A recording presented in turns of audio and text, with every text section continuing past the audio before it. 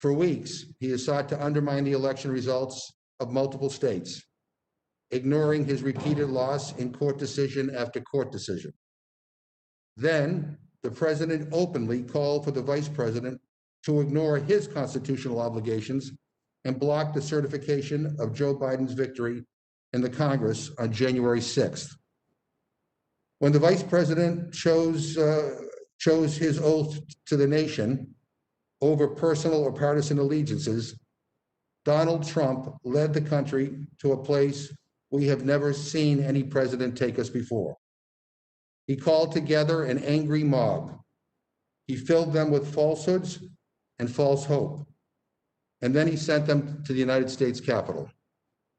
Once here, their defiant support for the president led to a riot through the halls of the Capitol.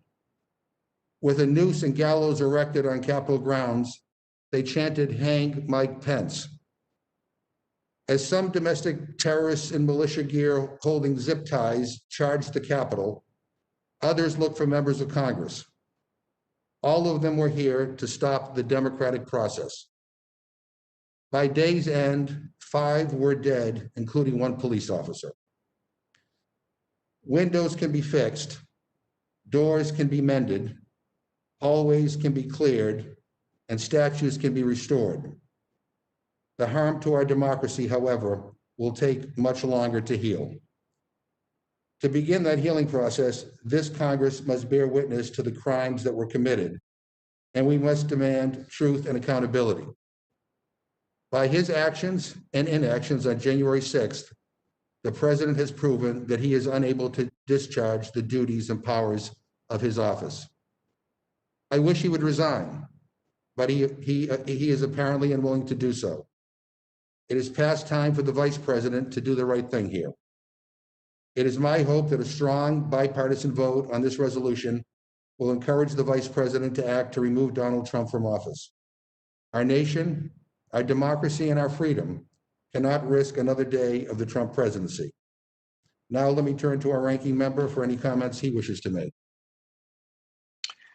Thank you, Mr. Chairman. Mr. Chairman, before I turn to my formal comments, I know speaking for everybody on the committee, but certainly everybody on our side of the committee, tell Mr. Raskin how much we grieve with him for his loss and how much we admire him for continuing to perform his duties under unimaginably difficult circumstances. We don't always agree on the issues, but there's nobody I admire more as a person and who has set a better example for how to carry on under the most extraordinarily difficult circumstances than the gentleman from Maryland. So Jamie, just God be with you and your family. Please know we're all praying for you. We all support you. We're all proud of you for being here and continuing to perform your important constitutional functions, again, under extraordinarily difficult circumstances. God be with you, my friend.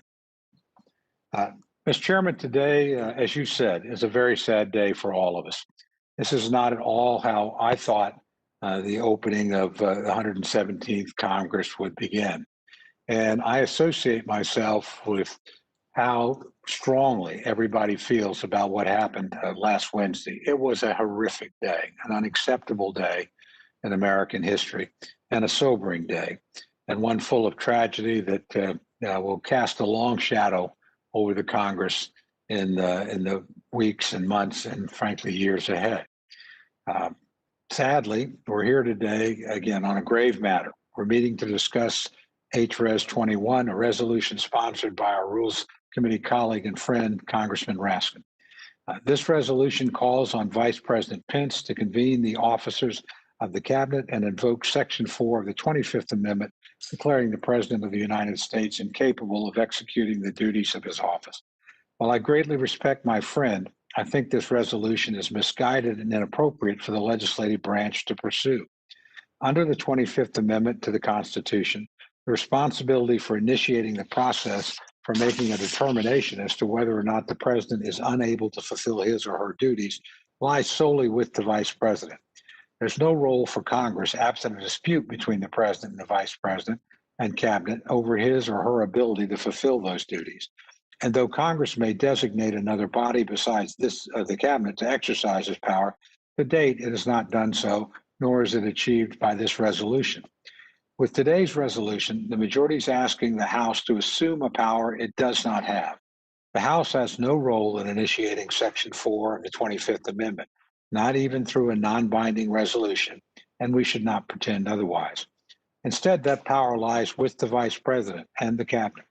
I have to say that during last Wednesday's events, Vice President Pence showed sound judgment. His performance was above reproach. Indeed, he fulfilled his oath of office and acted in a manner befitting his constitutional role as Vice President. We should call this resolution what it is, a transparent attempt to pressure the Vice President into performing a duty he does not believe is necessary at this time. The Vice President has not done what the majority wants him to do, and so they are pushing him forward this resolution in an attempt to make him execute the House's will. I have strong faith in Vice President Pence and believe he will consider his constitutional duty in the same manner that he carries out all other constitutional duties, in a forthright manner that fulfills his oath of office. Should he believe that the 25th Amendment needs to be invoked, I have faith that Vice President Pence, both as a leader and as a former House colleague, would exercise good judgment with respect to performing that duty. Again, Vice President Pence's record of sound judgment in times of crisis should speak for all of us on this issue. Last Wednesday's events were deeply troubling for the nation, Mr. Chairman. There's no one joining this meeting today who condones the violent and destructive actions of the mob that stormed the Capitol last week, sought to harm innocent lives and disrupt democracy at work. Indeed, it never should have happened. And I cannot condemn the lawless perpetrators of the crime strongly enough.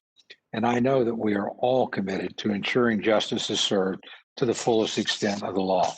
However, I believe the resolution before the committee today will not achieve the desired result. With that, Mr. Chairman, I yield back. The gentleman yields back, and I appreciate his remarks. I want to recognize our first panel, but first I also want to join with Mr. Cole, and I think I speak for everybody on this committee when I say to my good colleague, Mr. Raskin, how he and his wife, Sarah, have been in our prayers over these last several days. And you have been a great inspiration to all of us by continuing to show up to do this important work. But also your son, Tommy, has been an inspiration, and his legacy continues to be incredible with all the acts of kindness that people are doing in his honor, and all the great causes that people are supporting. So I appreciate that very much. But I want to now recognize the gentleman from Maryland, Mr. Raskin, as well as the gentleman from Ohio, Mr. Jordan, who will be our first panel. And I yield to Mr. Raskin.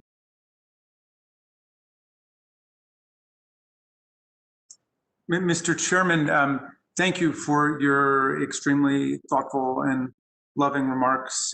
Thanks to you and every member of this committee. Everyone has reached out to me and to Sarah and to our family in this moment of terrible heartbreak and grief for us. And we really are a family here on the Rules Committee. Mr. Cole, I am moved beyond words by your very tender thoughts, and I treasure your friendship, and I always have. And in recognition of that, I'm not even going to respond to your comments for a few minutes. I'm going to talk about some other stuff, and then I'm going to come and try to refute your always dangerously logical and precise arguments. But I think I've got some refutations of the things that you're saying. And I do hope that our whole committee on both sides will think of this resolution as a way to bring not just the committee, but the whole House of Representatives together in making clear that what took place is absolutely intolerable and unacceptable. And it is critical for us now to make clear that this was an absolute dereliction of presidential duty. It is very clear that the president did not discharge the proper duties of office.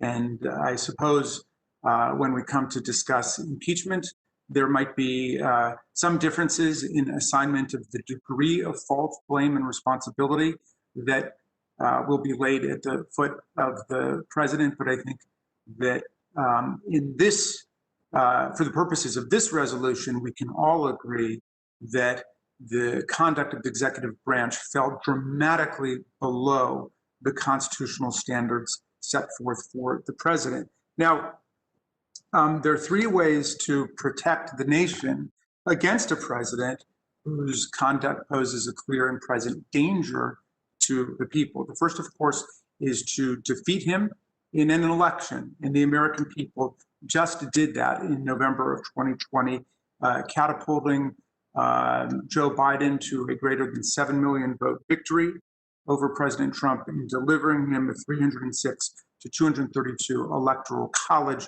victory, a margin that President Trump had described as a landslide when he won by the exact same numbers in 2016. So this the people have done, this the people have already accomplished, and it is indeed President Trump's persistent and obdurate refusal to accept these election results and this outcome, and his determination to discredit, nullify, and overturn the election results that has led us to the current national crisis.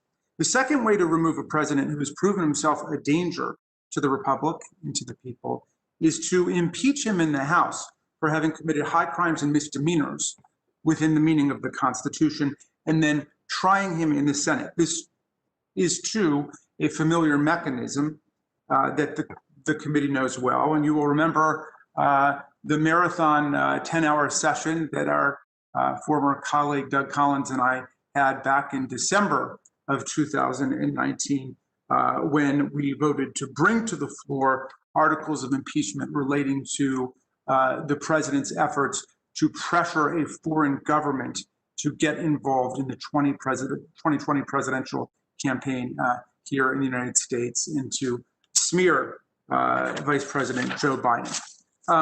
Now, the final mechanism for removing a president who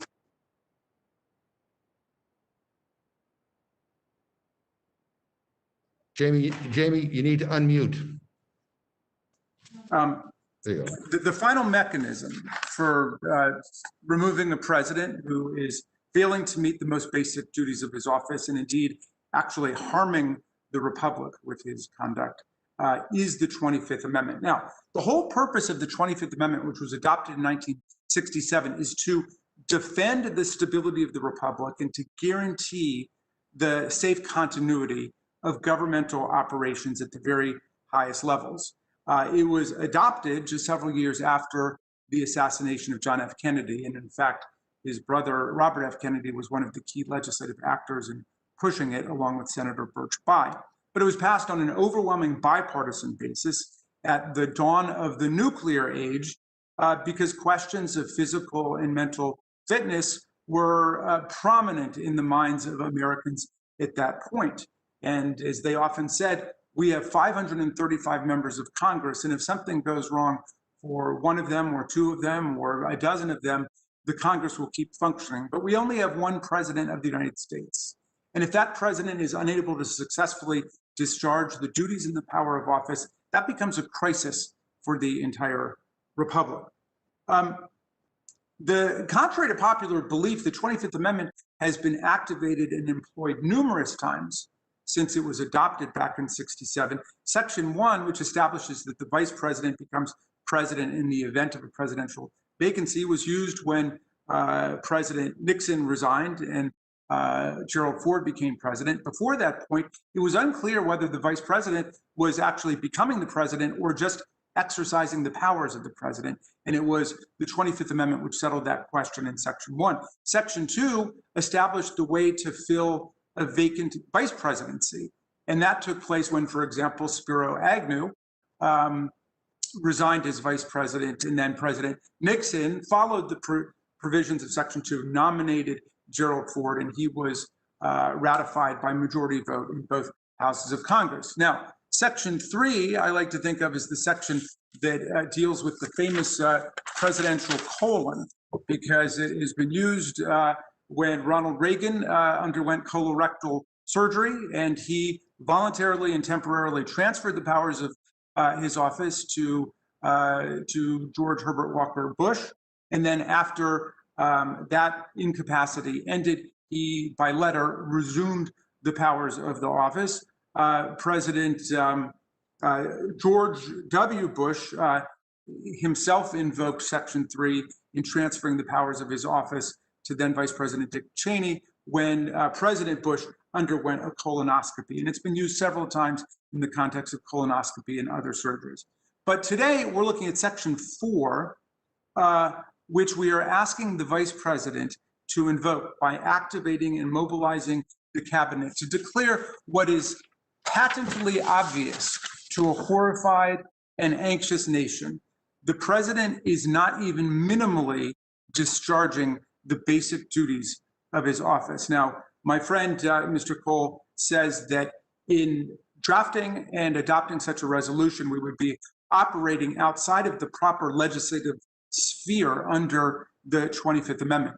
On the contrary, if you go back and look at the legislative history of the 25th Amendment, it was deeply intended by Senator Bayh and Senator Kennedy and all of the members who were involved in it to promote collaboration among the different branches to guarantee the stability of government and the continuity in office. Now, Mr. Cole, of course, is right that it's up to the vice president, and we're not trying to usurp his authority in any way. We're trying to tell him that the time of 25th Amendment emergency has arrived. It has come to our doorstep. It has invaded our chamber. We just saw the unprecedented event of hundreds or even thousands of members of a mob entering the Congress of the United States without going through metal detectors or any kind of security screening, occupying the floors of the Senate and the House, occupying the offices of our leaders, chanting, "Hang Mike Pence," yelling, "Where's Nancy?" Many of them were brandishing weapons, guns, knives. Some of them had zip ties to handcuff people's hands. We were delayed in the counting of the Electoral College vote by more than 6 hours. Members, staff, families, citizens across the country were terrorized, terrified, and horrified by what took place. And no amount of euphemism or displacement on anyone's part across the country will ever let us forget what took place on that day. Now, the President of the United States on January 6th, and indeed in the several months leading up to it, violated his oath of office by doing everything in his power to thwart and defeat the proper counting of the Electoral College vote on January 6th. He did everything in his power to overturn the authentic popular results of the election in critical swing states, such as, take, for example, Georgia, which Joe Biden won by 11,779 votes, a number I remember because the president called Secretary of State Brad Raffensperger and said, "All I need you to do is find me 11,780 votes, one vote more, and then I'll be able to win." So what took place with us on January 6th, dear colleagues, was the culmination of a process of an attack on the presidential election and the assemblage and then the counting of the Electoral College votes. And of course, President Trump called Secretary of State Raffensperger an enemy of the people for refusing to overturn the election results, even after a statewide recount reconfirmed the initial count. And as everyone knows, President Trump called Raffensperger on the phone saying that he was committing a criminal offense, that this was very risky for him. And all I want to do is I just want you to find 11,780 votes, which is one more than we have, because we won this state. I'm not going to go in excruciating detail at this point about everything that took place, but I don't think that there is a reasonable person in the country with his or her eyes open who don't understand that the president was hell-bent on trying to challenge, undermine, and overturn the results of the election in all of the events leading up to January 6th and on January 6th. That is a profound dereliction of the president's duties under the Constitution. Now, what are those duties? What are the duties that are referenced by the 25th Amendment that the president must live up to. And if the president is not successfully discharging them, the power can be transferred by the vice president and a majority of the cabinet, or as Mr. Cole tells us, the vice president and a majority of a body set up by Congress, which alas, we have not done, although I have introduced legislation to that effect over the last several years. Well, the president swears an oath to uphold and defend the Constitution. The Constitution includes the peaceful transfer of power, the counting of electoral college votes. The president has a duty to defend the American people, to defend the Congress. The president has a power to defend the country against armed insurrection, mob rule, invasion of public offices. And we will see, as you look through the very specific details of what happened, the president miserably failed in living up to all of those duties. And that is the very least that we can say. When the president was begged at various points by both Republican leaders and Democratic leaders to send more help and to call upon the mob to stand down, he was extremely reluctant to do so. He continued to send supportive tweets for periods in which we were under duress on Capitol Hill. He urged everybody during the day to fight like hell.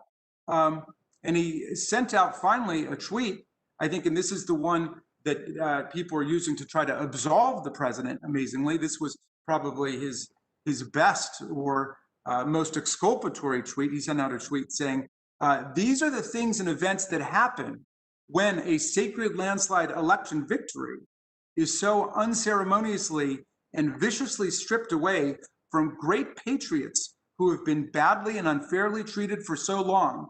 Go home with love and in peace. Remember this day forever. And of course, much of the damage had already taken place. As everyone knows, 5 people were lost in the mob violence that was unleashed against the Congress of the United States, including a Capitol Hill police officer.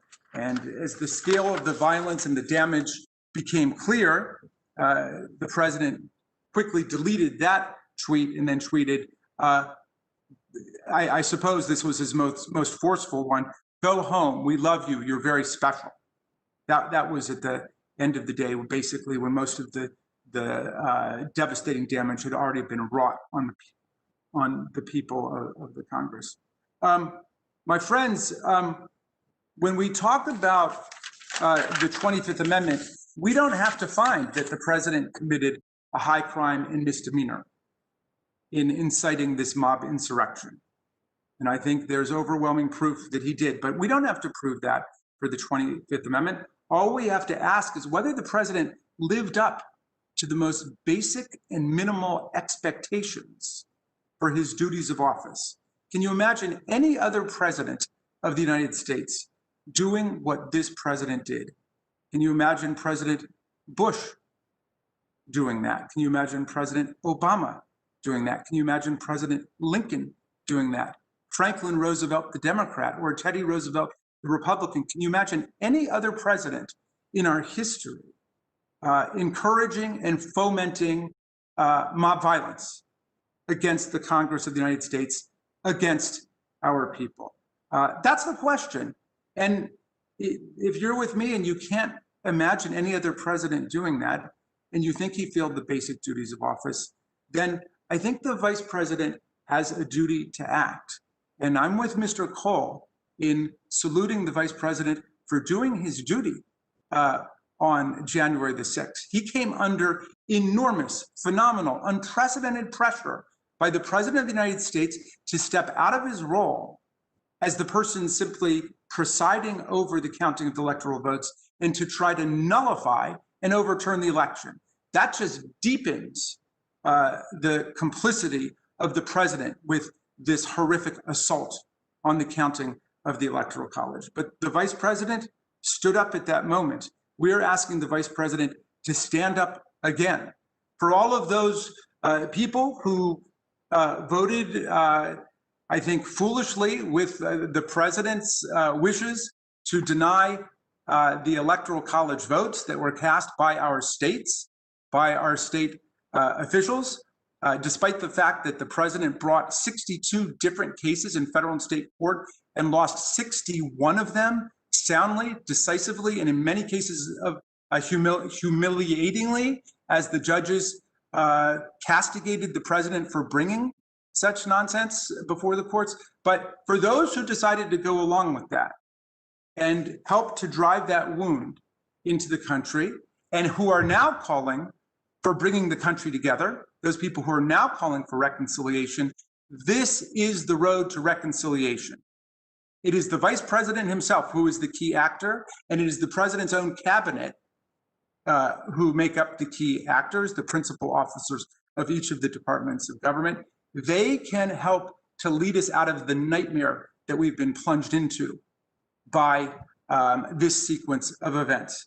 They can transfer peacefully the powers of the president to the vice president, Mike Pence, for the remainder of this term, so we can have a peaceful transition of power.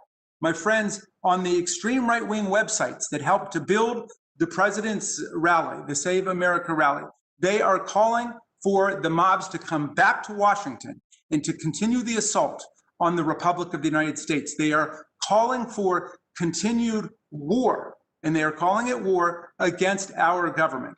They want to see this mob insurrection spread. One of the ones I read said that they're going to come back with so many people that no army will be able to stop them. This is not just a crisis and an emergency. It is a continuing crisis and emergency. It is not over yet. Can we say that we feel safe being in the hands of this president with the horror and the threats returning to the nation's capital? Well, we are asking Vice President Pence with this resolution and the cabinet to act with the powers that were wisely put into place by the Congress back in 1967. They should meet, they should consider all of the circumstances, and they should move to restore order to the United States of America. With that, I yield back to you, Mr. Chairman. Thank you very much. And before I yield to Mr. Jordan, let me just say, without objection, any written materials that you submit to the rules documents at mail.house.gov before the conclusion of this hearing will be entered into the record. At this point, I'd like to yield to the gentleman from Ohio, Mr. Jordan. Thank you, Mr. Chairman. I too want to associate myself with the remarks of the chairman and the ranking member regarding our colleague from Maryland and what his family is dealing with. Mr. Chairman, what happened at the Capitol on January 6th was as wrong can be. It is not what America is about. Political violence of any kind is wrong. We condemn this violence. We commend the men and women of the Capitol Police for their bravery, and we mourn those who've lost their lives. All political violence should be condemned all the time. This should not be a partisan issue. Republicans have been consistent. We condemned the violence last summer. We condemned the violence last week. Congress needs to stop this effort to remove the president from office just 1 week before he is set to leave.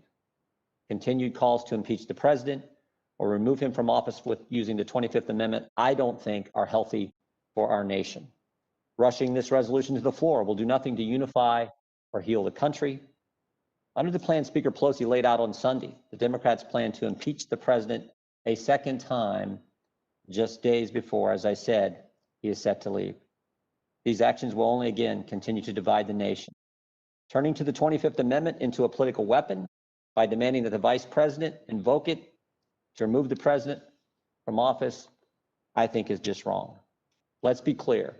Democrats have been wanting to remove President Trump from office since he won the election in 2016. They failed with the Russia investigation, they failed with the Mueller investigation, and they failed with their first impeachment investigation. So here we are again, considering another divisive effort to go after President Trump. We should use this time to bring the nation together, heal our partisan divisions. We should use this time to help the small business owners across the country who are struggling because of government's actions that close their businesses and close their stores. We should use this time to honor the men and women of law enforcement here at the Capitol and across the country who sacrifice themselves to keep our families safe. But it looks like we're not going to go down that path. We're here again to consider a Democrat resolution to attack the president. just 8 days before he has said he will leave office, just 8 days before we will have a peaceful transition of power, as we have had in this country every 4 or 8 years since our nation's founding. I urge my colleagues to oppose this resolution and would yield back. Thank you very much. Let me just let me begin if I could. Mr. Jordan, this isn't a both sides issue. Our Capitol was attacked. 5 people are dead. Countless people are wounded.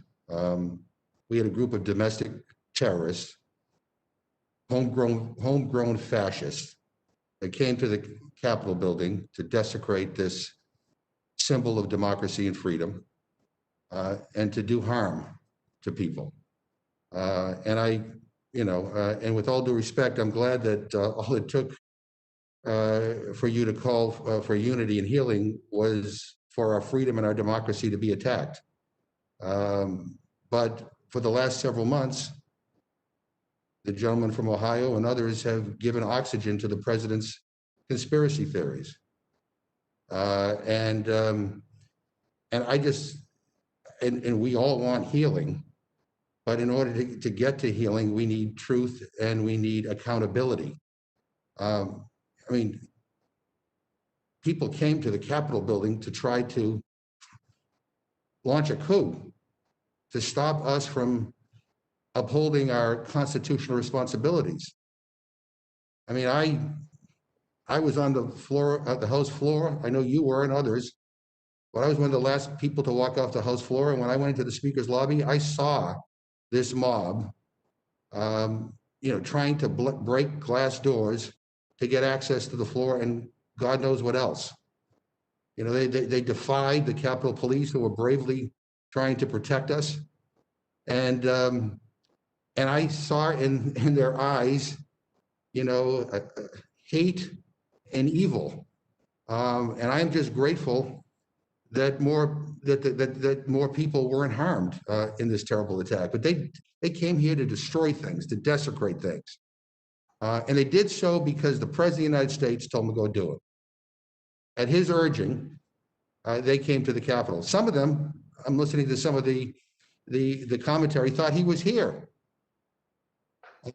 But he incited that mob, and unfortunately, some of our colleagues joined in that effort to gin things up. And our job as elected officials is to tell the truth. So my question for you is, will you admit that Joe Biden won fair and square and the election was not rigged or stolen?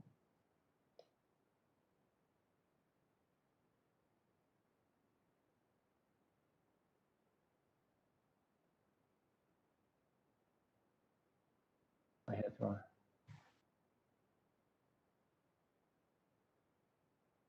Can you hear me, Mr. Chairman? I can. Mr. Chairman, what I did over the past several months is follow the process that the Constitution prescribes. It wasn't me who said it, was Justice Ginsburg. That's not the question I asked. No, I'll get to the question, but I'm going to get to your comments too. I don't need a filibuster. We just want to get. I'm not going to filibuster, Mr. Chairman. The late Justice Ginsburg said January 6th is the date of ultimate significance. That's how Congress set this up in the statute they passed dealing with the 12th Amendment. So we followed that process, and at 4 a.m. on Thursday, January 7th, when we concluded our business on the floor, Vice President Biden became President-elect Biden. That's how the process plays out. Those of us who spoke against the unconstitutional way several states conducted their election, we're following the process, and we did nothing different than Democrats have done every time a Republican's been elected this century. In fact, our colleague who is sponsoring this resolution objected to on January 6, 2017. So is that we followed the process. Of course, it's a yes, and I've said that publicly on television on Sunday. But I'm not asking about the process. I'm asking you to make a statement that the election was not stolen, that Joe Biden and Kamala Harris won fair and square. That's the question. The question you asked me was, is Joe Biden the vice president, is Vice President Biden I just repeated. And I said, yes, of course he is. I just repeated the question. So Joe Biden won fair and square. He won the election because the way the process works is the last chance to object is January 6th. And if we want to talk about objection didn't prevail. If we want to talk about healing, we have to talk about truth. And if we want to talk about healing, we also need to deal with the issue of accountability. And what this president incited last Wednesday is unforgivable and unconscionable. I'm used to the excesses of this president, the over-the-top statements, the pandering to some of the most intolerant groups in this country. But I never thought I would see what he said at that rally. And so the deal is, my question was very simple. I'm asking you to make a statement that the election was not stolen, that Joe Biden won fair and square. And, one of the ways to promote healing is for you to say yes and to put that on your Twitter account so that all these people who bought into a lie will start hearing from some of the people that were pushing this. The answer is, the American people. Mr. Chairman. Mr. Chairman. Yes. Joe Biden is going to be sworn in as president. He is President-elect Joe Biden. That's not the question I asked. That is not the question I asked. Yeah, our concern and why we raised objections was in several states, the rules were changed in unconstitutional fashion when the state legislatures did not change election law. You had Secretary of States, you had governors, you had Supreme Courts. In some cases, you had county clerks changing the election law. That's what we're pointing out. That's all we were pointing out. Yeah, well, just like our colleague, Mr. Raskin, pointed out concerns he had on January 6, 2017, with the election of the gentleman Trump then. You refuse to answer that question, and I think that's one of the. You want to talk about? I do not refuse. He's going to be the president. I've said that on television. He's going to be the president. I know that. The country knows that. That is not the question I asked. I asked you to lay bare the fact that this lie out there that somehow that Joe Biden did not win the election fair and square. He did. The president to this day continues to perpetrate that. And so does. Are you saying there was no problems there was no concerns with this election? Is that what you're saying, Mr. Chairman? Of course, I understand Joe Biden won. But are you saying there's no concerns with this election? I will yield to the gentleman from Maryland if he has any.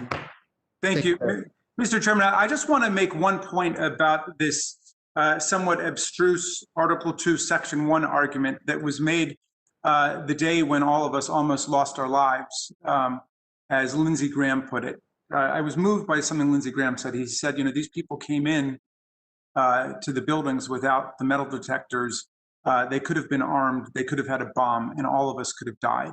So I think we do have to try to step up our discussion from the normal level of just partisan rhetorical combat and point scoring. The point our colleague from Ohio makes about Article 2, Section 1 was raised by Trump's campaign team in numerous courts across the country, where it faced the same massive, decisive repudiation by Trump's own appointees, by Republican judges, by Democratic judges. It is ridiculous and empty. It's an empty void. There's basically nothing to respond to there. And the state legislatures that they are nominally advocating for are not taking that position. Those legislatures are not going to court to try to say our own Supreme Court violated our prerogatives. Our own governor violated our prerogatives. Nobody buys that. So Mr. Jordan is correct. They had an argument. It is a ridiculous and silly argument. And this is a point of common sense. And I want America here to follow the great Tom Paine. Use your common sense. That argument was made, and it helped to delay the proceedings.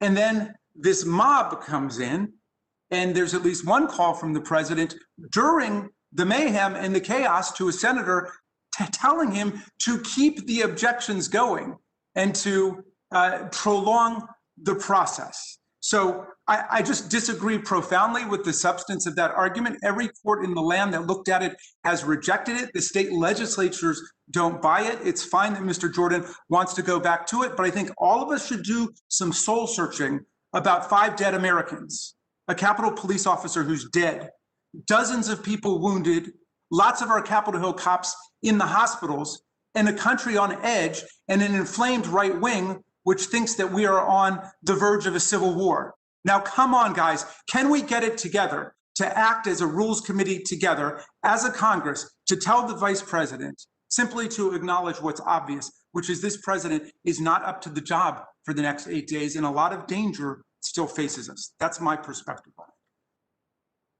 Well, I don't want to belabor this point, but I will be honest with you, I am stunned that after all that has happened, that we can't get a definitive answer that this Mr. Chairman, election was not stolen. Mr. Chairman, I said that Joe Biden won the election, but there were problems with how it was done, I think, in an unconstitutional fashion in the states we objected to. I would also point out, People came here. you guys, do you disagree with what Justice Ginsburg said? People came here, Mr. Jordan, because they believed the lie that the president and many people in this chamber perpetrated, that this election was not run in a fair and square fashion. And to the president, to this day, continues to perpetrate the lie that somehow he won this election by a landslide. And so I think, we want to talk about healing. I mean, the people who came here thought the president was telling the truth. Not many of you who were backing him up were telling the truth. And it ended up in this terrible ordeal in which 5 people lost their life. So, Mr. Chairman, did you object in 2017 on January 6th? I didn't say the election was stolen. I said, in fact, I acknowledged that he was the president the day after the election. Hillary Clinton conceded the day after the election. I think you said I even went to his inauguration. I think you said the electors was inauguration. And so the electors were not lawfully certified. Mr. Jordan, excuse me. What I raised objections to was the fact that all of our intelligence agencies had raised concerns about Russian interference in our election, which apparently didn't matter to some of you. But that's what I did. I did not question. I did not try to overturn the election. And it went. And the entire protestation. We're not. The entire protestation was 8 minutes. All right. So anyway, I think you have answered my question, and I will now. We have a double standard. You and Mr. Raskin are allowed to object in 2017. No Republicans are allowed to. Mr. Chairman, could I respond to that? Yes, I yield to the gentleman. Okay. There's a terrible false moral equivalency going on here. Throughout American history, a lot of members have tried to point out technical or procedural problems in the Electoral College. The one that I pointed out was that there were elected officials who were also electors in violation of the state constitution. I think it was in Florida, and I think I simply raised that point for maybe it was 15 or 20 seconds. Nowhere did I ever incite mob insurrection against the government of the United States. There were millions of people, to take up the chairman's point, who were convinced that Vladimir Putin, with his cyber sabotage against the DNC and Hillary Clinton and so on, had profoundly influenced the outcome of the 2016 election. But what did the Democrats do? They put on, pink winter hats, marched peacefully with 1 million people, joined Planned Parenthood, worked with their churches to try to reform America. Nobody was out there agitating for a violent armed insurrection against the government of the United States. I yield back. Yeah, I thank the gentleman, and I'll just conclude by saying I acknowledge that Donald Trump was the president-elect the day after the election. I didn't like it, but I acknowledged it. The trouble here is my friends have been spending the last few months saying that the election was stolen. In fact, the gentleman from Ohio even went to a rally called Stop the Steal. So, and we have a president now that continues to put out this big lie that he won the election by a landslide. So there's a big difference here. But with that, I yield to the gentleman from Oklahoma, Mr. Cole, for any questioning and comments he may have. Thank you very much, Mr. Chairman. I just want to go back to what I see as the central issue, which the exercise of the 25th Amendment. And I want to ask you, Mr. Jordan, just a simple question. As I recall, you served with Vice President Pence when he was in the House. Certainly know him as Vice President. Do you think he's capable of exercising the 25th Amendment? Do you think he would do so if he felt that was the appropriate action for him to take? Yeah, and he's actually answered the question. I appreciate the ranking member's question. The vice president answered the question. He is, as a defender of the Constitution, he said he is not going to invoke the 25th Amendment, Section 4. He said that. My understanding is the vice president and president were together yesterday talking about this issue and others as well. So Vice President Pence has been clear. As you know, we both had the opportunity to serve with him. He was a mentor to me. I think you and he came about the same time, but I came after the vice president was here, and he has been very clear where he stands on this issue that the other side is bringing forward. So you trust him to make the judgment? Mike Pence, Mike Pence is a good guy. I trust him. I think the country trusts him. I think the president trusts him. That's all the only question I have, Mr. Chairman. I yield back. Thank you very much. I yield to the gentlewoman from California, Torres. Thank you, Mr. Chairman. Throughout our history, the Rules Committee has met to discuss many historic measures, and today is no exception. We are making history once again, and to discuss events that will forever stain this great institution in our democracy. I speak today in support of the Raskin resolution, a call for Vice President Pence to live up to the oath he swore upon taking office. An oath that says he will protect the Constitution of the United States against all enemies, both foreign and domestic. And as we meet with wounded hearts in our wounded Capitol building, there is no debate that these hollow halls were violated last week. There is no debate that the mob that breached these walls and was energized by misinformation, bald-faced lies, and claims that are in direct odds with our Constitution. And there is no debate as to who misled those people, who sent them here to ravage our Capitol, who it was who undermined our American democracy. President Trump, that's who it was. He called for insurrection on social media, on a stage with television cameras capturing his every word.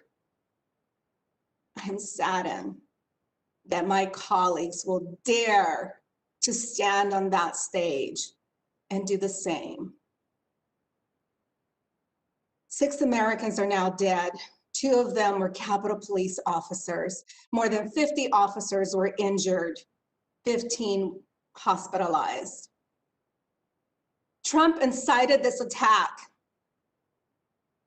and there should be no question as to what Vice President Pence needs to do right now. Like many of you, some of you, I was caught up in that attack last week. I was one of 12 trapped in the House gallery. I heard the shot being fired. I saw the smoke from the tear gas having been deployed. And I watched one officer with no protective equipment face a raging mob just outside the chamber. We crawled across the entire length of that balcony. I was in the last group to be evacuated. We ran down the halls, stairs, near a mob that was being held on the ground at gunpoint I sheltered for 4 to 5 hours in a room that was packed shoulder to shoulder with people. Adding more trauma to the riot we had just survived were several Republican colleagues refusing to wear a mask. As a result, many of my dear colleagues and friends have tested positive. I'm waiting my results. I know some of you had similar experiences. The horror didn't care what chamber you served in. But I do know that in the balcony, it was Democrats and members of the press. Ask yourselves, is gunfire in the speaker's lobby a new normal that you're willing to accept? Should ransacked offices be part of the job going forward? A relic from our time in service that future members will have to deal with? And if it's not, ask yourselves, what are you willing to do about it? Do you have the courage to stand up for basic American principles?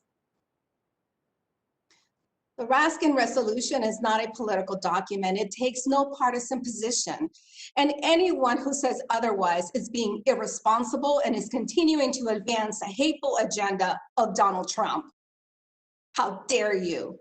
How dare you incite a mob to stop the final step in certifying our election, simply because they want to pick and choose whose vote should count and whose votes should not count. It calls on one man with the power to protect all of us, our institution, from this increasingly authoritarian president, to do just that, invoke the 25th Amendment and live up to the oath that he swore. Given the news of impeding armed protests here and at every capital across our country this coming week, Vice President Pence's action cannot come soon enough. Consider the full gravity of the attack last week. Yes, it was an attack on Democrat lawmakers, on this beloved building, and on Vice President Pence. They wanted to hang him. But Congress was convened last Wednesday for the ceremonial certification of our election results.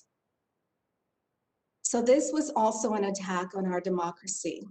It was an attack on the peaceful transfer of power, an attack on our Constitution and the rule of law. It was an attack on the symbolism that we've provided to the entire world, that a people can govern themselves without the threat of force or the violence. And it was an attack that almost worked.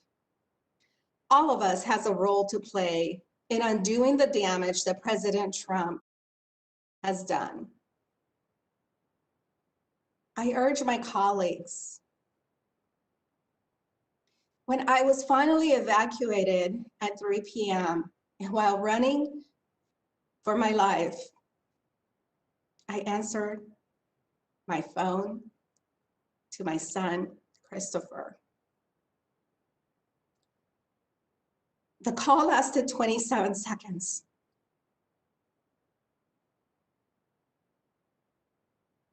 All I could say, sweetheart, I'm okay. I'm running for my life. And I hung up. I urge my colleagues on both sides of the aisle to join me in supporting this resolution. But most of all, I urge Vice President Pence to do the right thing. Not for you, sir. Not for me, not for any one of us here in Congress, but for the future of America. We are counting on you to do the right thing and invoke the 25th Amendment. And I yield back. I thank the gentlewoman. I now yield to the gentleman from Texas, Dr. Burgess. Thank you, Chairman, and thanks to our witnesses for being here with us today. Mr. Jordan, I guess you and Mr. Cole and I on this side are the ones who served with Mike Pence. I served with him for 10 years. I certainly hold him in very high regard, as has been pointed out by Mr. Cole. I trust his judgment. I understand, like you, that he's already discounted the possibility of conforming to what this resolution today requires. But I guess my observation would be, if we trust him with that, with the ability to make that decision, we also trust him if he says that decision is not necessary. Would I be out of line to say that? No, I think you'd be right in line. Mike Pence is a defender of the Constitution, and I don't think he needs Congress to tell him how to interpret the Constitution. And as you've indicated, he's indicated where he stands on this issue. So I'm not on the Judiciary Committee as you are. Sometimes when things happen, they set precedents that are then litigated and discussed over the many decades to come. Do you see any potential implications or problems with the rapidity with this action is being taken by the Congress right now? I do, but I think in some ways we've already crossed that bridge.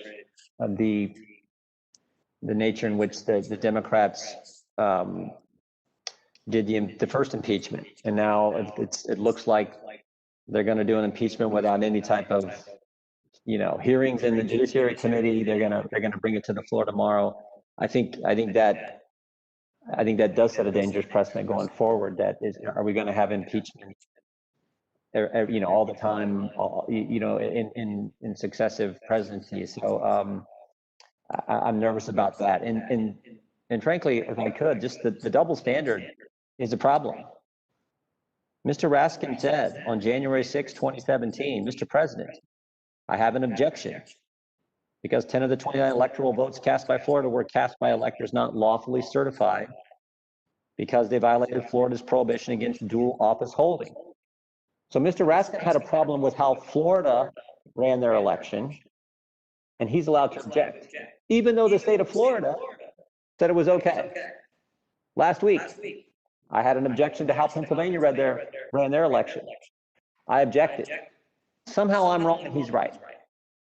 The chairman of the committee, Mr. President, January 6, 2017, Mr. President, I object to the certificate from the state of Alabama on the grounds that the electoral votes were not under all known circumstances of regular giving and the electors were not lawfully certified. So the chairman McGovern, and I support his right to do this. He objected to how Alabama ran their election. No one from Alabama, their General Assembly didn't say anything. He was allowed to object, but I'm not allowed to object to how Pennsylvania ran theirs.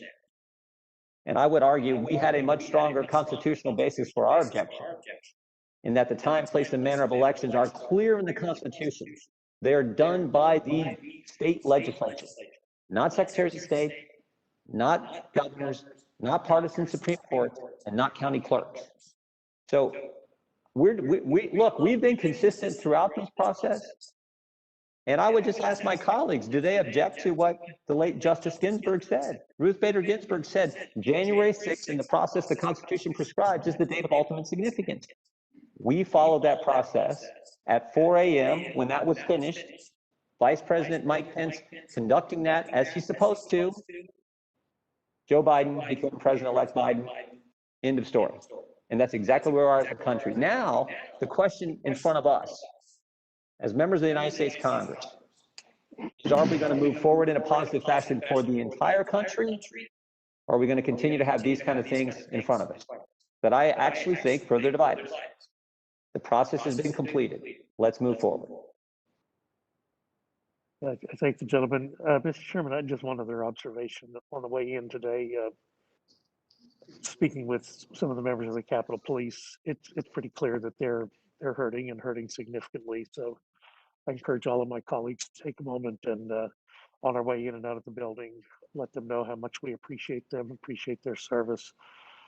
Not only do they keep us safe and our staff safe, when the doors are open to the Capitol again, the public is allowed in, they keep the public safe. So they do a tremendous job for the country, and we don't thank them enough. And I'll yield back.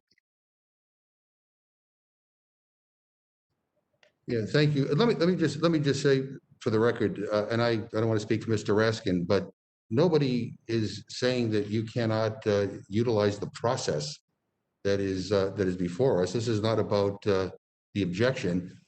It is about, quite frankly, the lie that was told to the American people, leading up to the present day, which resulted in the terrible events that took place in the Capitol last Wednesday. I mean, I think you could do the country a great service if you just say the 5 words, "The election was not stolen." That would help in terms of healing. Tweet that instead of some of the other stuff that gets put on Twitter, because I think that was at the heart of what that angry mob was here for. Because they heard the president, they heard members of Congress appear at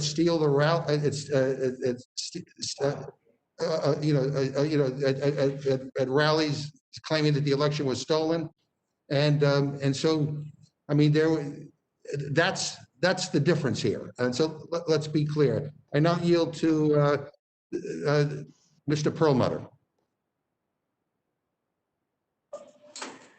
Thanks, Mr. Chair. This is one of the most solemn hearings I've could ever even imagine participating in. What happened last Wednesday is of a nightmare, one that I never even had that nightmare. And I just remember 4 years ago, I was sitting next to a couple Republican colleagues as President Trump was being inaugurated. And I turned to them and I said, was he your candidate?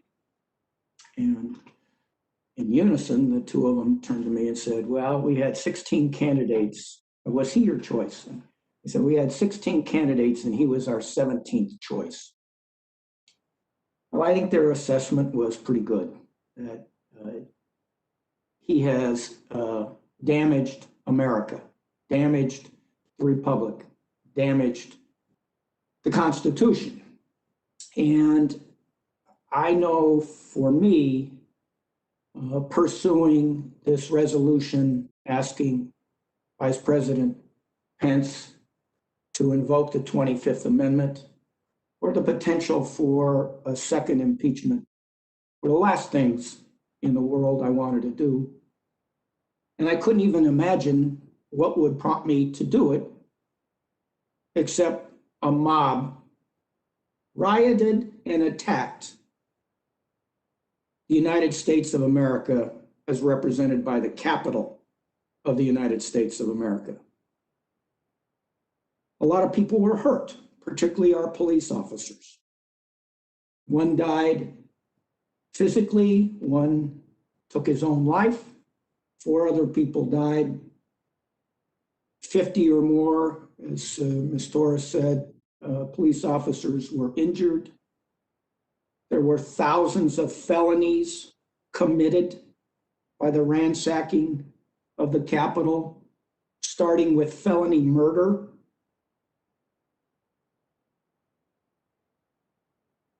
And it breaks my heart that we're here today. And, you know, I am somewhat consoled, Mr. Jordan, by your statement that Joe Biden won the election and he will be inaugurated next week. And as somebody who came in with me, I would ask, please repeat that and repeat that and repeat that, sir, to avoid the trouble that we all see brewing over the course of the next week. And we're not here to invoke the 25th Amendment against any members of Congress. Those that chose to object, they objected. But we're here to say that Congress believes, even in these waning days of this administration, that the president is not capable of discharging his duties for the people, for all of us. And I know I wasn't in the middle of the chamber or in the gallery. I was in my office waiting to come to the floor because we've got COVID as a background to all of this. But I do know each and every one of us, the Capitol Hill Police, our staff, the maintenance workers, the cafeteria workers, everybody was traumatized at some level. And the number 2 and 3 people in our government in succession, the vice president, then the Speaker of the House of the United States of America, were particular targets of this attack, of this mob. And I don't know how they may have been affected by this, but I do know that everybody's been traumatized. So I would just say, sort of from one lawyer to another, Mr. Jordan, in a cross-examined sort of way, isn't it true that Joe Biden won the election? Yes, he's going to be president. And I've never said, as the chairman indicated earlier, I've never said that this election was stolen. What I've said very clearly is half the electorate, both Republicans and Democrats, have concerns, and we should hope for an investigation. Mr. Jordan, it was a simple question. Isn't it true Joe Biden won the election? Yes or no? Yes, he won. I mean, I don't know how many times I have to say it. Okay. Yes, he won, but there are serious problems with this election that deserve an investigation, and that's what I've called for. And it's not just Republicans who think that. Okay. Countless number of Democrats think that this thing had problems too. We called for an investigation, but you guys didn't want to do it. No investigation. Mr. Jordan. End of story. No, never mind the fact that a third of the, well, when you ask me a question, I got to give an answer. I asked you a yes or no. I asked you a yes or no questions. Please, we're trying to bring this nation back together. Jim, geez. I really just want to bring this back together. I don't like these resolutions. I support them. We had damage, injury to this nation, the likes of which we haven't seen for centuries. And I just want the people to know from somebody who's in a leadership position, as you are, that Joe Biden won the election, Kamala Harris won the election, they're president-elect, vice president-elect, and they will be inaugurated into the position of president and vice president on January 20th. You know who said that? You know who said that? The President of the United States has said that. Okay. It's going to happen. There's going to be a peaceful transfer of power. But you guys, that's all I want. Uniting this country. You want to impeach the president. You want to look at the 25th Amendment. The President of the United States has been clear. Mrs. Lesko can ask you questions, and you can add if you want.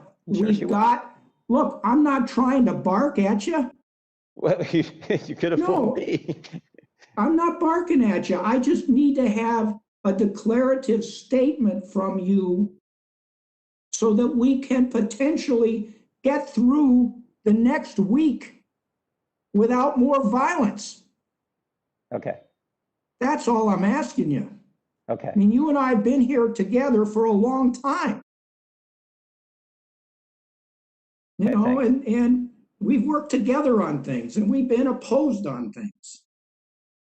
That's true. I appreciate it. Thank you. And, you know, I think we have a responsibility that rises above so many things to let people know that, yeah, we can work together, and we do work together. And that Joe Biden and Kamala Harris will take the reins of the administration next week. Let's work together on condemning all violence all the time. Let's work together on bringing the country together. Let's work together over the next week through this transition, as our country has always done. Let's work together on that. That's the right attitude. And that's the attitude I have. And I think that's the attitude the President of the United States has. So let's focus on that. To the gentleman from Ohio, I'm with you. Okay? We've worked on a lot of things. We've been in a lot of hearings. We've done it. We've been colleagues now for 15 years.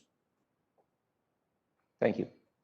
And, you know, I mean, I think Dr. Burgess, he's left, but he made a good point. French Hill and I are co-sponsors of a resolution honoring the Capitol Hill Police, and particularly the two gentlemen who've lost their lives.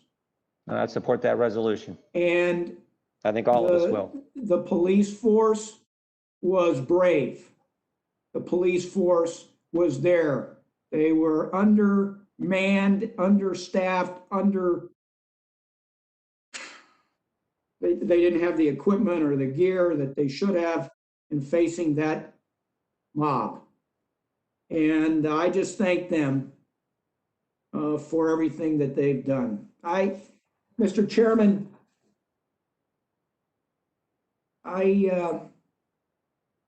democracies are very fragile institutions, and they require the work of every citizen, the dialogue and compromise of leaders. It's work, and our democracy was damaged last week and over the course of the last couple months. And we have a lot of work to do. And I, for one, intend to do it to the best of my ability. We have a wonderful nation. We represent wonderful people. And we owe them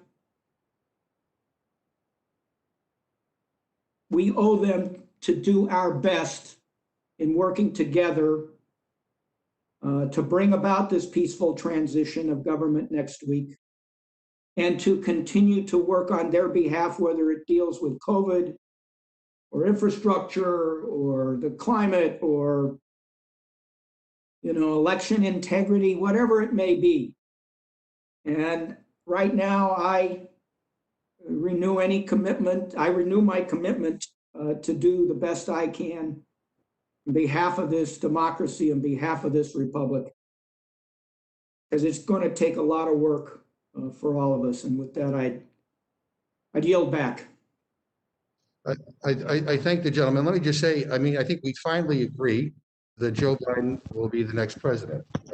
And the mob that came to the Capitol to try to disrupt our constitutional responsibilities failed. So we now all agree that Joe Biden will be president. But what we don't agree on is that this election was not stolen. And I appreciate Mr. Jordan saying that he never, I don't know, he said he never ever said anything like that. But I'm looking at an article here that he appeared at a Stop the Steal rally in Pennsylvania. Yeah, 2 days after the election. 2 days after the election. The five words. Asking for an investigation, Mr. Chairman. The 5 words that would be helpful, I think, in terms of moving us forward, and also signaling the people that came to the Capitol on Wednesday to desecrate this place. That would, I think, would be helpful to try to bring them down. The 5 words are: "This election was not stolen." And I would appreciate if the gentleman would say those words, because those are the words that I think would send an important signal to the types of people that came here to do harm to not only members of Congress and staff and others here, but to desecrate this citadel dedicated to democracy and freedom. Yeah, thank you.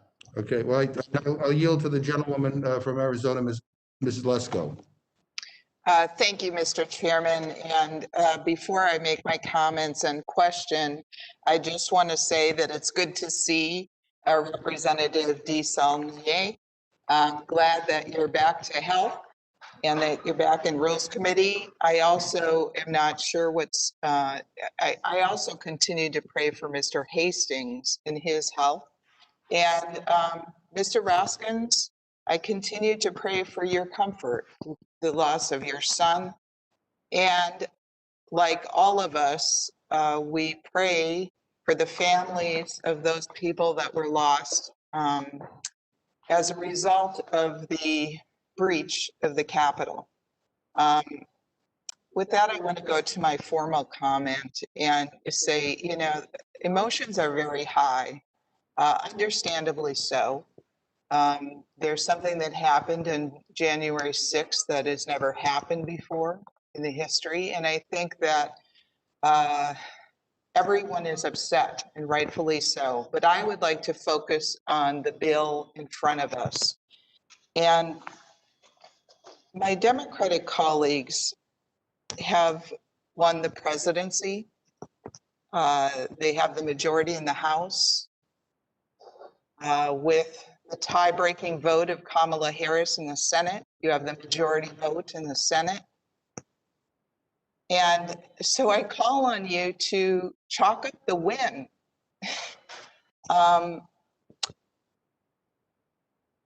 Instead, I'm very concerned about this bill and the pending impeachment bill. I really do believe that you pushing this is going to further divide our country, further the unrest, and possibly incite more violence. On this 25th Amendment bill particularly, I agree with Representative Cole. I mean, if you have faith enough in the vice president to become the acting president, as you call for in this 25th Amendment, why don't you have as much faith in him to make a decision on the 25th Amendment? It just doesn't make sense to me. So I call on my Democratic colleagues. I do think we need to heal the nation. And you won, okay? You won the presidency. You have a controlling vote in the Senate. You have a majority in the House. Why continue this? It's just going to cause more divisiveness. I really honestly do not understand. I call on you to just chalk up your wins and let's move on. In like a little more than a week, President, Biden will be the president. So please, let's just move on and heal our country. And with that, I yield. Well, no, I don't yield back. I actually asked Mr. Jordan, since he was trying to say things and would get interrupted sometimes, do you have anything more you would like to say?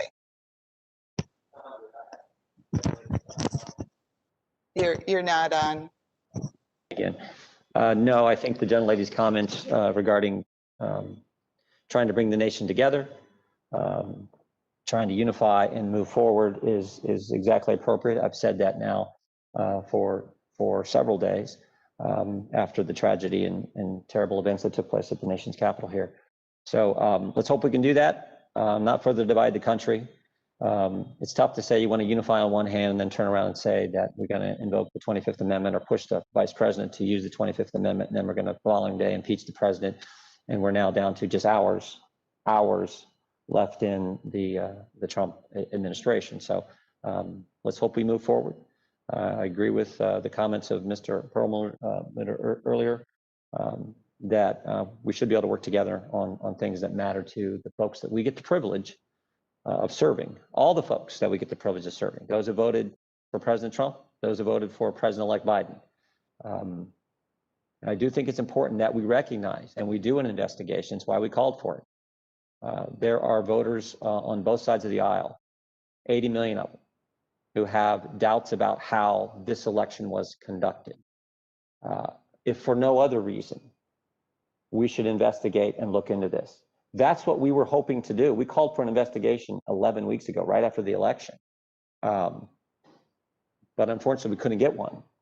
So the only chance we could have a debate was on January 6th, that date that the late Justice Ruth Bader Ginsburg said is the ultimate date of significance in the process that the Constitution lays out for us to follow. We did all that. So we had that debate. There was objections made. Those objections came up for a vote. The objectors didn't prevail. Vice President Biden is now President-elect Biden and will be sworn in as president. The country understands how that process works now, but I think they'd appreciate it more if we'd actually looked into this election. That's still, again, half the electorate, Republicans and Democrats, have concerns about, have doubts about. That is not healthy for our country. So moving forward together, unifying the country, should involve some kind of investigation where we look at issues that arose in several states. And that's all we were trying to point out on election day. I was clear about that all the way through, as were so many of our colleagues.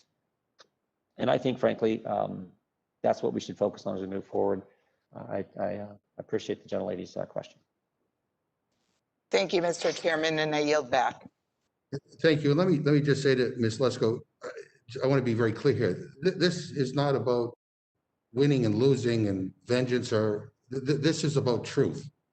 And as I said at the very beginning, I think if we really want to heal this nation, we need truth and we need accountability. And to Mr. Jordan, this is the most investigated election in the history of the world. I mean, recount after recount. Not by Congress, not by Congress. The recount. And There's been one hearing in Congress. The reason why that there's a percentage of the American people that have doubts is because the President of the United States and the gentleman from Ohio and others have spent the last months saying that this election was stolen. And so I go back to what I said before, the 5 words that would be helpful for you to tweet or to say or whatever. This election was not stolen. And I think that is, because that is what fueled this terrible episode on Wednesday. And by the way, the president continues to do that. I mean, you might want to look at his comments today as well. You know, we're still very concerned about what happens in the next few days. I'd now like to yield to the gentlewoman from Pennsylvania, Ms. Scanlon. Thank you, Chairman. And I want to thank my very dear friend, Mr. Raskin, for bringing this resolution forward today. As have many others stated, I very strongly believe that our country is in danger every minute that this president stays in office.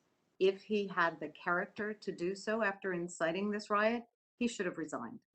But clearly he doesn't, and he won't. So the next quickest way to remove him from office where he can continue to do damage is for the Vice President and Cabinet to invoke the 25th Amendment. And this resolution is a resolution of unity, asking for the good of the country that the Vice President take that action. These crocodile tears about, oh, there's disunity, when the President and some of the people who are testifying here today have for months stoked false claims that the election, particularly in my home Commonwealth of Pennsylvania, that there was something wrong with the election, that somehow Trump actually should have received those votes. It's false. There's been no evidence presented. People have concerns because our leaders, because the president, because the gentleman from Ohio, because other people told them to have concerns.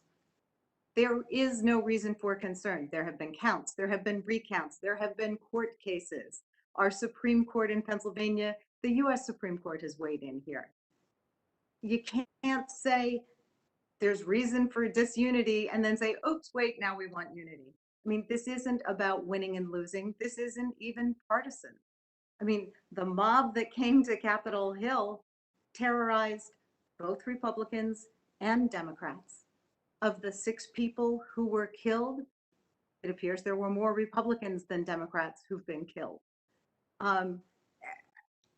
This is such an insane situation that we're in at this point, that we have fencing and soldiers all over the Capitol, that we have members coming down with COVID because it became a super spreader event, that there can't be unity around the idea that a president who incited a mob to disrupt a constitutional function and then refused to do anything about it, that president isn't unfit to serve the country. I mean, that's not a partisan statement. That's a statement of fact. So we would like to support the vice president, and if he's not considering it, to urge him to reconsider that he invoke the 25th Amendment for the good of the country, to prevent any further damage from being done between now and January 20th. And if he chooses not to do that, we've offered our support, then we'll have to take the next possible action available to Congress under the Constitution. And again, we would urge our Republican colleagues, some of them are already supporting both this motion and the impeachment motion. We would urge them in unity and for the healing of the country to join us, because there really isn't another rational solution. And with that, I yield back. Thank you very much. I'm now happy to yield to our newest member, Representative Reschenthaler. And welcome to the committee. I wish we had an easier matter to talk about than this, but anyway, welcome nonetheless. We're happy to have you. Well, thank you, Mr. Chairman. I truly appreciate it, and it is really an honor to be here. I just want to say that I'm very thankful to Leader McCarthy and for Ranking Member Tom Cole for placing me on the committee. It's quite an honor to be here, so thank you. As you were alluding to, it is an interesting committee topic to join for my first committee meeting, and I am disappointed that the first matter before us today and before me today is the one that deals with usurping the vice president's constitutional power and authority. I think that the Constitution is very clear. The ability to activate Section 4 of the 25th Amendment lies with the executive branch. Particularly, it lies with the vice president and the cabinet members who are vetted and confirmed by the Senate. Congress is only drawn in when the president disputes the declaration of incapacitation. So I think that we should respect the constitutional prerogative that's been laid out before us. I'm also incredibly perplexed that my Democrat colleagues are trying to force the hand of somebody who they clearly have faith in to run the country. Certainly, people have to recognize that by calling for the president's immediate resignation, they're also championing the vice president, obviously Vice President Pence, to lead this country.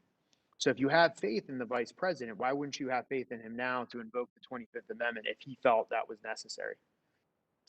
Therefore, I think that the vice president's decision-making ability is very consistent with his constitutional responsibility, and we saw that displayed last week.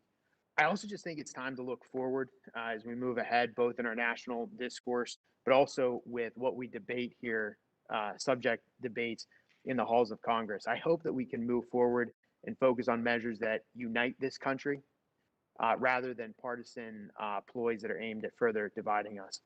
With that, Mr. Chairman, I do have a question for Mr. Jordan.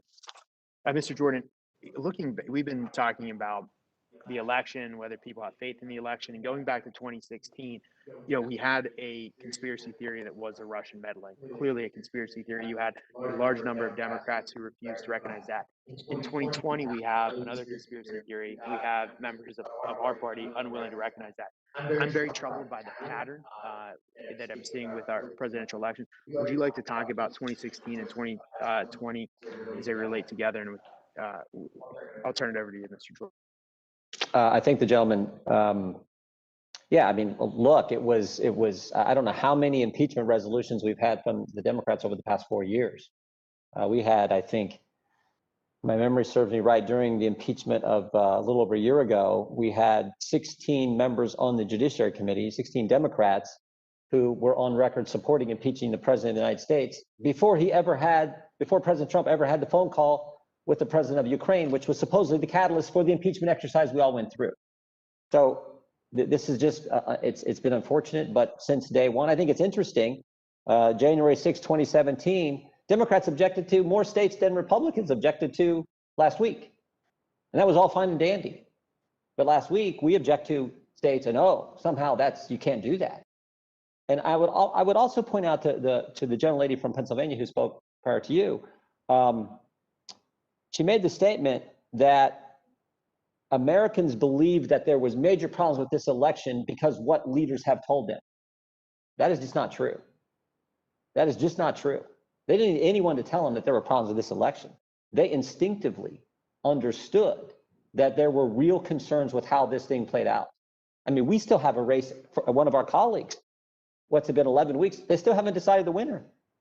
They found ballots in a desk drawer in the New York congressional seat that's still undecided. A couple days in a row, Shazam, here's some ballots. So Americans, they don't need leaders to tell them what their gut already tells them, what they already instinctively know. That you had, for the first time in history, a sitting president get more votes than he got the previous time, but comes up short. Not just a few more votes, 11 million.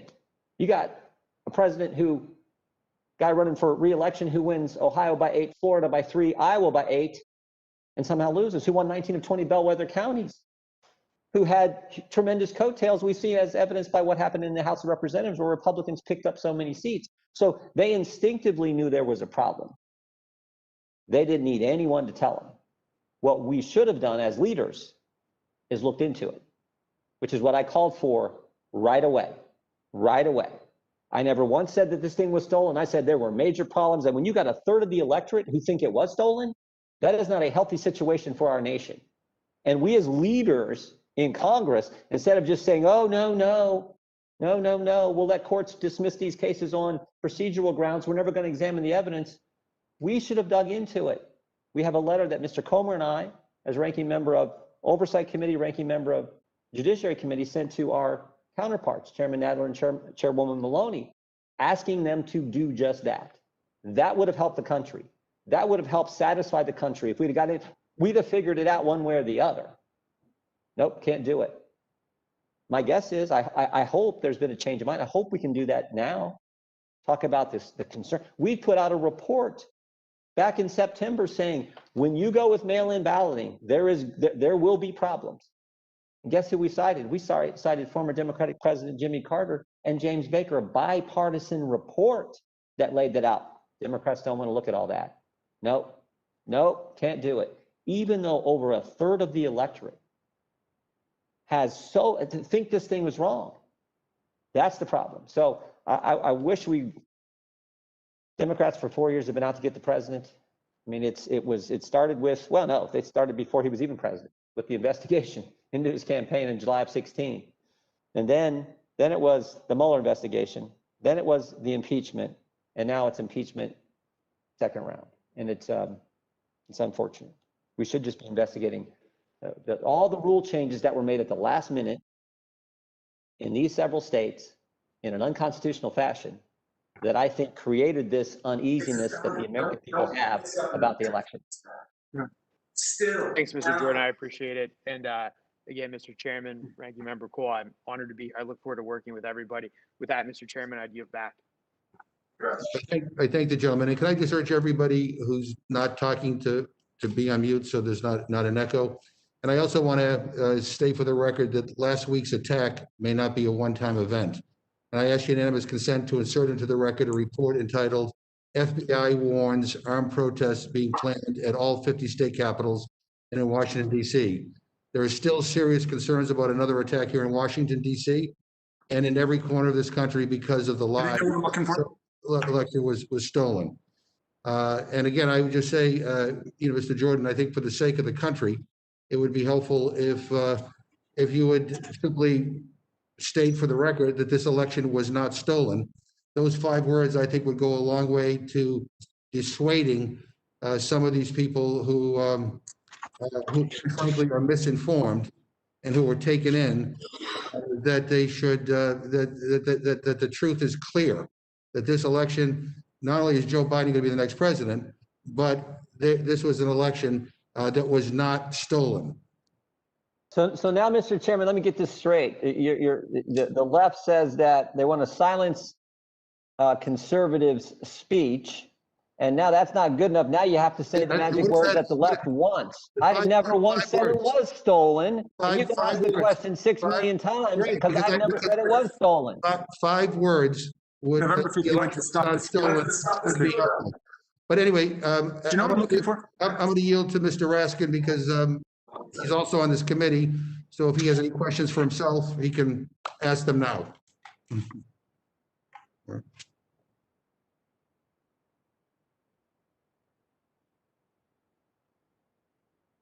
I don't think he's on. I think he's. Jamie, you have to unmute. Mr. Chairman, I'm afraid we've begun to hear repetition of the very same lies and deceptions about the election that got us into this nightmare in the first place. The Department of Homeland Security described this as the most secure election in American history. There were 62 different lawsuits brought against the election, asserting fraud, corruption, and so on. None of them found any fraud or corruption substantively. There was one suit that succeeded by the president, affecting fewer than 100 votes, but 61 of the 62 other cases were thrown out of court, not just on procedural grounds, as Mr. Jordan slipped in, but on substantive grounds. And I'm going to enter into the record a number of decisions by Trump-appointed judges who said that all of the assertions by the president were not grounded in fact or in law. And in case after case, you can see rejection and repudiation of all of the same things that we continue to hear said today, even after a mob of violent insurrectionists staged a gallows outside of the Congress and chanted, "Hang Mike Pence," even after they tried to force Mike Pence not to do his job. Even after 5 people are dead, we continue to hear these lies and slurs about the 2020 presidential election. Mr. Jordan takes us to task for railing against the lawless behavior of the president since he came into office. And I suppose I feel an analogous disappointment that he will go to the ends of the earth defending the lawless misconduct of this president. Is there anything the president could do that would cause Mr. Jordan not to defend him? But that's just a matter, I suppose, of personal curiosity. Look, when he says that the only rejection of their lawsuits were procedural, he is flat out wrong. And I'm going to have somebody count up all of the substantive rejection and repudiation of the very lies that are being told and repeated today. Now, welcome to the committee, Mr. Reschenthaler. It's wonderful to have you here. I want to respond to some of the things that you said. You began by asserting that this resolution usurps the powers of the vice president. And I suppose you know you're speaking in a completely hyperbolic way.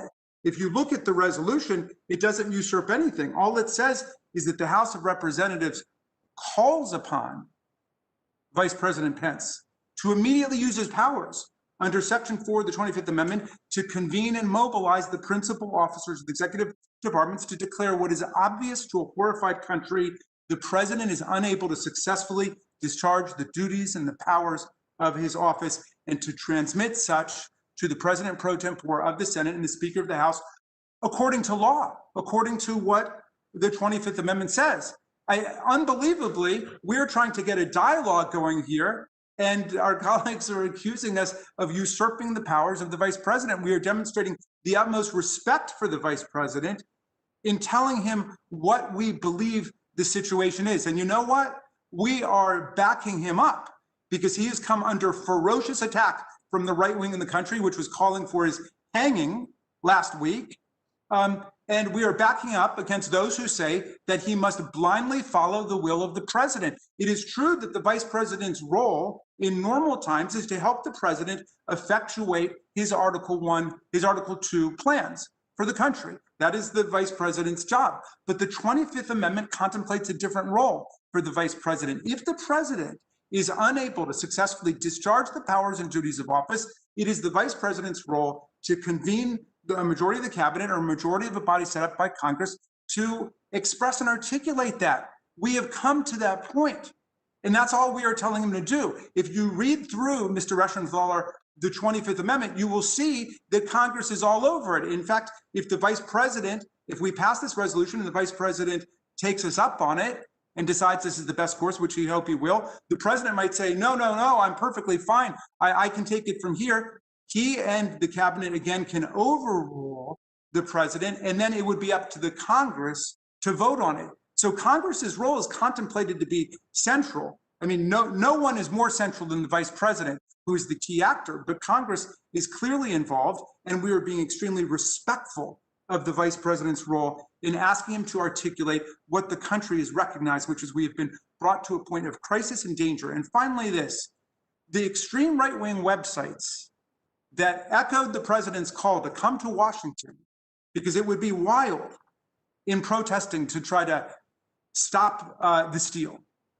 Those extreme websites right now are calling for a repeat of this event. They're calling for more people to come to block the inauguration of Joe Biden as president and Kamala Harris as vice president. And they're calling for similar protests all over the country, at state capitals across the country. You will recall that an armed mob confronted the governor of Michigan, Governor Whitmer, and helped to shut down legislative proceedings there. That is a catastrophe for our democracy, when mobs can shut down the work of the Congress. Here, in our case, the counting of electoral college votes. They are also calling and demanding that the president issue pardons for the ringleaders, the conspirators who organized the inner attack on us, the people who helped to bash in the windows with fire extinguishers and take over Speaker Pelosi's office, take over the Senate, sit where Mitch McConnell sits. They're asking for pardons for all of those people.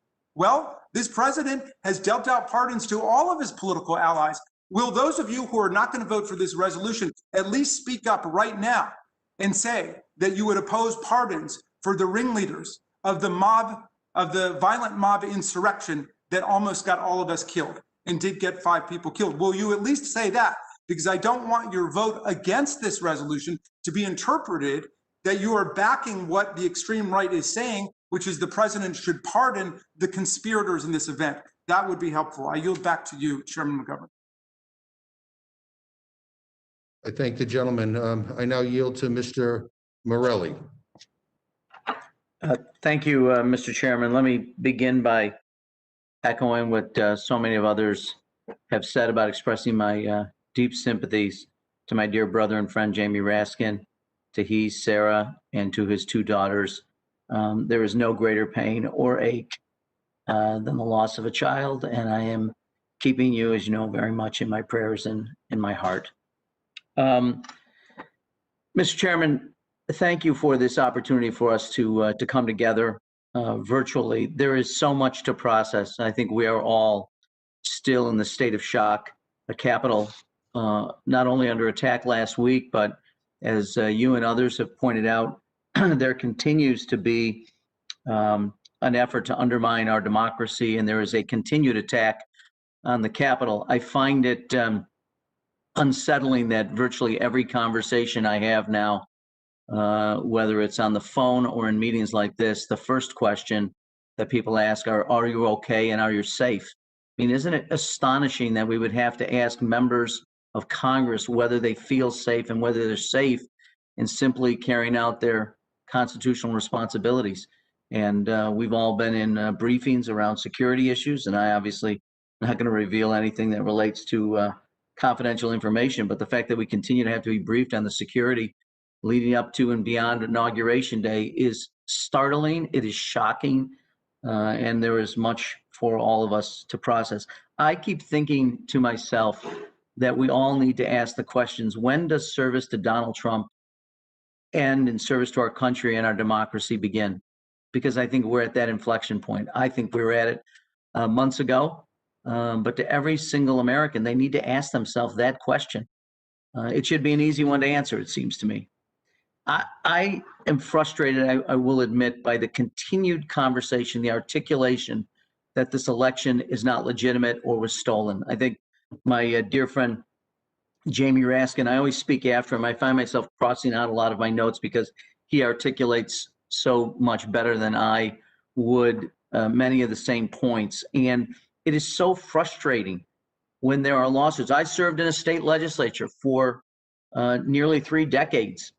And we often state legislatures delegate responsibilities to boards of elections and to secretaries of state, things that are part of the statutes that we pass at the state level.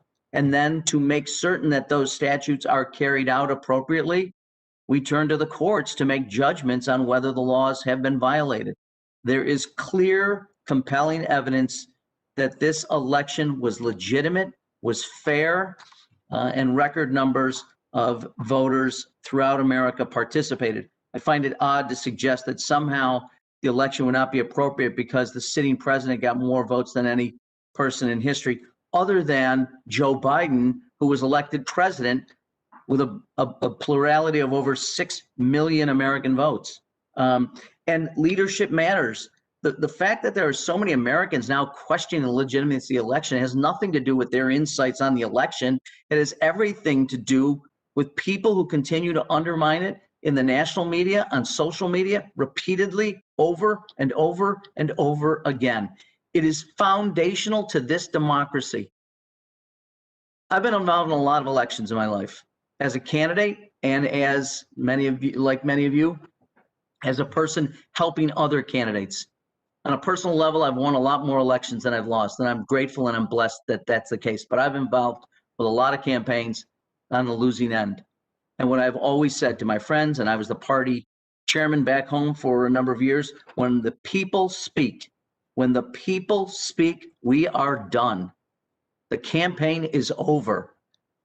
If we don't believe in that, if we don't come together around that single fundamental issue, we have nothing. There is no democracy, there is no republic, there is no America. It relies on our ability to accept election. The election was not stolen. Those 5 words need to be said over and over and over again. Less important that it be said by Democrats, more important that it be said by Republicans. This election was not stolen. America will bend, but it will not break, and our democracy will not be undermined. With that, I do want to ask a question of Mr. Raskin. Much has been said about the question of unity versus accountability. Are these mutually exclusive? Is this a binary choice that we're left with the question that the only way we can find unity in America is by not carrying out responsibilities for accountability and oversight? Is that the choice that we're left? Is there no way? Is ensuring accountability in your mind foster further unrest or incite violence? Or can we as a nation both heal and unify and still hold a people accountable for their actions? Mr. Morelli, your question fairly answers itself, and I want to thank you for your eloquent insight in putting this directly on the table. And I think you're echoing the chairman here, who also said that we need to have unity and we need to have reconciliation, but it is through an honest assessment of what happened and accountability for those people who committed crimes against the United States government. You know, those people who injured or killed other people, those people who pilfered and destroyed government property, those people who attacked federal officers, all of them must be held to account under the law. And if there's any member of this committee who disagrees with that, I would gladly yield to them to explain why they think people should be able to get away with this attack on America that we just experienced Wednesday. But having said that, and I'm not seeing any of my colleagues gesture, but having said that, obviously we need to heal. My family, Mr. Morelli, suffered the loss of a child, and I know you, Mr. Morelli, have suffered a similar terrible, terrible misfortune. There are now hundreds of thousands of families in America who lost a family member in 2020 to COVID-19 as that terrible disease spun out of control under the lethal negligence and recklessness of people in government, as well as a lot of propaganda and disinformation about that. And I don't think we can tiptoe around that reality either. There was a lot of propaganda and disinformation from denial of the reality of COVID-19, which still persists in some places, to asserting that you could, cure yourself with injections of bleach and so on, to continued, disinformation about vaccine and so on. So we've got to get back on the high road there. But we have millions of people who are mourning family members who died of COVID-19, who died in the opioid crisis, who died of gun violence. Our country is hurting. Our communities are hurting. The economic effects of the COVID-19 nightmare have devastated lots of families and communities. So we need to heal our country, but we're not going to heal our country by pretending that this violent assault on democracy itself, this massive insurrection in our buildings, which came within a hairbreadth of being a violent coup. We're not going to get anywhere as a country if we deny that. This is what we need an investigation into. We don't need another investigation into the electoral results in Georgia or Pennsylvania or whatever. We've got dozens and dozens of cases. We have more than 88 judges who have rejected all of these claims. In fact, one of the things that kind of struck me about what we were trying to do on January 6th, before the mob got in, was that although there were repeated invocations of the discredited Article 2, Section 1 argument that found no favor in any court in the land, there wasn't any attempt to put any facts on the table about any corruption or about any fraud. So the rhetoric is all about corruption and fraud, but there's no evidence even attempted to be offered. They go back to this extremely formalistic, legalistic argument about Article 2, Section 1, which no court in the land has accepted, including the Supreme Court, which has 6 Republican nominees on it now, and which President Trump said needed to be embellished with another Supreme Court justice as quickly as possible so they could rule on it. And everybody in all of the courts simply rejected that argument. There is nothing there. So I think at the very least, I hope all of us will repeat what the chairman of the committee is asking us to repeat, which is this was not a stolen election. This was a valid, honest election. But we did experience something real for the first time since at least the War of 1812. Which was a violent mob insurrection and attack on legitimate authority in the United States of America. And I hope that every member of this committee will at least perform the mental thought experiment of turning the political parties around and imagine that the president that you dislike the most of the opposite party coaxed a mob, advocated to a mob, incited a mob to commit these kinds of acts. And would you really be saying that that president should remain in office, even if it is for one more day, much less 8 or 9 days, when a lot more damage could still take place? So that's where I am, Mr. Morelli. I appreciate very much you're saying we are all still in shock. We are all still in trauma. And so, forgive us our trespasses if we are not thinking clearly. We have to do our best to keep together. And I thought that this resolution was something that would be unifying for Congress to get all of us together, not to transfer power to Joe Morelli or Nancy Pelosi, but to transfer power to Vice President Pence under the 25th Amendment of the Constitution, Section 4. Well, I appreciate very much the answer. I do find it ironic that it is not divisive in some people's mind to question the election, but it is to question the insurrection. And let me just finally, Mr. Chairman, on the question of the resolution itself and whether this is an overreach, we often articulate the sense of Congress on critical issues facing this country and this nation. There is nothing that we do today, and that hopefully we'll do on the floor later, that is inconsistent with our powers, Article 1 responsibilities. We're not directing anyone to do anything. We're simply expressing our belief that the 25th Amendment ought to be invoked, that it is in the interest of the American public and the interest of world security, that this is in keeping with our Article 1 responsibilities, and that we believe that there are clear and present dangers to this country. And so I think the resolution is completely in order, and I will give it my full-throated support. And with that, I yield back. Thank you very much. And I now want to recognize our friend from California, Mr. Sanye, and I want to join with Ms. Lesko in welcoming you back to the committee. You've been in our thoughts and prayers for the last several months, but you look great, and we're thrilled to have you back. And so welcome back, and the floor is yours. Thank you, Mr. Chairman. Thank you for your kind words. To the ranking member, thank you as well for your support to me individually in the last year. You're good people, you're good men, and although we often disagree, I have nothing but respect and affection for both Chairman McGovern and Ranking Member Cole.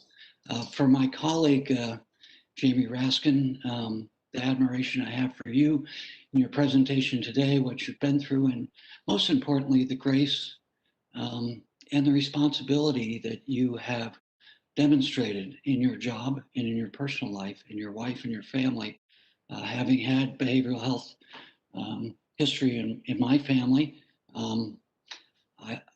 I know how difficult this is, but I also know the road to recovery in this instance, which I'd like to talk about more in another instance, is honesty. And that what happened to you, as tragic as it is, as a tragedy that happened to my family, is part of life. And the way to recovery and healing is accepting that and helping other people to not go through the tragedy that you experienced.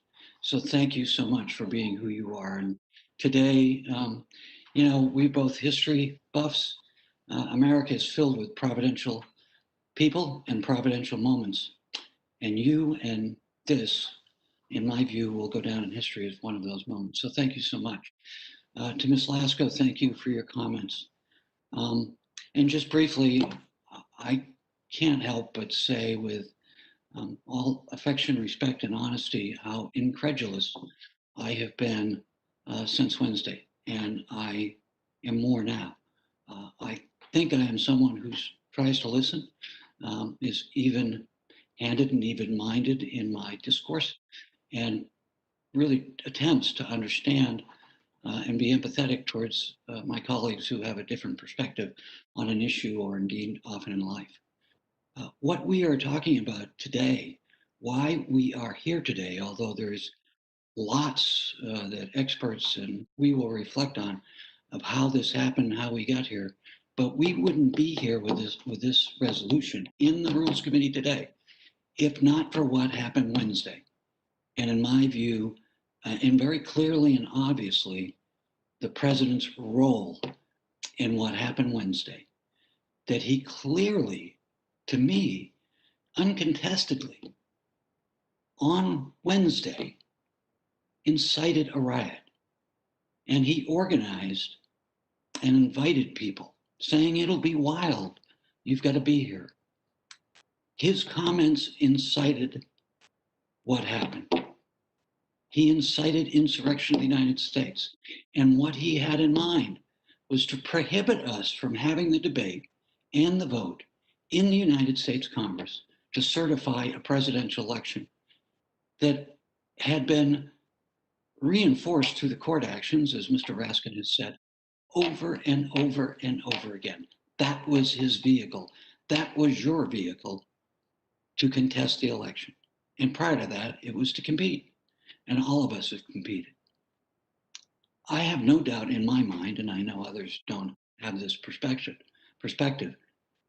but if this president is given another opportunity, he would avail himself to undo what happened in this election, to ignore the Constitution, and in my view, install himself, much like the president of Russia, for all intents and purposes, for the rest of his life.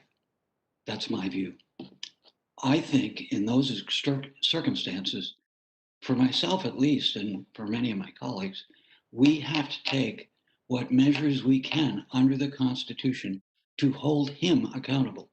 Completely agree with the accountability for everyone involved, but first and foremost him. And this, unfortunately, as weak a tool as it is one of our remedies. And I think the Speaker is doing it in proportion, at least in proportion, given the tools we have. So let me just conclude by saying, I know about, I've learned this past year, having been on a ventilator for 4 weeks, having had doctors in ICU tell my 2 sons that I would not survive, that I had perhaps a 10% chance of surviving.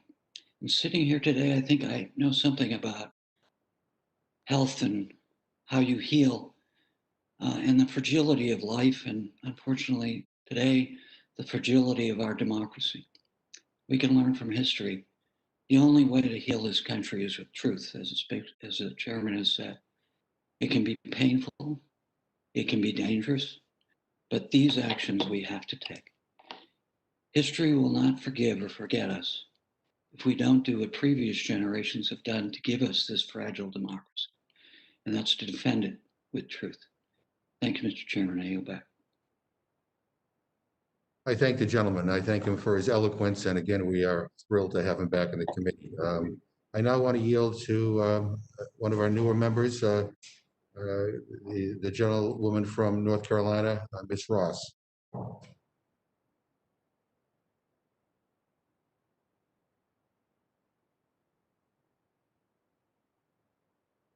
think you need to unmute.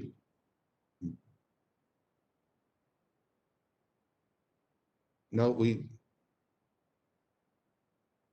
can't hear you. Down at the bottom of your screen.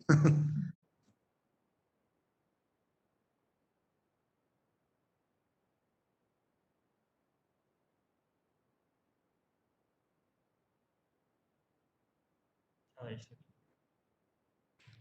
still can't hear you.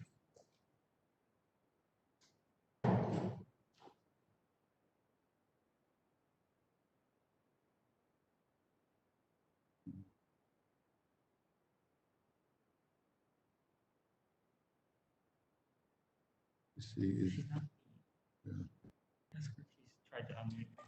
It says she's unmuted, but there must be something else going on. Yeah. Really?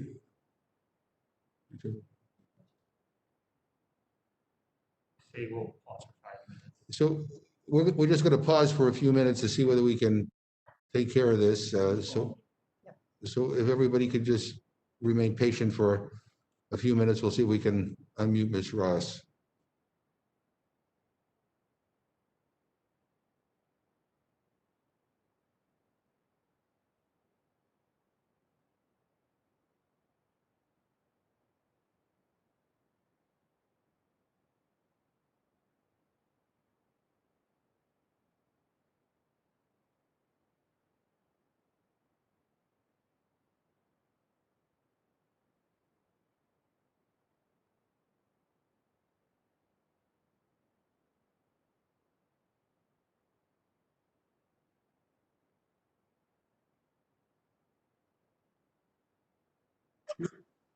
Mr. Chairman, Yes. could I use this as an opportunity to introduce 2 decisions into the record? Absolutely. One is a Third Circuit decision, the Trump versus Wisconsin Election Commission, and the other is Trump versus Pennsylvania. In the second circuit, in the Seventh Circuit. Okay, and in both of these cases, President Trump lost on the merits. This is just to refute the assertion that they lost only on standing and procedural grounds. The substantive claims were decisively and massively rejected in these decisions, as in other, and a number of judges said that they are not even asserting fraud or corruption. So really the whole thing comes down to this Article 2, Section 1 notion, which was rejected in every court that looked at it. So if I could submit these for the record. Without objection, they'll be entered into the record.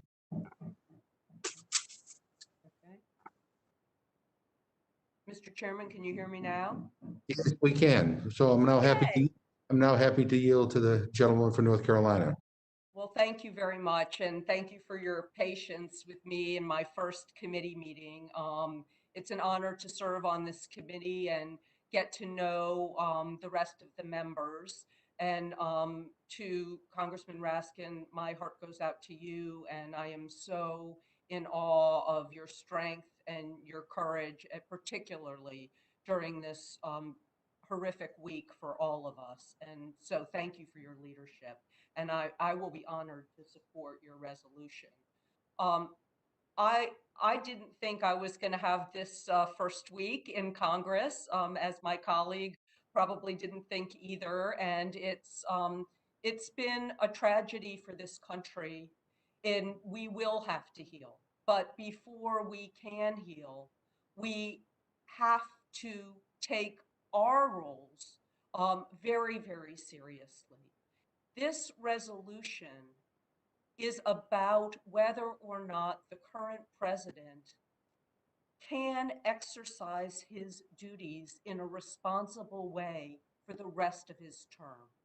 It's a forward-looking resolution based on two things: how he behaved in the past, which I think we all can agree was in violation of his duty to this country and in violation of the safety and the sacredness of this Congress and this Capitol.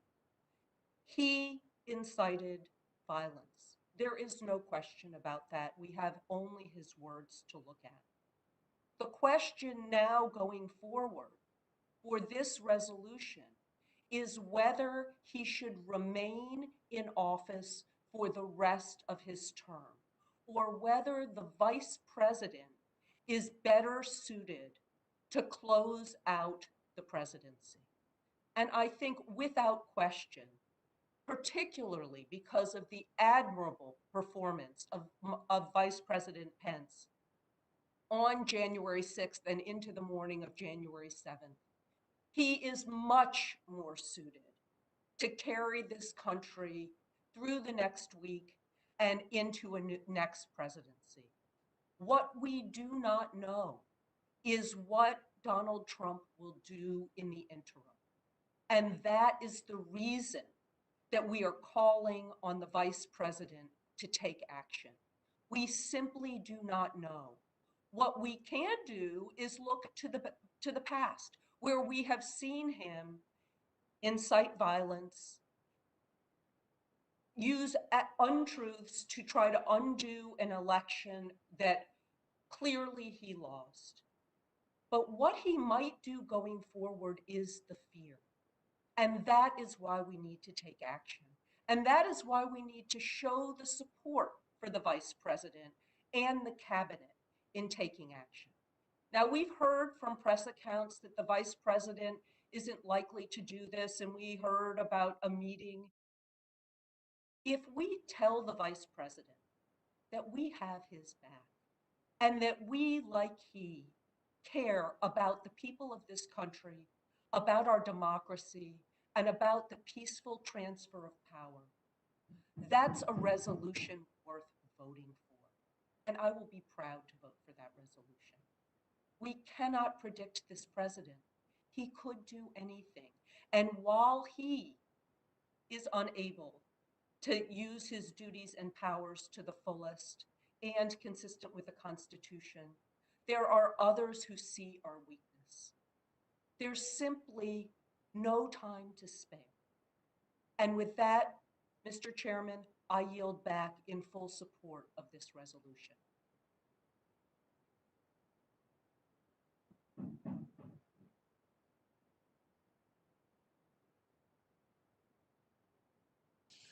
Thank you very much. I appreciate it.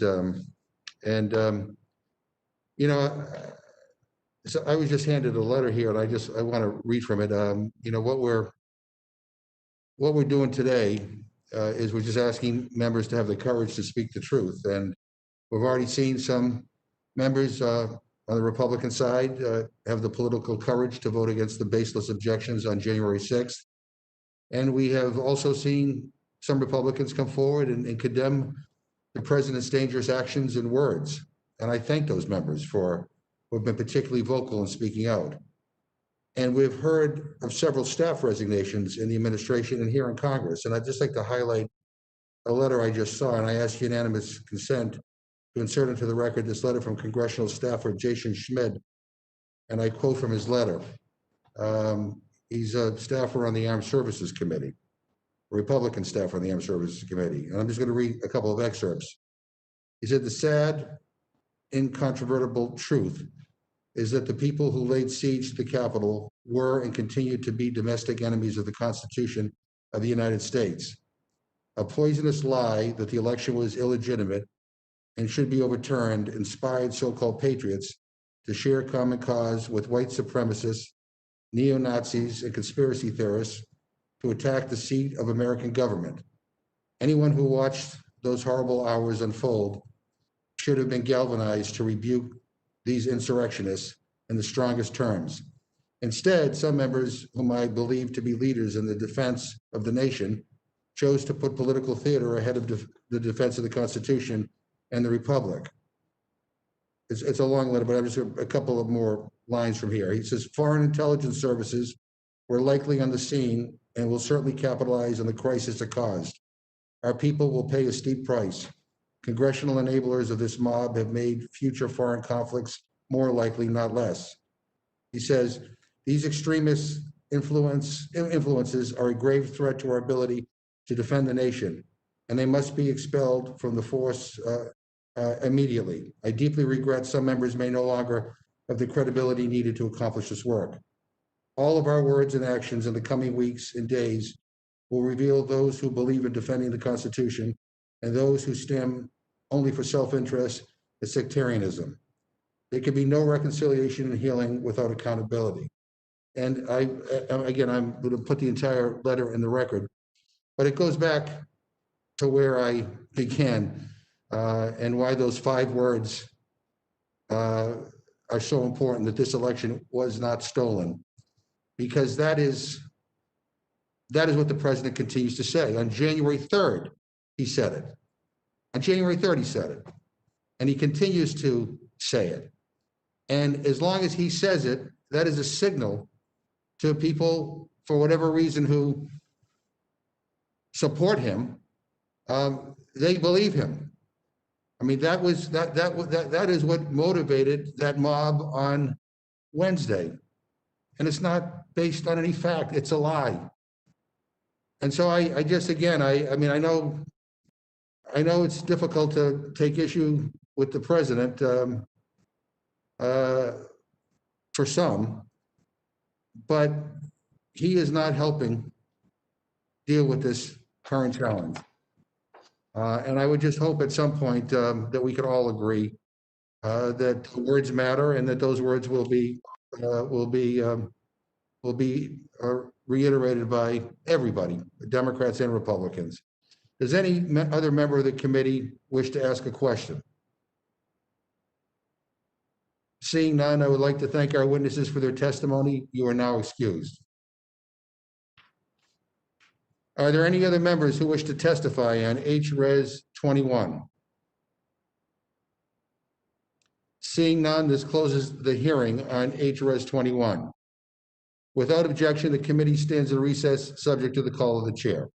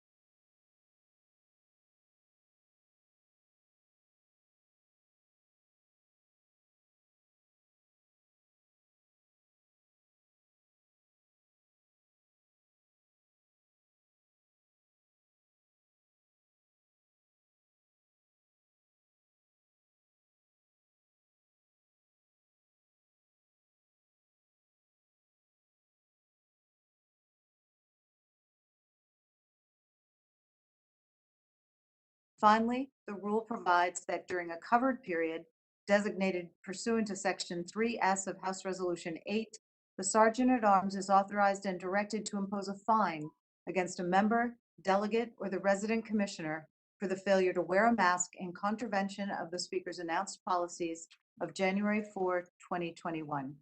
I yield back. Heard the motion of the gentleman from Pennsylvania. Is there any amendment or discussion? Mr. Chairman? Mr. Cole, Thank you very much, Mr. Chairman. Mr. Chairman, I have an amendment to the rule. I move that the committee strike sections 2 and 3 of the rule. The rules of decorum exist to preserve the integrity and dignity of the institution and set an example for the American people. At a time when civility and public discourse have been all too often replaced by inflammatory language and reckless rhetoric, now more than ever, this committee and this body must set an example by elevating our language and our arguments in a manner befitting our constitutional responsibility. This section will create nothing more than a free-for-all on the floor of the House, serving to divide us and promote the use of language we've always condemned as being beneath us as individuals and as elected representatives of the American people. I'm proud of the example of civility this committee set in 2019 when an impeachment resolution and corresponding rule were considered on the House floor. We demonstrated that we are able to discuss the most serious of matters consistent with the rules of decorum. To abandon decorum and civility at a time when this body most needs to be held to such a standard is both saddening and potentially dangerous. I urge my colleagues to pause and reconsider this decision for the sake of the institution and the upcoming debates on the House floor. I thank the gentleman for his amendment. I would urge a no vote on this amendment. I care very much about decorum in this House.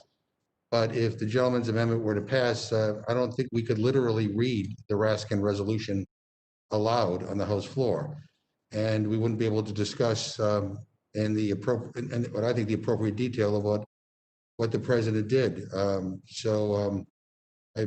hope that we will all handle ourselves with the utmost decorum, that we will try to refrain from, outbursts that, quite frankly, do not do credit to the seriousness of this debate.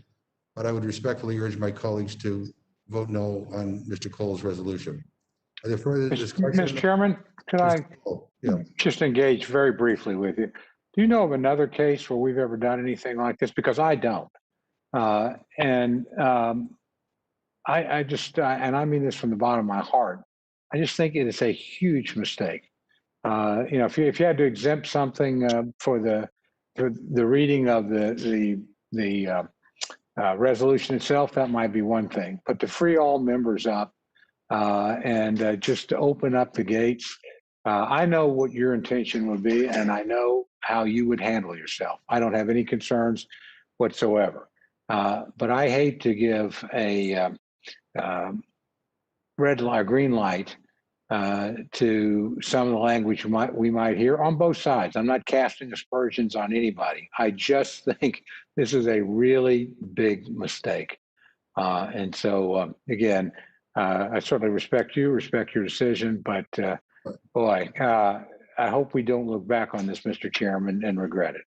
Yeah, well, I mean, decorum rules still apply to members. I'm not sure whether we've ever explicitly done this in a rule, but when it comes to impeachment, you can speak very candidly in ways that you can't otherwise. And all we're saying is that the rules that apply when you have a debate on impeachment should also be applicable to when discussing the Raskin Amendment. Look, these are extraordinary times, and I am sensitive to the gentleman's concerns, but I would again respectfully urge a no vote. Is there further discussion? Hearing none, the vote is on the Oklahoma's amendment. All those in favor signify by saying aye. Aye. All those opposed, no. No. No. In the opinion of the chair, the noes have it. Mr. Chairman, on that, I would ask for the yeas and nays. A recorded vote has been requested. The clerk will call the roll. Mr. Hastings, Mrs. Torres. No. Mrs. Torres, no. Mr. Perlmutter. No. Mr. Perlmutter, no. Mr. Raskin. No. Mr. Raskin, no. Ms. Scanlon. No. Ms. Scanlon, no. Mr. Morelli, No. Mr. Morelli, no. Mr. DeSaulnier, No. Mr. DeSaulnier, no. Ms. Ross, Ms. Ross, Okay, no. Ms. Ross, no. Mr. Cole, Aye. Mr. Cole, aye. Mr. Burgess, Aye. Mr. Burgess, aye. Mrs. Lesko, Aye. Mrs. Lesko, aye. Mr. Reschenthaler, Aye. Mr. Reschenthaler, aye. Mr. Chairman, No. Mr. Chairman, no. Clerk, report the total. 4 yeas, 8 nays. The amendment is not agreed to. Is there further amendments? Hearing none, the vote is on the motion of the gentleman from, gentlewoman from Pennsylvania. All those in favor say aye. Aye. Aye. Opposed, no. No. Opinion of the chair, the ayes have it. Mr. Chairman, Yes. on that I would request the yeas and nays. The yeas and nays have been requested. Clerk will call the roll. Mr. Hastings, Mrs. Torres, Aye. Mrs. Torres, aye. Mr. Perlmutter, Aye. Mr. Perlmutter, aye. Mr. Raskin, Aye. Mr. Raskin, aye. Ms. Scanlon, Aye. Ms. Scanlon, aye. Mr. Morelli, Aye. Mr. Morelli, aye. Mr. DeSaulnier, Aye. Mr. DeSaulnier, aye. Ms. Ross, Aye. Ms. Ross, aye. Mr. I think that was me. No. Mr. Cole, no. Mr. Burgess, No. Mr. Burgess, no. Mrs. Lesko, No. Mrs. Lesko, no. Mr. Reschenthaler, No. Mr. Reschenthaler, no. Mr. Chairman, Aye. Mr. Chairman, aye. Clerk, report the total. 8 yeas, 4 nays. And the motion is agreed to. And Ms. Scanlon will handle it for the Democrats. And I will handle it for the Republicans, Mr. Chairman. And let me just say to everybody that we will reconvene in 1 hour. In the meantime, Ms. Scanlon and Mr. Cole, please go directly to the floor. And we will then reconvene in 1 hour to deal with HRes 24, the impeachment resolution. So please return on that time, and without objection, the committee is adjourned. Mr. Chairman, Yes. Mr. when is it anticipated we'll be voting on the rule? Probably around that time. So I think Okay. we're gonna, should try to be a little bit flexible.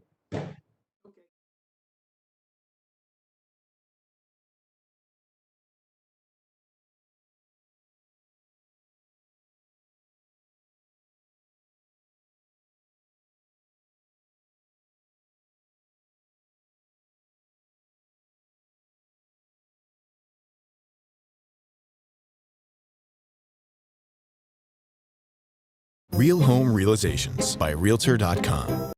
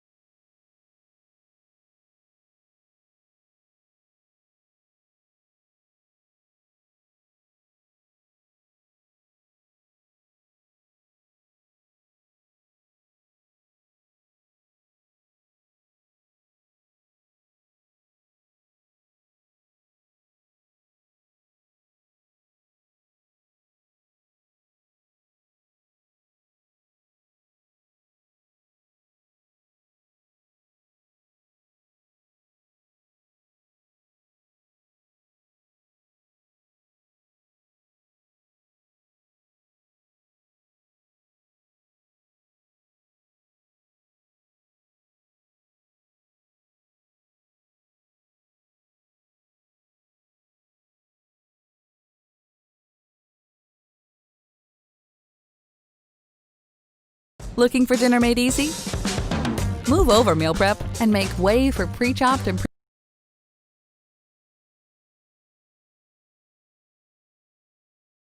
President Trump spoke briefly with reporters about being banned on social media sites before he left Joint Base Andrews in Maryland for Alamo, Texas.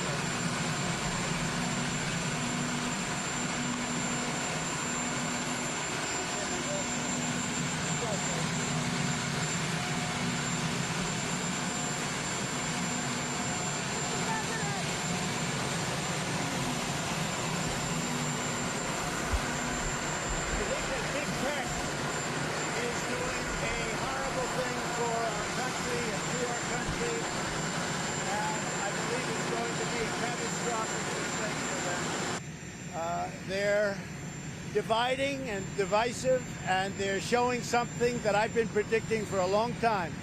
I've been predicting it for a long time, and people didn't act on it. But I think big tech has made a terrible mistake and very, very bad for our country, and that's leading others to do the same thing. And it causes a lot of problems and a lot of danger.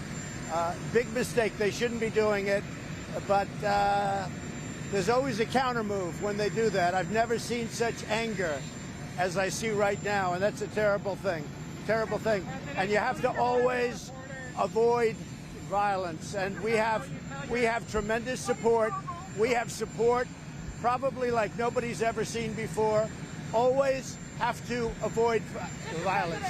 What is your role in what happened at the Capitol? What is your personal responsibility? So if you read my speech, and many people have done it, and I've seen it both in the papers and in the media, on television, it's been analyzed, and people thought that what I said was totally appropriate. And if you look at what other people have said, politicians at a high level, about the riots during the summer, the horrible riots in Portland and Seattle and various other places, that was a real problem, what they said. But they've analyzed my speech and my words and my final paragraph, my final sentence, and everybody to the T thought it was totally appropriate. Okay, thank you. Thank you. Impeachment, sir. Will you expect to be impeached?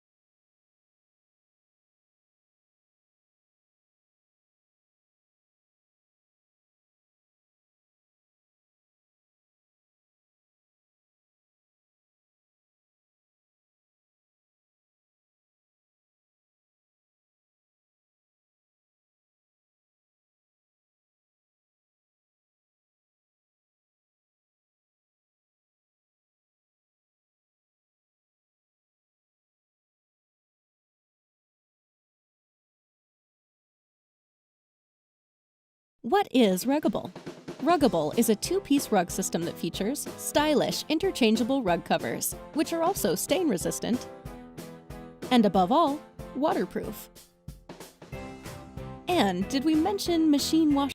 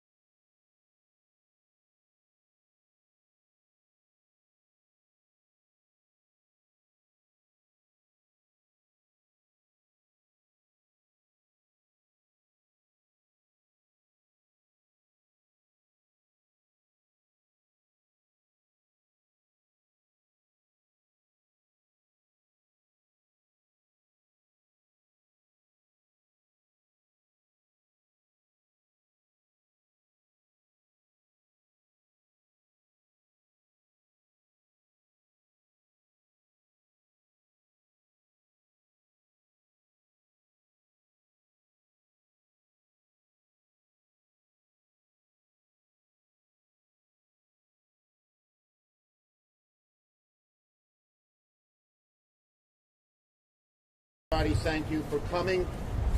We have three subjects today. First, the subject at hand, which is the no-fly list. Second, my response to Trump's despicable comments this morning. And third, how we can get the Senate back into session very, very quickly. That only Leader McConnell is standing in the way. We've had some new discussion on that. First, on the no-fly, and we're going to try to be as quick as we can because you're all together. So we know that many stormed and breached the Capitol just days ago, and then they traveled afar. They were on airplanes, and some were arrested when they arrived at airports. One person was arrested as far away as Hawaii. And there are many examples of travel, and we have seen online, and the authorities have seen online, desires to come back to Washington and to go to other places to cause more trouble and more violence. And there are many examples of this kind of travel.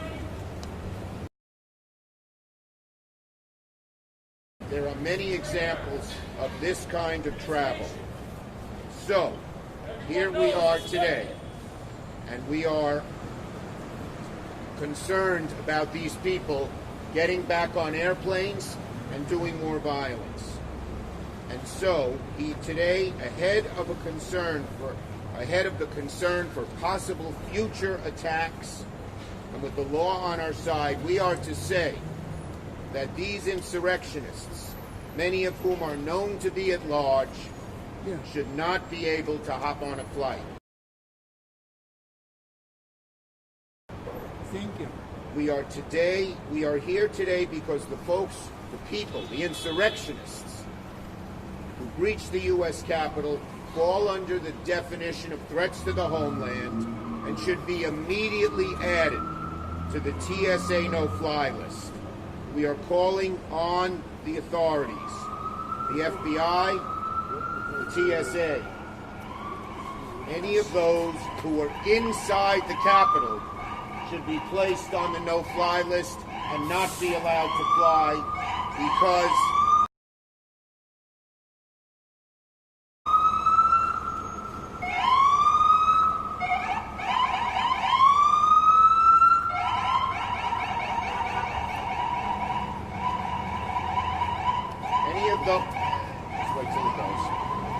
any of those who are inside the Capitol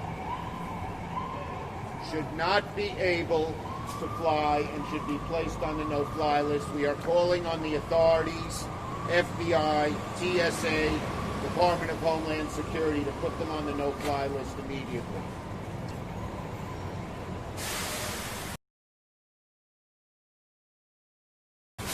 Amidst the continued threat of future violence online, the federal government's own concerns, I spoke to Director Wray about this twice in the last few days. We cannot allow these same insurrectionists to get on a plane and cause more violence and more damage. These individuals are a threat to the homeland as defined by the law. The law allows this. And they should be placed on the no-fly list. Look, the attack on our Capitol remains under active investigation. The situation has many concerned about the possibility of another attack or attacks, and rightfully so. I'm continuing to be briefed on an almost daily basis, as recently as last night, by law enforcement. To one, ask them what their threat assessments are. To two, make sure they're going after every person who was inside that building. And three, to do everything they can to prevent any future attacks like the one that occurred in the Capitol. So, if these insurrectionists are not prosecuted to the fullest extent of the law, their pledges to disrupt and incite further violence could occur again. The law says that acts of terror that, like those perpetrated by the people who unlawfully and violently breached the Capitol, must be considered threats to the homeland. Once you're considered a threat to the homeland, you should and must be placed on the no-fly list. Plain and simple. Threats to violence cannot be allowed to fly, and neither can these individuals. Let me give you a little more background. Many of the individuals who were part of the attack last week, as I said, remain at large, are wanted for questioning, violent acts, and more. The founding member of the Proud Boys Hawaii was arrested last Thursday, accused of unlawful entry into the U.S. Capitol building, captured in an airport in Hawaii. According to the Times, Justice Department and the FBI have embarked on a nationwide manhunt to track down scores of people, and now it's even larger, who've attacked the Capitol. With so many questions about safety and the worry about future possible threats, the least we can do is make the skies, the inauguration, the Capitol, and the country safer. And that's what I'm asking be done today.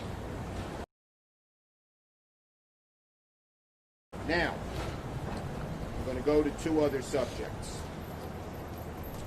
First, what President Trump said this morning, showing how despicable a president he is. He blamed the violence that he helped cause on others. He blamed the divisiveness that he regularly caused on others.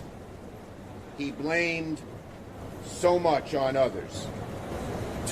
To this, what Trump did today, blaming others for what he caused, is a pathological technique used by the worst of dictators. Trump causes the anger. He causes the divisiveness. He foments the violence and blames others for it.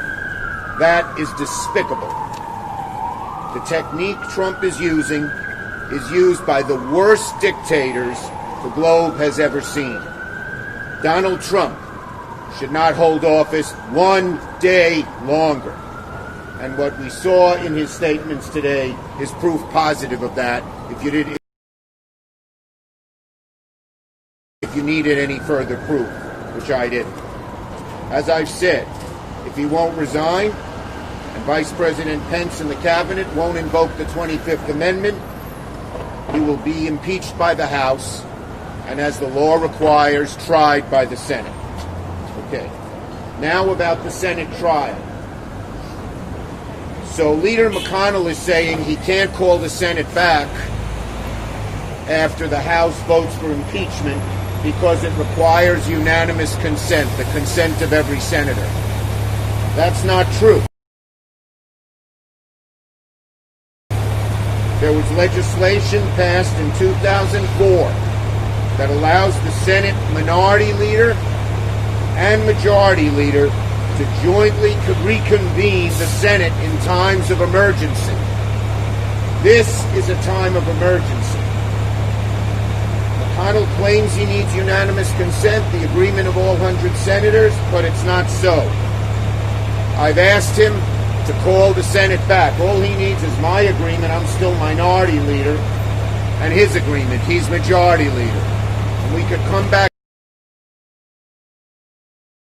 ASAP and vote to convict Donald Trump and get him out of office now before any further damage is done.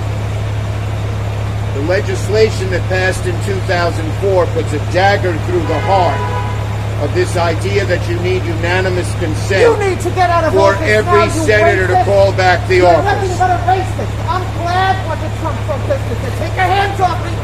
No, you don't need to talk to me. I'm talking to this racist anti-Semite. I am glad. I didn't think that the Trumpsters had it in them. I didn't think the conservatives did. But you know what? You racist socialists can dish it out, but you can't take it. And remember this, Adolf Hitler was a socialist. And That's exactly who you follow. You're nothing but a coward. Seeing you hide underneath your desk, I actually got sexually excited over it. That's how much I loathe you. That's how much I'm glad what they did. And like Nancy Pelosi said, people do what they do. After all, she doesn't care about monuments, and neither do I. And where in the First Amendment does it say that you have to protest peacefully and politely? As long as there's outrage and unrest in our hearts, there's going to be unrest in these streets. I don't give a shit whether you believe me. You're nothing but a cracker. That's all you are, is a racist cracker. Look, you got protection. Why don't you tell them to stand down, hypocrite? Did you tell the Capitol Police to stand down? Did you tell them to stand down? Answer the question. No, stand down. He told the police to stand down. In Kenosha, Seattle, Portland, Chicago, Boston, New York, Los Angeles, and San Francisco. And you know what? These Trump supporters are going to go to your house. Yep. They're going to go to Pelosi's house. They'll destroy her vineyards. And I will be right there to support them. Right, man. Don't you say it's enough. No, shut up. Shut up. Shut the fuck up. Shut the fuck up. This is a racist. He's an anti-Semite. He said if you criticize Obama, you're a racist, but he criticized him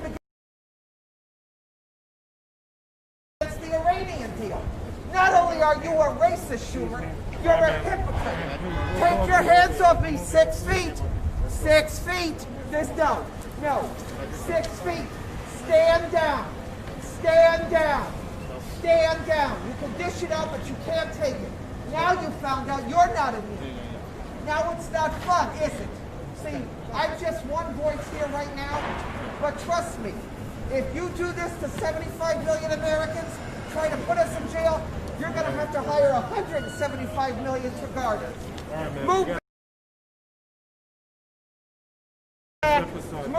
Move back. Take your hands off me. Take your hands off me. All right? I'm a transsexual and I'm a gypsy, which makes me a minority of color.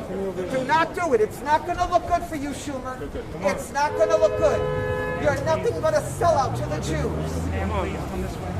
I'm going this way. Okay, you fucking racist. Yeah. We will be at your house. We heard you. No, I don't care whether you heard me. Good. Okay, thanks. Okay, so the bottom line is that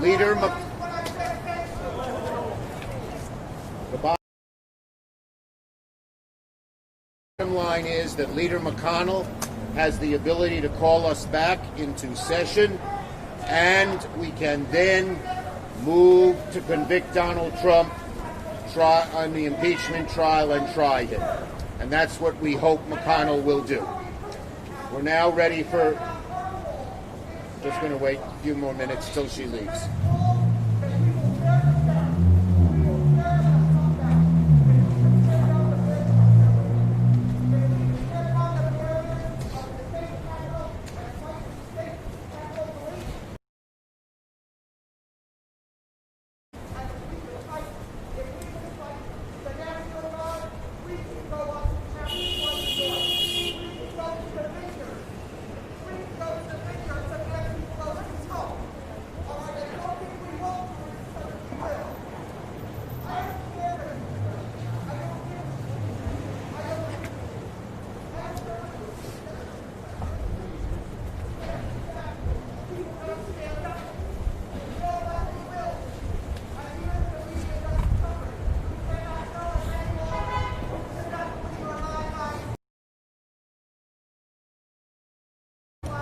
Senator, if you're talking, we can't hear, so go ahead. Okay? Yeah, go ahead. Good. Wait. Questions on these subjects only from the press.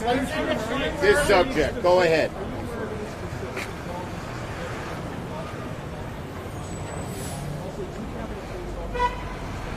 I can't hear what you're saying. You got to speak louder. Sorry. Are you aware of any specific intelligence that there's a plot to kidnap members of Congress? Look, the authorities are doing a thorough investigation.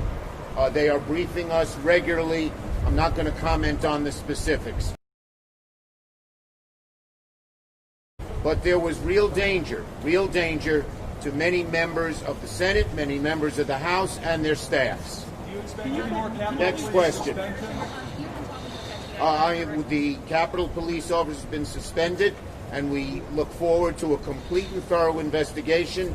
And if they violated the law or their oath of office in any way, they should be fully punished. Do you expect any more? Next. With the FBI director. Pardon? You've been speaking with the FBI Yes. director. You said, what's the likelihood they would put some of these people on this list? I believe they have the legal ability and authority to put them on the list, and I hope he will, and do it ASAP. And how would we know that? Because the list is typically private.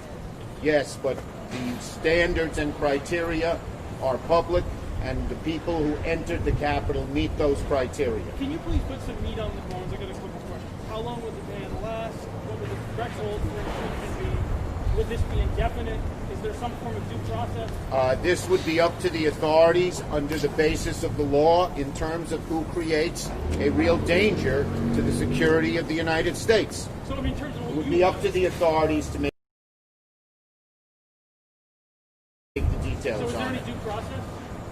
There is due process in the way they put people on the no-fly list. Okay, and just last question for you. Is this a one-time thing, or do you envision this being used It's up to the authorities in terms of the dangers to society. So you're Okay, next question, please.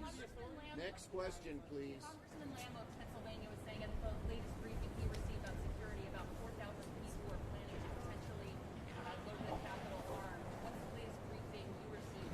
Look, again, I've received a whole lot of briefings. There are people plotting to do danger, at least online, and the bottom line is our authorities have to be completely on top of it. This afternoon, our senators are receiving, Democrat and Republican, a briefing about how the inauguration is going to be made safe by both the Secret Service and the DOD. And so we are making sure, staying on top of the authorities to make sure that any future plots are thwarted and that the people who were involved in the Capitol are punished. Senator, do you feel safe? She's next. I can't, I got to give some, yeah.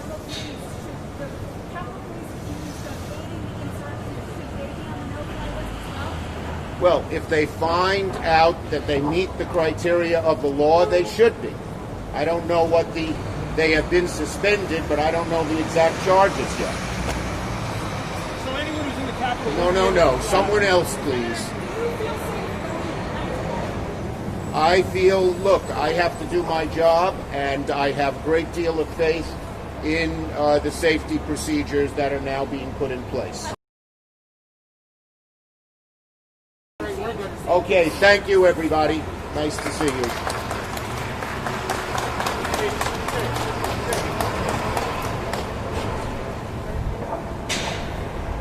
Senator, should conservatives have a platform for free speech online? Banning caller?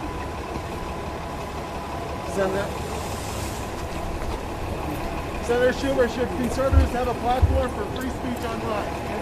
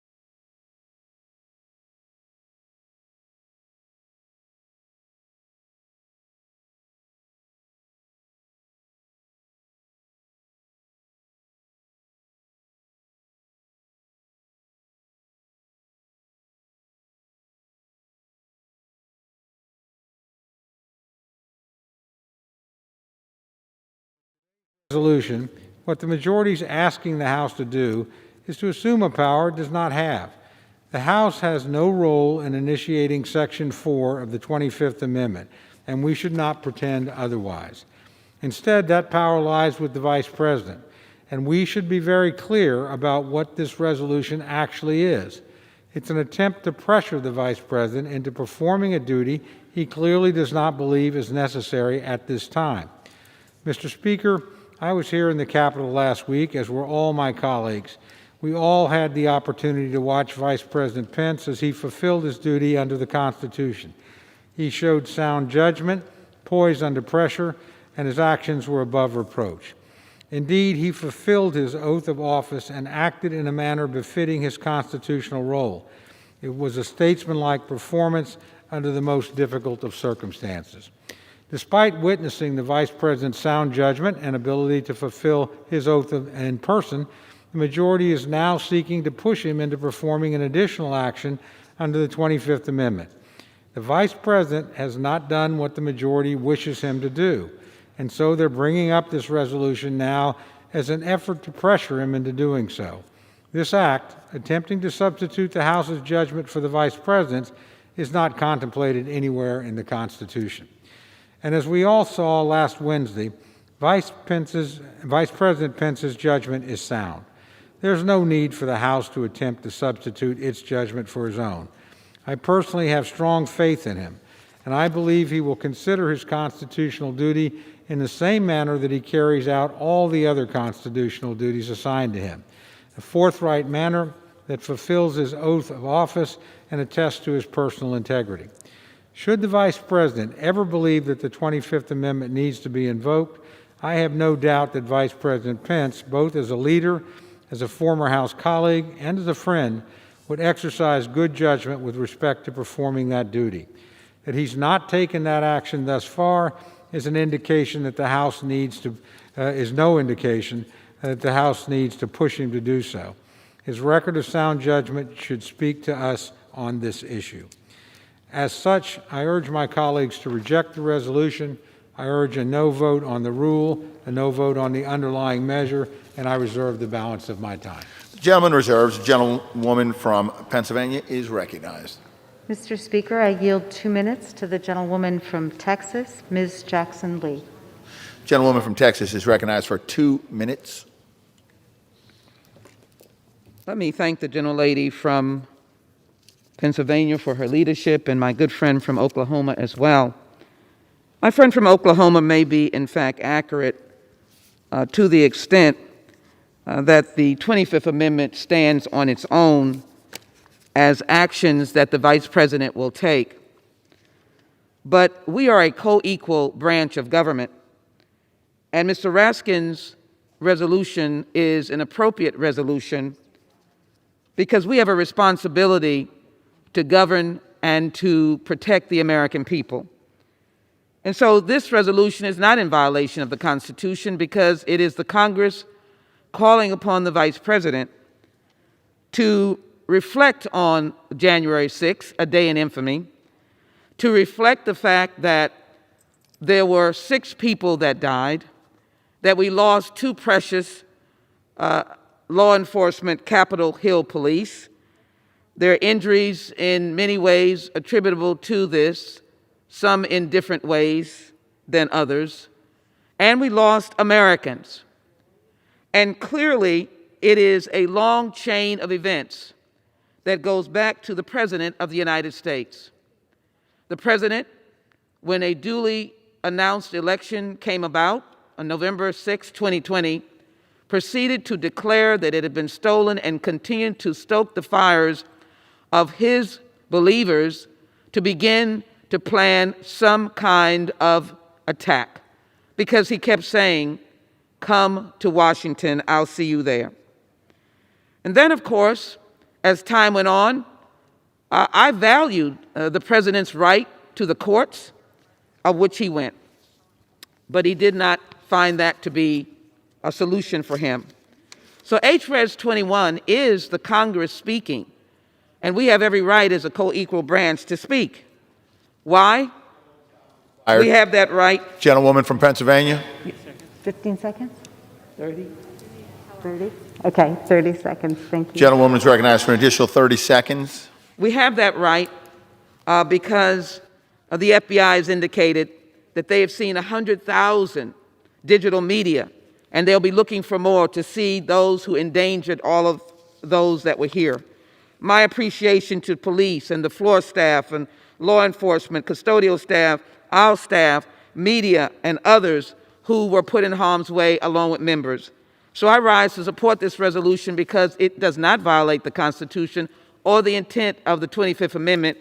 It provides for the Congress to speak to ask the Vice President to recognize that this president is the only one that has ever stoked this kind of action. Gentlewoman from Pennsylvania reserves. Gentleman from Oklahoma is recognized. Thank you, Mr. Speaker. Mr. Speaker, I yield 3 minutes to my very good friend and fellow member of the Rules Committee, distinguished gentlelady from Arizona, Ms. Lesko. The gentlewoman from Arizona is recognized for 3 minutes. Thank you, Mr. Speaker. I rise in opposition to the rule.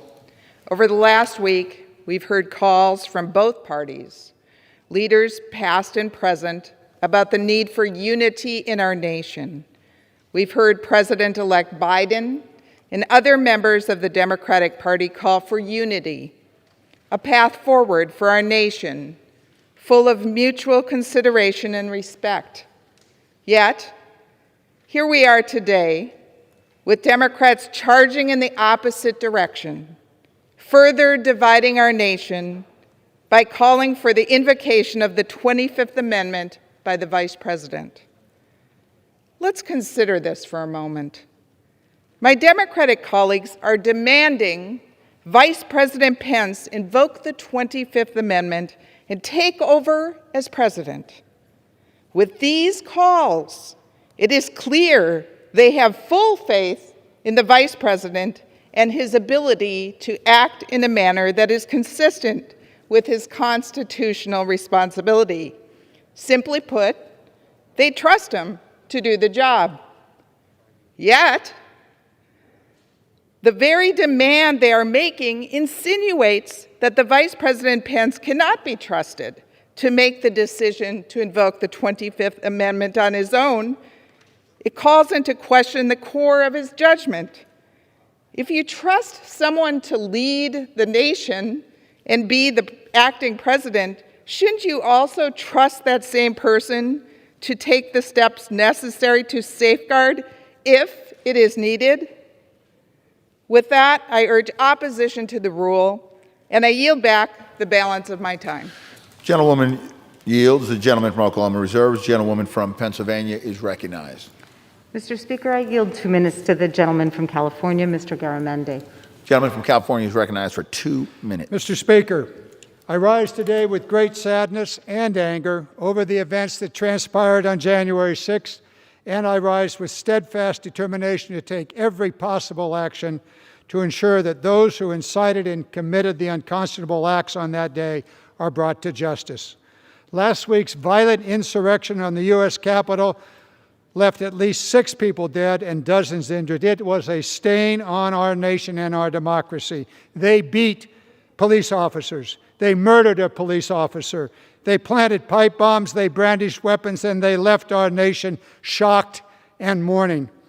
Just as this Congress returned mere hours after this insurrection to certify the lawful results of the 2020 presidential election, we stand here today prepared to take firm, decisive, and necessary action to restore our country. No president who invites thousands of his most devoted supporters to Washington and urges them to fight his political enemies by committing a seditious act on our democracy should be allowed to remain in office. If Vice President does not act, then to hold the President accountable, then we leave this nation vulnerable to future demagogues. And that brings us here today on this somber day to carry out our sacred oath to defend and protect the Constitution from all enemies, foreign and domestic. I will vote to impeach those responsible, and I urge my colleagues to do the same. I yield back. The gentleman yields. Gentlewoman from Pennsylvania reserves. The gentleman from Oklahoma is recognized. Thank you, Mr. Speaker. Mr. Speaker, I yield myself such time as I may consume. Gentleman is recognized. Thank you, Mr. Speaker. Mr. Speaker, if we defeat the previous question, I'll offer an amendment to the rule to immediately bring up a resolution establishing a bipartisan national commission on the domestic terrorist attack on the United States Capitol. This commission, modeled on the 9/11 Commission, will be charged with examining and reporting upon the facts and causes relating to the attack that occurred on January 6th of 2021, and with providing appropriate findings, conclusions, and recommendations for corrective measures. I can think of no more appropriate path for Congress, Mr. Speaker, to follow than by ensuring a bipartisan commission reviews all evidence and reports back to us on this horrific event. Mr. Speaker, I ask unanimous consent to insert the text of my amendment in the record, along with extraneous material, immediately prior to the vote on the previous question. And with that, without objection. Thank you, Mr. Speaker. With that, I urge a no vote on the previous question. I yield 3 minutes to my good friend from the great state of Kentucky, Mr. Guthrie, for further explanation of the amendment. The gentleman from Kentucky is recognized for 3 minutes. Thank you, Mr. Speaker. Thank the gentleman my friend from Oklahoma, for yielding. All of us just still are speechless about what happened last Wednesday. And it's just amazing that it happened here, and condemn it in its utmost words as a violent act against the Capitol building. And we must find those who did it, and we must prosecute them to the fullest extent of the law. Every time I travel to Washington, the first thing I look for, as I did today, was if I could see it from my airplane window, if I could see it driving across the Potomac, is the dome. And I always feel great pride that the people of the 2nd District of Kentucky, Mr. Speaker, allow me to serve under the dome. And when I got there today, it's still here. It's still standing. It's still the beacon throughout the world. And it's bruised, but it's there. And it's something that we all hold dear. And so the protection of this building, that dome, this building, the office buildings, but most importantly, the people who work here. Not those of us who are just elected to be here, but those who work here in service. I have faces I've talked to tonight on the floor that I was not on the floor when it happened, but I knew the faces of people who were, not just my colleagues, but those standing at the doors here tonight, Mr. Speaker, who've been through so much. And we can't let this happen again. And if we defeat the PQ, the amendment my friend from Oklahoma has is a bipartisan commission to examine the circumstances around the attack, as well as its aftermath. It'll be modeled after the 9/11 Commission to reduce duplication and increase communication and info sharing between relevant government entities and law enforcement. The goal is to investigate, find the facts, and deliver reports so this can never happen again. And we can better protect the Capitol complex, and most importantly, the employees that work here serving our great country, and we'll protect them moving forward. We all want answers, and this is the most prudent step at this time. We will follow wherever the facts lead us and take appropriate actions in response. I urge the defeat of the PQ, adoption of the amendment, and I yield back to my friend from Oklahoma. The gentleman yields. Gentleman from Oklahoma reserved. Gentlewoman from Pennsylvania is recognized. Thank you. We, of course, share the concern of our colleagues from the other side of the aisle that an incident like this never happen again, and that's why we are urging the Vice President to invoke the 25th Amendment, because of the clear and present danger of continued violence under this administration. So while I believe there will be a time to talk about bipartisan efforts to have an investigation through this House, this is not the moment for it. And with that, I would yield 2 minutes to the gentlewoman from California and a distinguished former member of the Rules Committee, Ms. Matsui. Gentlewoman from California is recognized for 2 minutes. Mr. Speaker, I rise today in support of the rule providing for consideration of the resolution before us today, calling on the Vice President to invoke the 25th Amendment and remove President Trump from office immediately. Last week, members of both parties came to the floor of this chamber to take the oath of office. In that oath, each of us pledged to defend the Constitution against all enemies, foreign and domestic. I believe that oath compels me and my colleagues to act today. Last Wednesday's armed insurrection at the United States Capitol was a coordinated attempt to overthrow our democratic process with violence. Make no mistake, these rioters view the president's repeated claims of fraud as a mandate to act. Lies, misinformation, and demagoguery have consequences. Unfortunately, America witnessed those consequences last week. Some on television, some under tables and barricaded offices, some in these House chambers, and some in their last moments of life. It's not with joy that I immediately called on Vice President Pence to invoke the 25th Amendment. I am co-sponsor of both this resolution and the articles of impeachment because I believe I have an obligation to honor my oath and defend the Constitution against a grave domestic threat. And so, and in a personal note, I'm taking this stand for the future of my grandchildren. Our obligation to them and the future generations is that this democracy stands. And so it's with sadness but firm resolve that I rise to support this rule and implore my colleagues on the other side of the aisle to join me. Thank you, and with that, I yield the balance of my time. Gentlewoman yields. Gentlewoman from Pennsylvania reserves. The gentleman from Oklahoma is recognized. Thank you, Mr. Speaker. Mr. Speaker, I yield 2 minutes to one of our new members, Ms. McLean of Michigan, who will be giving her first address on the floor of the House. For how much time does the gentleman yield? 2 minutes, Mr. Speaker. The gentlewoman from Michigan is recognized for 2 minutes. Thank you. Mr. Speaker, I rise today to echo many of my colleagues in the call for unity and a peaceful transition of power. I say this as a believer in the Constitution and the fact that the election has been certified.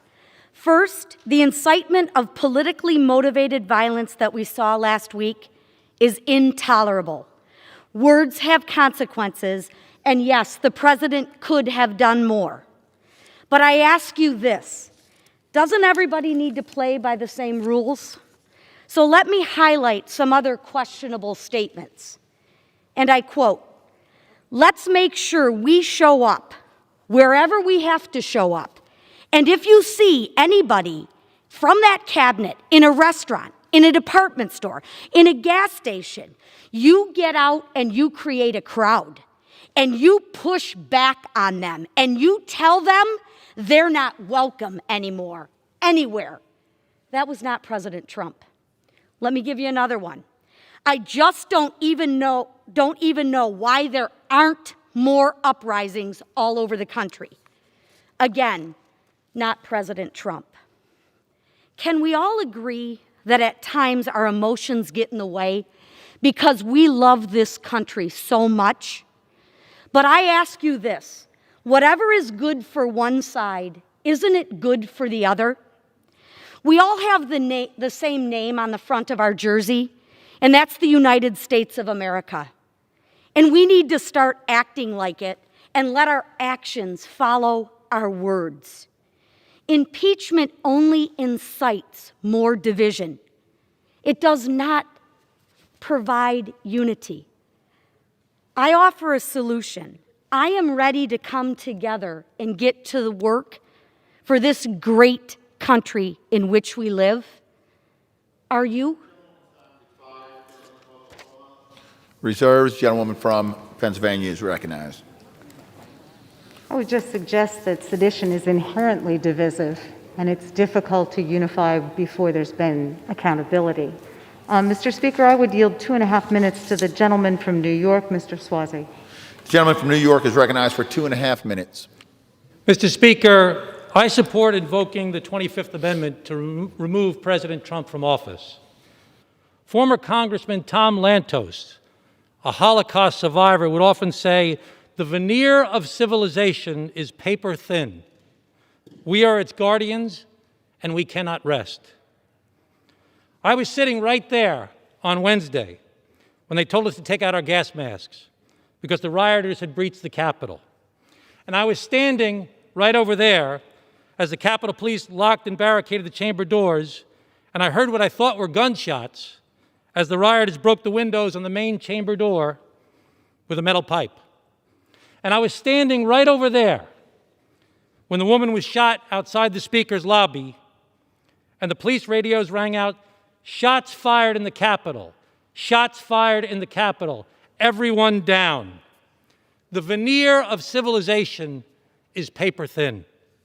Thousands of people, criminals, desecrated our Capitol, breaking windows and doors, attacking our brave officers, and vandalizing offices. Rioters wearing army fatigues waved Confederate and Trump flags, donned Nazi swastikas, and I saw one man who wore a shirt saying, "Camp Auschwitz, staff." Our president instigated this. The president's duty is to protect our republic and its people. Yet he built a mob, filled it with lies, and encouraged its fight to stop the steal. Now we hear intelligence reports that thousands of armed militias and white supremacists are planning to come again on or before January 20th. My colleagues, my friends on the other side of the aisle, we must together call upon the president to denounce this violence, to tell his supporters to stay home. Mr. President, you must please put America first. You must call off this attack, and if not, you must be removed. And I yield back. Gentleman from New York yields. Gentlewoman from Pennsylvania reserves. Members are reminded to refrain from engaging in personalities against the president. Gentleman from Oklahoma is recognized. Thank you very much, Mr. Speaker. Mr. Speaker, I yield 2 minutes to my very good friend, the gentleman from Pennsylvania, Mr. Rushenthaler, who's the newest Republican member of the Rules Committee. Gentleman from Pennsylvania is recognized for 2 minutes. Thank you, Mr. Speaker. Let me be clear about something. The violence and the rioting in our Capitol last Wednesday was tragic, it was undemocratic, and it was unacceptable. I unequivocally condemn this criminal behavior that occurred in this building. Our great nation is deeply divided. And unfortunately, rather than looking forward and working together on issues that actually unite our country, we're here debating a partisan issue, a partisan resolution that will only further divide us. The Constitution is very clear on the issue we're debating. The ability to activate Section 4 of the 25th Amendment lies with the Vice President and cabinet members who are vetted and confirmed by the Senate. Congress is only drawn in, House members are only drawn in when the President disputes a declaration of incapacitation. That's not what is happening here. We should respect that constitutional prerogative. Mr. Speaker, I'm also perplexed by my Democrat colleagues' attempt to force the hand of a man that they clearly have faith in to run our country. They must recognize that by calling for the president's immediate resignation, they're also advocating for Vice President Mike Pence to lead our nation. So therefore, they should have the full trust in Vice President Pence's decision-making and ability to act in a manner consistent with his constitutional responsibilities, just as he did last week. Further, I'm incredibly and deeply disappointed that the rule before us suspends prohibitions on engaging in personalities against the president. It's somewhat ironic. If we're truly worried about rhetoric, then we must set an example and ensure that civility and decorum remain an essential part. 30 seconds, Mr. Gentleman Speaker. is recognized for an additional 30 seconds. Thank you. Mr. Speaker, we must set an example and ensure that civility and decorum remain an essential part of the American discourse. With that, I thank you and I yield back. The gentleman yields. Gentleman from Oklahoma reserves. Gentlewoman from Pennsylvania is recognized. Thank you. Just to clarify, this provision about suspending the rule about personalities is so that we can have a full and frank discussion of just why the request is being made to invoke the 25th Amendment and just why this president should be impeached. It would be difficult, if not impossible, to describe the high crimes and misdemeanors and other misconduct which forms the basis of those requests if that rule were not suspended. And, you know, as I mentioned in my opening, I don't view this as a partisan resolution. We have members from all sides of the political spectrum now calling for the removal of this president. Members might want to check their news feed to see the growing list of civic, business, and religious leaders from across the country who've said enough is enough. This president is a clear and present danger. And with that, I would reserve. Gentleman from Pennsylvania reserved. Gentleman from Oklahoma is recognized. Thank you very much, Mr. Speaker. I'd disagree somewhat with my good friend from Pennsylvania. I've had the privilege of being in this body for many years, and I have never seen what we see in the sections 2 and 3 of this rule, and the suspension of appropriate language. And I understand the difficulties of dealing with this issue and respect that. However, in a time when the rhetoric has been over the top, I think we should set a high sample. We've never done this before in my time here. We didn't do it in previous impeachments. The need to do it now is lost on me, Mr. Speaker. So I would hope, again, I have great confidence in my friend. I have great confidence in my friends on the Rules Committee. And so, you know, the rule's the rule. This will almost certainly pass. I would just hope that everybody acts as good as they can. I mean, I hate to put it that simply, but this is an important issue. I respect all the members of this body. I know they have very different points of view on this. That's to be expected. Generally, our debate's professional. Generally, that standard is something we're proud of and something that we aspire to. And I hate to see it ever lowered or any exception provided. I also have great confidence in the Speaker's chair, and I know that they will enforce the appropriate level of civility and decency on the floor. But I just ask my fellow members to please think about this, because we've taken a very important safeguard off the rails of debate, so to speak, Mr. Speaker. With that, I would like to yield 2 minutes to my very good friend, distinguished Republican ranking member of the Judiciary Committee, Mr. Jordan of Ohio. Gentleman from Ohio is recognized for 2 minutes. I thank the gentleman for yielding. Mr. Speaker, this is scary. This is frightening what's happening. With less than 1 hour of debate, the Democrats bring a rule to the floor that says this: you can say anything you want about the President of the United States of America. No rules of decorum about what you say about the leader of our country. In that rule, they say if you don't wear a mask, you can get fined. No regard to whether you've already had COVID, whether you've had the vaccination. Your mask slips down a little bit, you get fined. In a rule with no debate. In this rule, they say you have to walk on the House floor, you have to go through a metal detector. Member of the United States Congress walking on the floor to represent 750,000 people in our district. And fourth,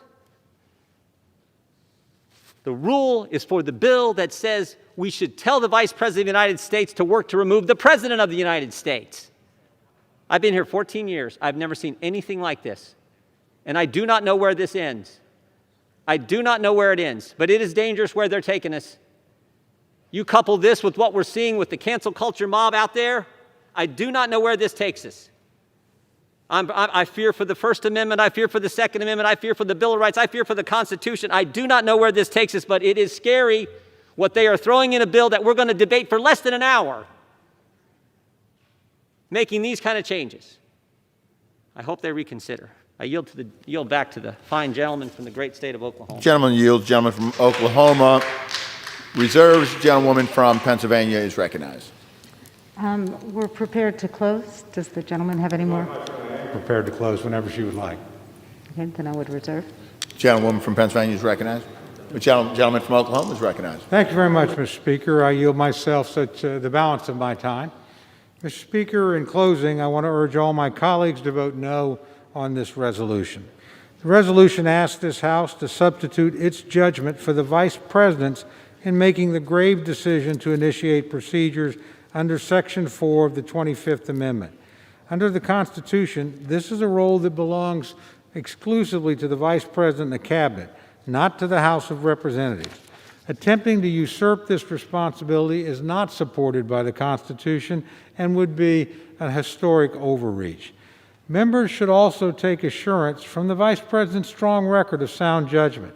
Rather than pressuring him into acting, We should be reassured by the knowledge that he would act on this topic as he does on all others in performing his duty, in a manner befitting his constitutional role as Vice President of the United States. Mr. Speaker, I urge my colleagues to vote no on the previous question, no on the rule, and I yield back the balance of my time. Gentleman from Oklahoma yields back the balance of his time. Gentlewoman from Pennsylvania is recognized. I yield myself the balance of my time. Gentlewoman is recognized. After the chaos and potentially, well, definitely criminal behavior that we saw here last week, there's no trust left between this administration and the majority of the American people. The stability of our executive branch is a foundational piece of our democracy. This administration has failed or refused to uphold the most basic duties of protecting our Constitution, our national security, or of respecting the co-equal branches of our government. Wednesday's bloody attack proved that this administration is an imminent and continuing danger to our country, even in the waning days of this presidency. I'm heartbroken for our country, but more determined than ever to fight to preserve our democracy. I call on Vice President Pence and the Cabinet to do the right thing, and I call upon our colleagues to do the right thing, to put our country before the interests of any one man, and to join us in ending this failed presidency. Thank you, Mr. Speaker. I urge all of my colleagues to support the rule and the underlying legislation. I yield back the balance of my time, and I move the previous question on the resolution. The question is on order in the previous question on the resolution. Those in favor say aye. Those opposed, no. In the opinion of the chair, the ayes have it. Mr. Speaker, on that I would request the yeas and nays. Pursuant to Section 3S of House Resolution 8, the yeas and nays are ordered. Pursuant to Clause 8 of Rule 20, further proceedings on this question are postponed. Pursuant to Clause 12A of Rule 1, the chair declares the House in recess, subject to the call of the chair.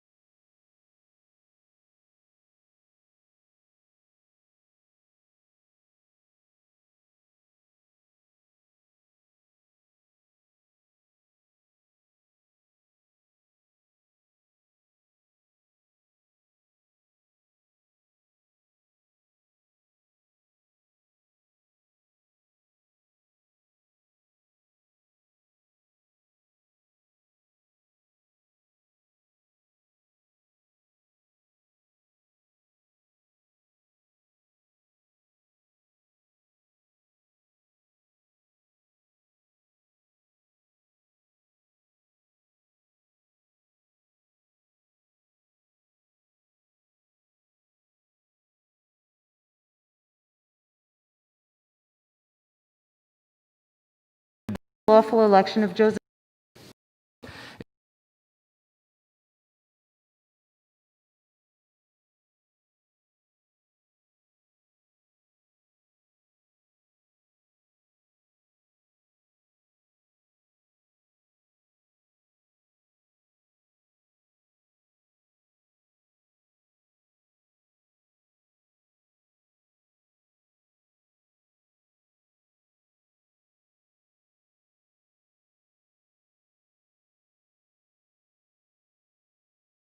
from Oklahoma, pending which I yield myself such time as I may consume.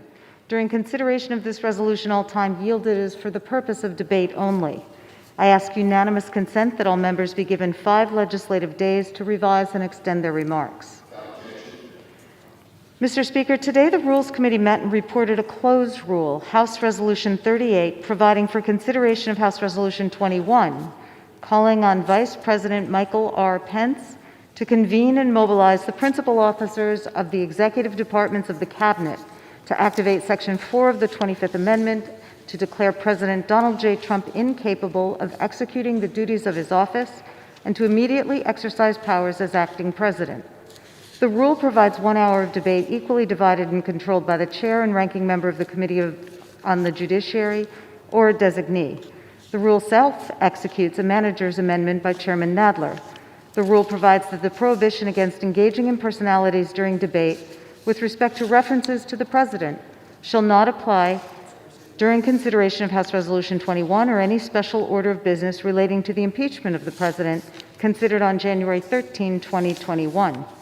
Finally, the rule authorizes and directs the Sergeant at Arms to impose a fine against a member, delegate, or the resident commissioner for the failure to wear a mask in contravention of the Speaker's announced policy on this subject for the duration of the pandemic. Thank you, Mr. Speaker. We're here today to debate the rule for House Resolution 21, a resolution calling for Vice President Pence to invoke the 25th Amendment and declare President Donald Trump incapable of executing the duties of his office. We take this action solemnly and with grave concern for the safety and security of our nation and its people, even in the final days of this president's administration. Last Wednesday, a lawless mob breached this chamber with the most evil and destructive intent. They were here to take the law into their own hands, to disrupt Congress as it counted the Electoral College votes, and to overturn the lawful election of Joseph Biden as our 46th president. As violent invaders broke windows and rammed doors, they chanted that they wanted to hang the vice president and kidnap the Speaker of the House, and they brought the tools to do it. They beat one police officer to death, tased others, and tried to shoot one with his own gun. Another officer will likely lose an eye. Scores of others suffered head injuries when they were beaten with pipes. Blood was spilled on the marble floor just outside this room. Members, staff, and reporters were forced to take cover under furniture and barricade themselves in rooms, clutching gas masks and fearing for their lives as the president's MAGA supporters chanted and raged nearby. Journalists were specifically targeted and beaten. Explosive devices were placed nearby to divert the police from protecting the Capitol. This was not a peaceful protest. These were crimes against our country and the people who go to work every day on Capitol Hill. Just this afternoon, the FBI announced that it expects to charge hundreds of people with crimes ranging from simple trespass to conspiracy and sedition, to weapons offenses, to felony murder. Crimes like this do not occur in a vacuum. They must be planned. They must be led. The attack on the Capitol was incited by this administration. For months, they told their supporters that if they didn't win the election was rigged. When the majority of American voters decided they'd had enough of this chaos, they declared that the election had been stolen. The administration invited the president's most rabid supporters to come to D.C. on January 6th for a wild protest. Then the administration whipped them into a frenzy and sent the mob across town to attack the Capitol and disrupt the counting of Electoral College votes. But it didn't end there. The president reportedly watched with excitement as the news media began streaming images of the terror at the Capitol to electronic devices in America and around the world. The president tweeted that the vice president had betrayed him, and even after the violence was apparent, the president and his lawyer placed calls to allies on Capitol Hill trying to persuade them to prolong their objections to the counting of the electoral votes. What the administration didn't do for hours was to lift a finger to call off the mob or to rally support to defend the government, the historic monuments in the Capitol, the police, or especially the people under siege in the building. Members here in this chamber know that for hours, the president refused to return their calls begging for help. And in the days since, the administration has continued to claim that the election was rigged. It has denied any responsibility for the riot and praised the rioters, all while reports proliferate that the administration's supporters are planning more violence in the weeks ahead. This is why this president remains a clear and present danger to the country so long as he continues to serve. The reality is that we all, even the most loyal political supporters, know that this president is unfit for office. Any other president with an ounce of character would have resigned after seeing the bloody consequences of the actions on Wednesday. Any other administration would have invoked the 25th Amendment long ago. I don't care if a president incites a riot against Congress on his first day or the last day of his or her presidency. Such an act is a crime against our government, much less against the people who are terrorized or killed in the attack. If a president can refuse to acknowledge the will of the American voters, then incite a coup to stay in power without punishment, then our democracy is lost. That's why it's vital for Vice President Pence and the cabinet to do the right thing, to invoke the 25th Amendment. Otherwise, this Congress must remove Donald Trump from office. I've heard the calls for unity, and I agree that now is the time to come forward in unity, to defend our country, not to defend a man who's proven himself incompetent to occupy the office of the president for another day. I'm grateful to those members of the Republican Party who agree that the time has come to put loyalty to country above partisan considerations, and we welcome their support in taking whatever actions are necessary to end this chaos, to defend our government, and to protect the American people. I also find the cries of partisanship by the president's remaining supporters to be unconvincing. The whole world watched in horror on January 6th as the administration encouraged a mob to attack the seat of our democracy, to disrupt the election of Joseph R. Biden, and then stood by as rioters sacked the Capitol. Many civic leaders from both parties have condemned the president's actions and called for his removal, so no, this is not partisan. But I invite the president's supporters in Congress, no, I beg them, to join the American people in holding this president accountable for the violence we experienced last week and to prevent further chaos in the days to come. Before I conclude, I want to take a minute to give my deepest condolences to the families of the Capitol Police officers who died as a result of this attack. I want to thank the men and women of the Metro and Capitol Police forces who valiantly defended both our democracy and the people who work on the Hill, and wish a speedy recovery to the scores who were injured during the attack. I also want to thank our tireless facilities and custodial staff for putting the building back together after terrorists violated it, and the members of the press corps who've been so abused by this administration and were specifically targeted by this mob, but continued documenting the attack so Americans could see what was really happening. And lastly, I want to thank our staff across the Capitol for their bravery and dedication to public service.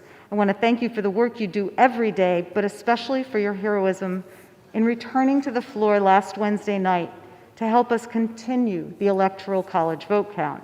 And thank you for being back here with us today. We're indebted to you for your service to our country. Thank you, Mr. Speaker, and I reserve the balance of my time. Gentlewoman from Pennsylvania reserves. The gentleman from Oklahoma is recognized. Mr. Speaker, I thank the gentlelady from Pennsylvania, my friend Ms. Scanlon, for yielding me the customary 30 minutes, and to yield myself such time as I may consume. Thank you, Mr. Speaker. Just a few days ago, the nation was shaken by the violent and destructive actions of an outrageous mob that stormed the Capitol and attempted to gain access to this very chamber. seeking to harm innocent lives and disrupt democracy at work. I vehemently condemn their lawless actions. This never should have happened, and the perpetrators of these despicable crimes that took place in this building must be prosecuted to the fullest extent of the law. While Americans have the right to passionately voice their views and peacefully dissent and protest, the siege on our Capitol last Wednesday was the furthest thing from peaceful protest. As a result of the violent and frightening events of the day, 6 lives have been lost. This includes 2 courageous Capitol police officers who put themselves in harm's way to protect us, secure the building, and restore order. We will never forget their selfless sacrifices and bravery. Our deepest prayers remain with their families, friends, loved ones, and the entire United States Capitol Police Force as they grapple with their heavy loss. As we seek to pick up the pieces and move forward, healing our nation, I'm concerned that the majority is proceeding with the wrong course of action. Earlier today, Mr. Speaker, the Rules Committee met and reported out a rule for consideration of House Resolution 21. This is a non-binding resolution calling on Vice President Mike Pence to convene the Cabinet and declare President Trump incapable of executing his duties pursuant to Section 4 of the 25th Amendment. I think this resolution is misguided and inappropriate for the legislative branch to pursue, and as such, I must oppose it. Mr. Speaker, under the 25th Amendment to the Constitution, when it appears the President is unable to fulfill his or her duties, it's the responsibility of the Vice President, with the concurrence of a majority of the Cabinet, to initiate the process for making that determination. That responsibility, grave as it is, rests solely with the Vice President. There's no role for Congress in this process. The only role for Congress arises later, and only in the circumstances where there's a dispute between the President and Vice President about the President's ability to fulfill his or her duties. But we're not faced with that situation now, nor is this resolution intended to designate by law another body besides the Cabinet to exercise this power, which the text of the 25th Amendment says it may do. Instead, with today's resolution, what the majority is asking the House to do is to assume a power it does not have. The House has no role in initiating Section 4 of the 25th Amendment, and we should not pretend otherwise. Instead, that power lies with the Vice President, and we should be very clear about what this resolution actually is. It's an attempt to pressure the Vice President into performing a duty he clearly does not believe is necessary at this time. Mr. Speaker, I was here in the Capitol last week, as were all my colleagues. We all had the opportunity to watch Vice President Pence as he fulfilled his duty under the Constitution. He showed sound judgment, poise under pressure, and his actions were above reproach. Indeed, he fulfilled his oath of office and acted in a manner befitting his constitutional role. It was a statesmanlike performance under the most difficult of circumstances. Despite witnessing the Vice President's sound judgment and ability to fulfill his oath in person, the majority is now seeking to push him into performing an additional action under the 25th Amendment. The Vice President has not done what the majority wishes him to do, and so they're bringing up this resolution now as an effort to pressure him into doing so. This act, attempting to substitute the House's judgment for the Vice President's, is not contemplated anywhere in the Constitution. And as we all saw last Wednesday, Vice President Pence's judgment is sound. There's no need for the House to attempt to substitute its judgment for his own. I personally have strong faith in him, and I believe he will consider his constitutional duty in the same manner that he carries out all the other constitutional duties assigned to him, a forthright manner that fulfills his oath of office and attests to his personal integrity. Should the Vice President ever believe that the 25th Amendment needs to be invoked, I have no doubt that Vice President Pence, both as a leader, as a former House colleague, and as a friend, would exercise good judgment with respect to performing that duty. That he's not taken that action thus far is an indication that the House needs to, is no indication that the House needs to push him to do so. His record of sound judgment should speak to us on this issue. As such, I urge my colleagues to reject the resolution, I urge a no vote on the rule, a no vote on the underlying measure, and I reserve the balance of my time. The gentleman reserves. The gentlewoman from Pennsylvania is recognized. Mr. Speaker, I yield 2 minutes to the gentlewoman from Texas, Ms. Jackson Lee. Gentlewoman from Texas is recognized for 2 minutes. Let me thank the gentlelady from Pennsylvania for her leadership and my good friend from Oklahoma as well. My friend from Oklahoma may be, in fact, accurate to the extent that the 25th Amendment stands on its own as actions that the Vice President will take. But we are a co-equal branch of government, and Mr. Raskin's resolution is an appropriate resolution because we have a responsibility to govern and to protect the American people.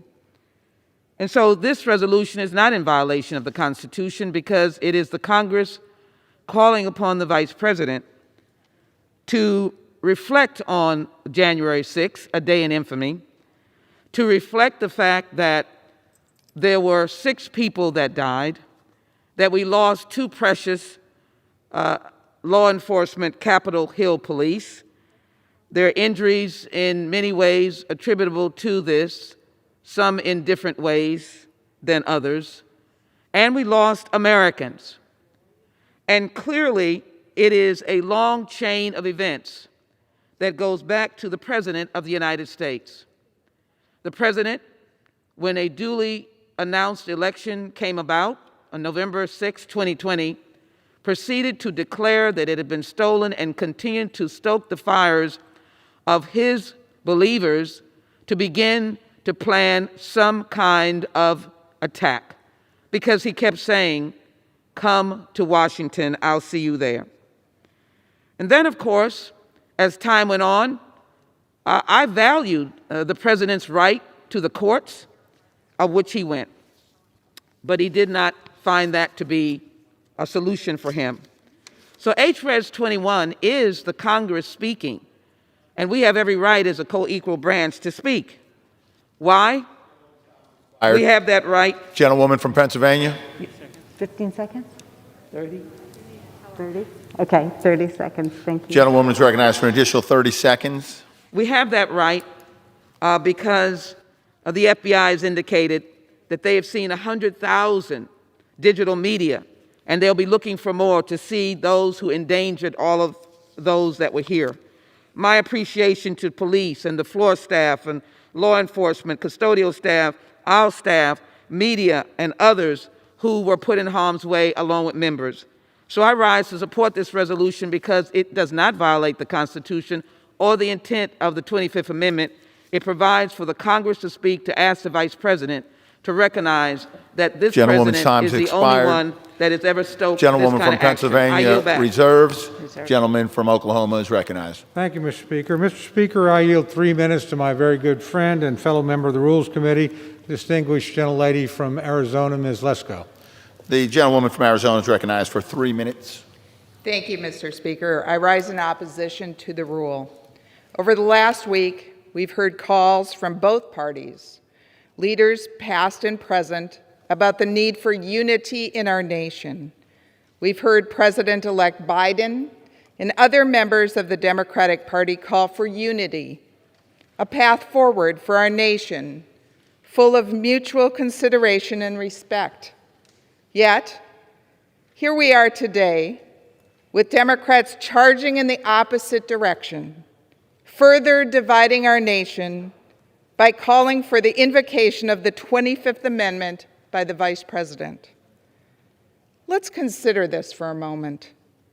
My Democratic colleagues are demanding Vice President Pence invoke the 25th Amendment and take over as president. With these calls, it is clear they have full faith in the Vice President and his ability to act in a manner that is consistent with his constitutional responsibility. Simply put, they trust him to do the job.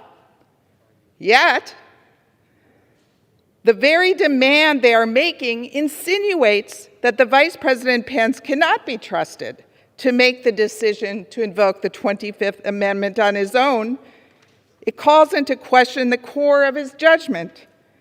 If you trust someone to lead the nation and be the acting president, shouldn't you also trust that same person to take the steps necessary to safeguard if it is needed? With that, I urge opposition to the rule, and I yield back the balance of my time. Gentlewoman yields. The gentleman from Oklahoma reserves. Gentlewoman from Pennsylvania is recognized. Mr. Speaker, I yield 2 minutes to the gentleman from California, Mr. Garamendi. Gentleman from California is recognized for 2 minutes. Mr. Speaker, I rise today with great sadness and anger over the events that transpired on January 6th, and I rise with steadfast determination to take every possible action to ensure that those who incited and committed the unconscionable acts on that day are brought to justice. Last week's violent insurrection on the U.S. Capitol left at least 6 people dead and dozens injured. It was a stain on our nation and our democracy. They beat police officers. They murdered a police officer. They planted pipe bombs, they brandished weapons, and they left our nation shocked and mourning. Just as this Congress returned mere hours after this insurrection to certify the lawful results of the 2020 presidential election, we stand here today prepared to take firm, decisive, and necessary action to restore our country. No president who invites thousands of his most devoted supporters to Washington and urges them to fight his political enemies by committing a seditious act on our democracy should be allowed to remain in office. If Vice President does not act, then to hold the President accountable, then we leave this nation vulnerable to future demagogues. And that brings us here today on this somber day to carry out our sacred oath to defend and protect the Constitution from all enemies, foreign and domestic. I will vote to impeach those The House will be in order. and I urge my colleagues to do the same. I yield back. Pursuant to Clause 8 of Gentlewoman Rule from 20, Pennsylvania the reserves. unfinished Gentleman from business Oklahoma is the is vote on recognized. ordering the Mr. previous Speaker. Mr. question Speaker, on House Resolution 38, on which the yeas and nays are ordered. The clerk will report the title of the resolution. House Calendar Number 1, House Resolution 38, Resolution providing for consideration of the resolution, House Resolution 21, calling on Vice President Michael R. Pence to convene and mobilize the principal officers of the executive departments of the Cabinet to activate Section 4 of the 25th Amendment to declare President Donald J. Trump incapable of executing the duties of his office and to immediately exercise powers as acting president and for other purposes. The question is on ordering the previous question. Members will record their votes by electronic device.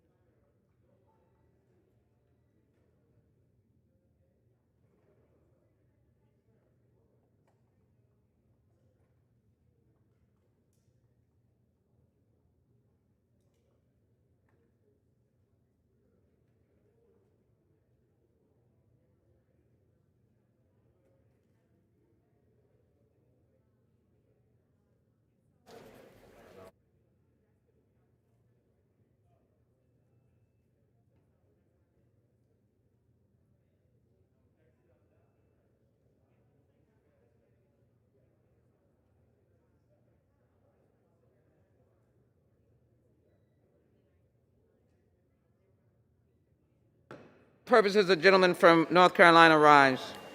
Madam Speaker, as a member designated by Mr. Bishop of Georgia, pursuant to H-Res 8, I inform the House that Mr. Bishop will vote yes. He will vote yes on ordering the previous question. Madam Speaker, as a member designated by Mr. Thompson of Mississippi, pursuant to H-Res 8, I inform the House that Mr. Thompson will vote yes. He will vote yes on ordering the previous question. Madam Speaker, as a member designated by Mr. Richmond of Louisiana, pursuant to H-Res 8, I inform the House that Mr. Richmond will vote yes. He will vote yes on ordering the previous question. And I will too.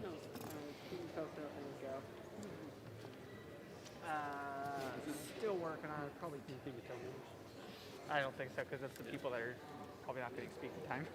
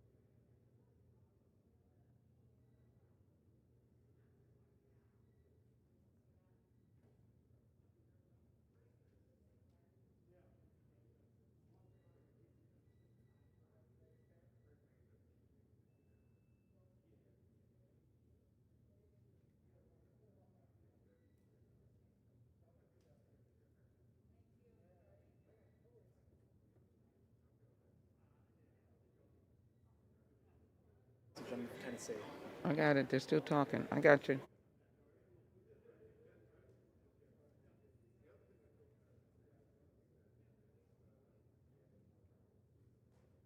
Does the gentleman from Tennessee rise? Madam Speaker, as the member designated by Mr. Fleischman of Tennessee, pursuant to H-Res 8, I inform the House that Mr. Fleischman will vote no on the Representative Scanlon motion to move the previous question on House Res 38. Thank you. And Madam Speaker, as the member designated by Mr. Desjardins of Tennessee, pursuant to H-Res 8, I inform the House that Mr. Desjardins will vote nay on the Representative Scanlon motion to move the previous question on H-Res 38.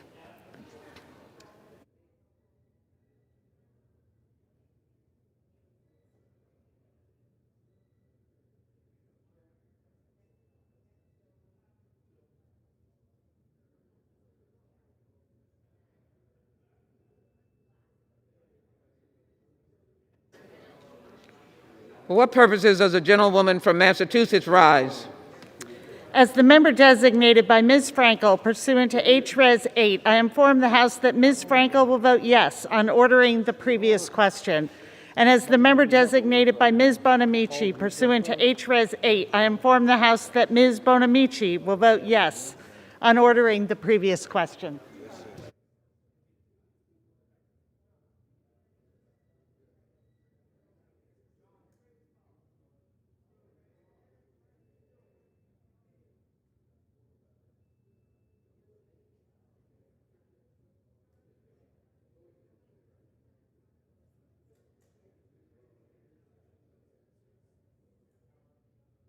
Does the gentleman from Texas rise? Madam Speaker, as the member designated by Mr. Fallon, Texas, pursuant to House Resolution 8, I inform the House that Mr. Fallon will vote nay on the Rep. Scallion's motion to move the previous question on House Resolution 38.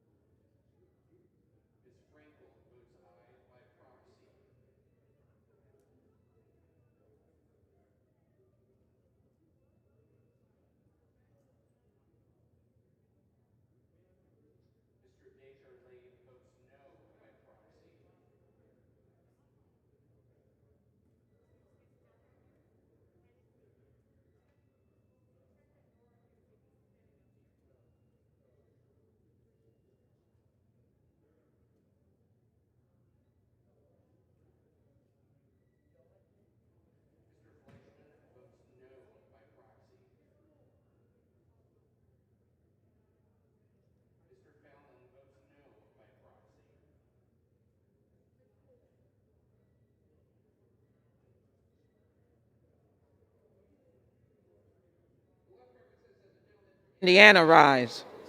As a member designated by Mr. Baird of Indiana, pursuant to H-Res 8.1, inform the House that Mr. Baird will vote no on the Rep. Scanlon motion to move the previous question, H-Res 38.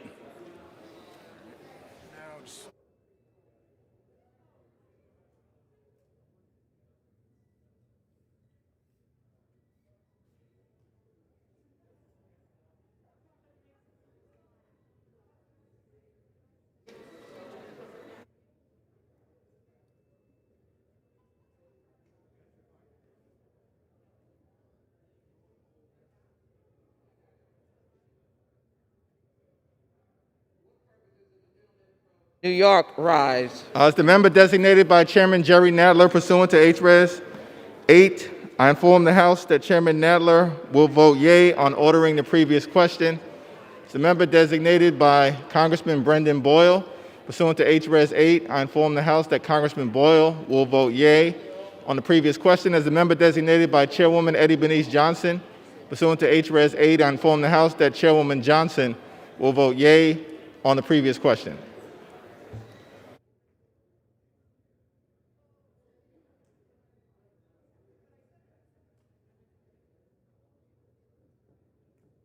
Who is this?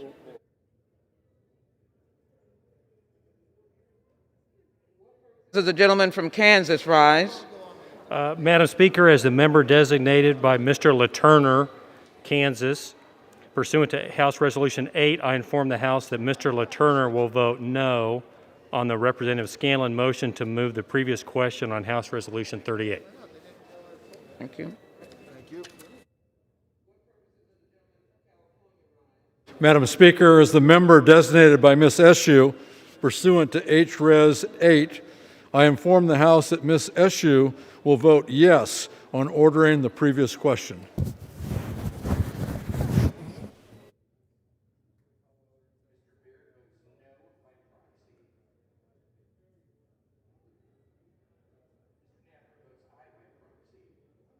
The gentleman from Connecticut rise. Thank you, Madam Speaker. Madam Speaker, As the member designated by Mr. Adam Smith of Washington State pursuant to House Resolution 8, I inform the House that Mr. Smith will vote yes on ordering the previous question. Yep, good to see you.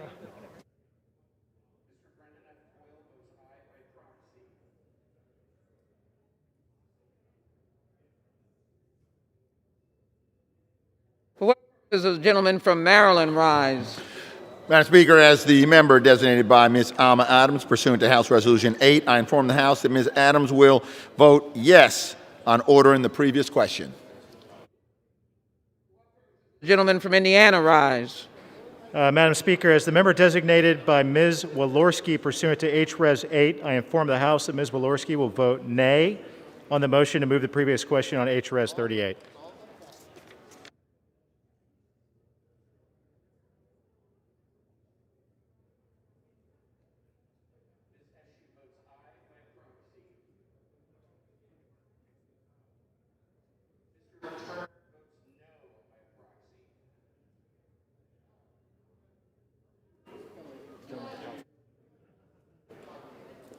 What purpose does the gentleman from California rise? As the member designated by Mr. Vella pursuant to H-Res 8, I inform the House that Mr. Vella will vote aye on ordering the previous question.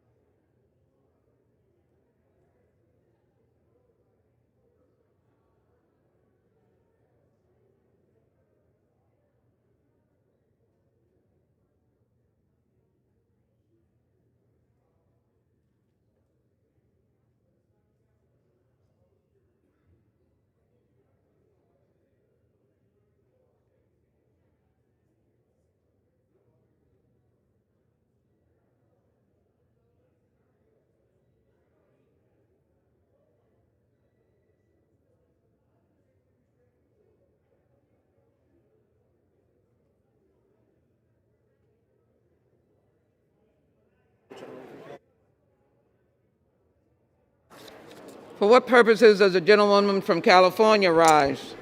As a member designated by Mr. DeSaulnier pursuant to H-Res 8, I inform the House that Mr. DeSaulnier will vote yes on ordering the previous question.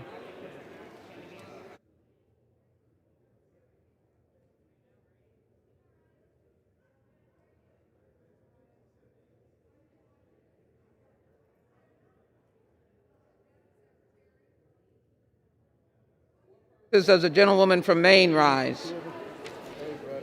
As the member designated by Ms. Custer pursuant to H-Res 8, I inform the House that Ms. Custer will vote yes on ordering the previous question.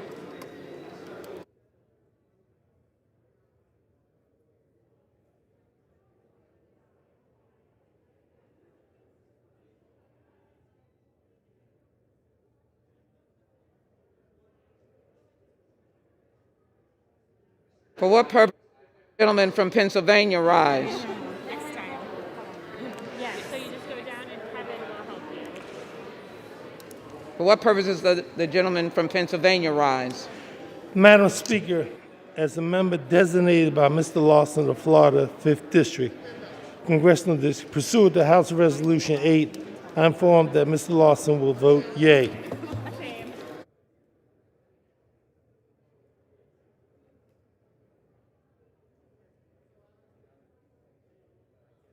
Does the gentleman from Texas rise? Madam Speaker, as the member designated by Representative Fletcher, pursuant to H-Res 8, I inform the House that Ms. Fletcher will vote aye on ordering the previous question.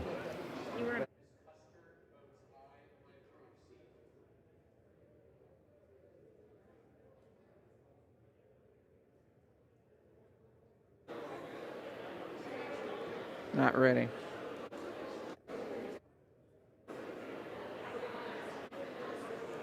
For what purpose does the gentleman from Kansas rise? Madam Speaker, as the member designated by Ms. Lager Fernandez pursuant to H-Res 8, I inform the House that Ms. Lager Fernandez will vote aye on ordering the previous question.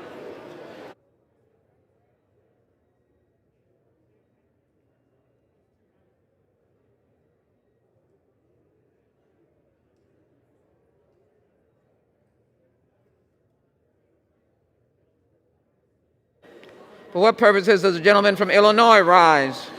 Madam Speaker, as the member designated by Mr. Grijalva pursuant to H-Res 8, I inform the House that Mr. Grijalva will be voting yea on ordering the previous question.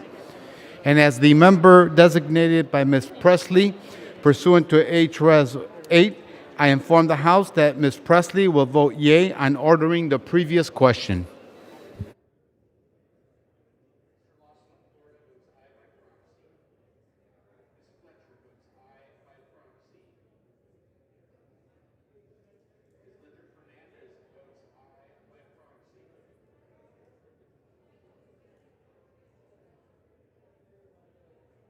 Purposes does the gentleman from Virginia rise? Designated by Mr. Blumenauer, pursuant to H-Res 8, inform the House that Mr. Blumenauer will vote yes on ordering the previous question. As the member designated by Mr. Lowenthal, pursuant to H-Res 8, I inform the House that Mr. Lowenthal will vote yes on ordering the previous question. As the member designated by Mr. Peters, pursuant to H-Res 8, I inform the House that Mr. Peters will vote yes on ordering the previous question. As the member designated by Mr. Liu, pursuant to H-Res 8, I inform the House that Mr. Liu will vote yes on ordering the previous question. Does the gentlewoman from New York rise? Madam Speaker, as the member designated by Mr. Young of Alaska pursuant to House Resolution 8, I inform the House that Mr. Young will vote nay on the motion to move the previous question on House Resolution 21.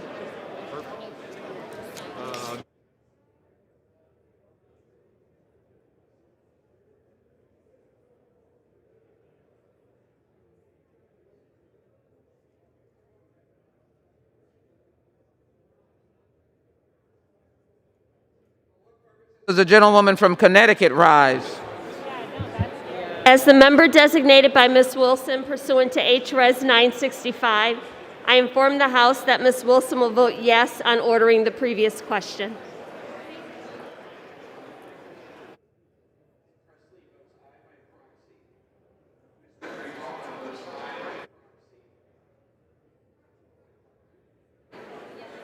For what purposes does the gentleman from Massachusetts rise? As the member designated by Mr. Moulton of Massachusetts pursuant to H. Res. 8, I will inform the House that Mr. Moulton will vote yes on ordering the previous question.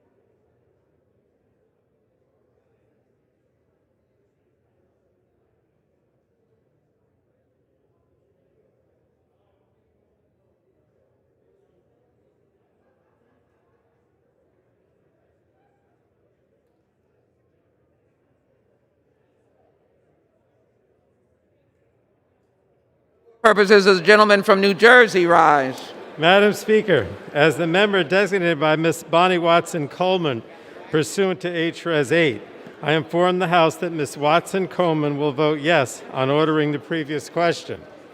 And as the member designated by Mr. Albio Series pursuant to H. Res. 8, I inform the House that Mr. Series will vote yes on ordering the previous question. And as the member designated by Mr. Bill Pascrell pursuant to H. Res. 8, I inform the House that Mr. Pascrell will vote yes on ordering the previous question. And finally, Madam Speaker, as the member designated by Mr. Paul Tonko pursuant to H. Res. 8, I inform the House that Mr. Tonko will vote yes on ordering the previous question.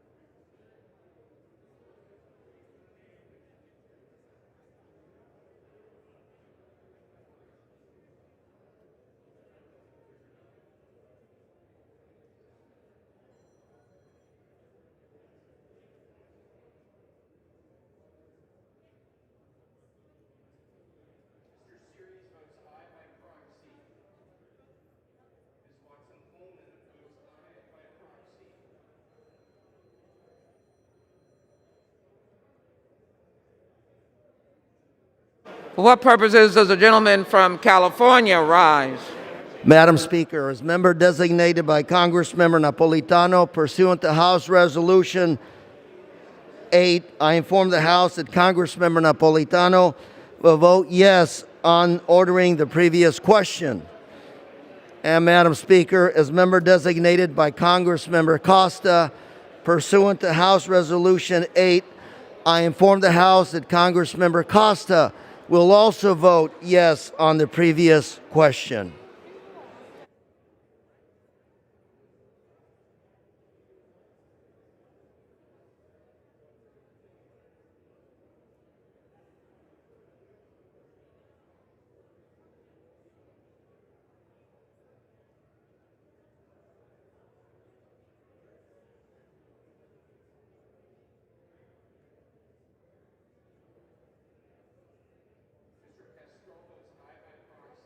Does the gentlewoman from Virginia rise?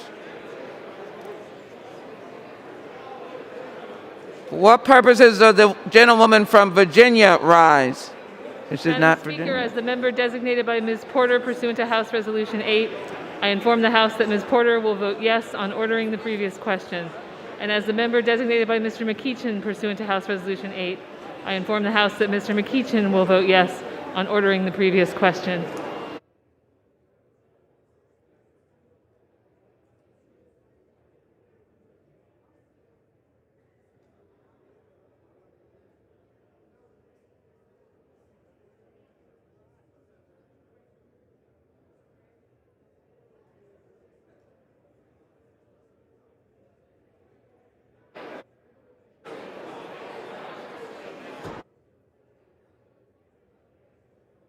Purposes does the gentlewoman from Michigan rise? As the member designated by Mrs. Dingle pursuant to House Resolution 8, I inform the House that Mrs. Dingle votes yea on the previous question. As the member designated by Ms. Agsney pursuant to House Resolution 8, I inform the House that Ms. Agsney votes yea on the previous question. As the member designated by Ms. Lee of Nevada pursuant to House Resolution 8, I inform the House that Ms. Lee votes yea on the previous question. As the member designated by Ms. Capter pursuant to House Resolution 8, I inform the House that Ms. Capter votes yea on the previous question. Gentleman from Michigan rise? Madam Speaker, as the member designated by Mr. Bergman pursuant to House Resolution 8, I inform the House that Mr. Bergman will vote no on ordering the previous question. As the member designated by Mr. Lambourne pursuant to House Resolution 8, I inform the House that Mr. Lambourne will vote no on ordering the previous question.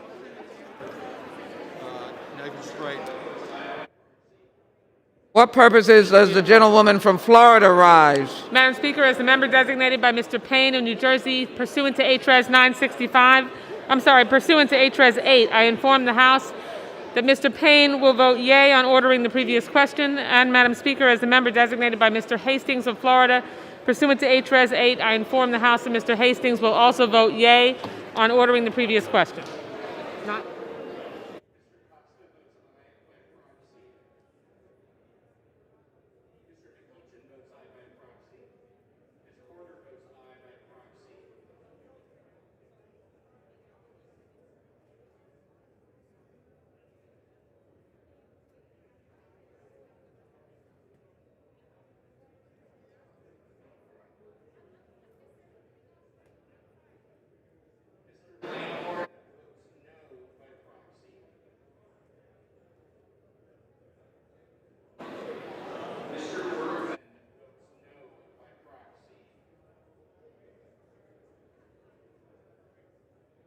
Purposes does the gentleman from Virginia rise? For what purposes does the gentleman from Virginia rise? Madam Speaker, as the member designated by Ms. Titus of Nevada pursuant to HRES 8, I inform the House that Ms. Titus will vote yes on ordering the previous question.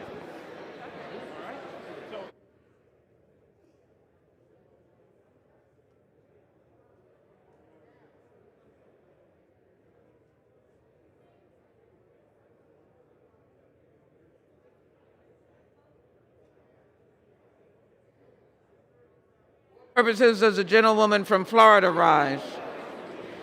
Madam Speaker, as member designated by Mr. Buchanan of Florida pursuant to HRES 8, I inform the House that Mr. Buchanan will vote nay on the Rep. Scanlon motion to move the previous question on HRES 38.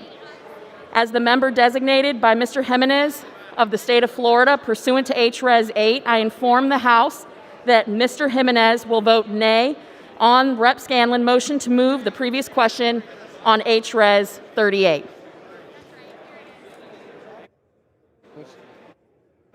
For what purposes does the gentleman from Washington rise?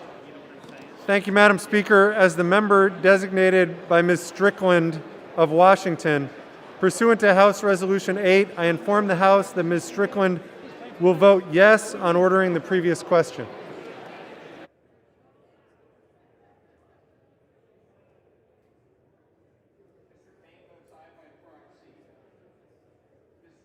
Does the gentleman from Massachusetts rise?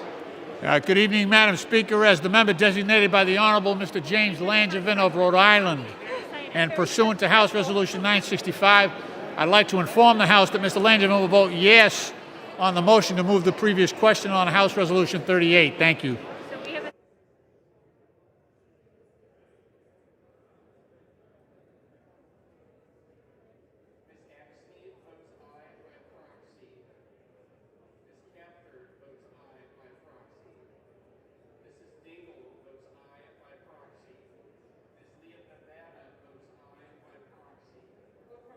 The gentlewoman from California rise. Madam Speaker, as the member designate by Mr. Mondaire Jones of New York pursuant to HRES 8, I inform the House that Mr. Jones will be voting yes on ordering the previous question.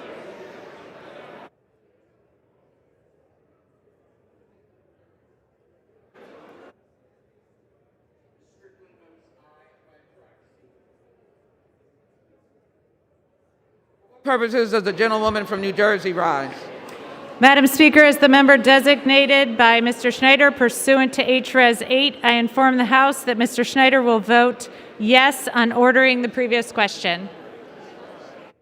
Purposes does the gentleman from Nebraska rise? Madam Speaker, as a member designated by Mr. Bill Raucus of Florida, pursuant to HRES 8, I inform the House that Mr. Bill Raucus will vote nay on Representative Scanlon's motion to move the previous question on HRES 38.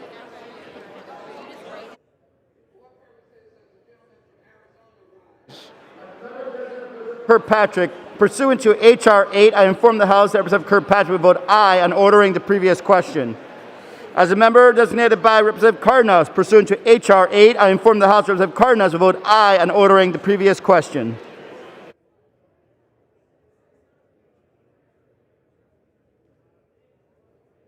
What purposes does the gentleman from Pennsylvania rise?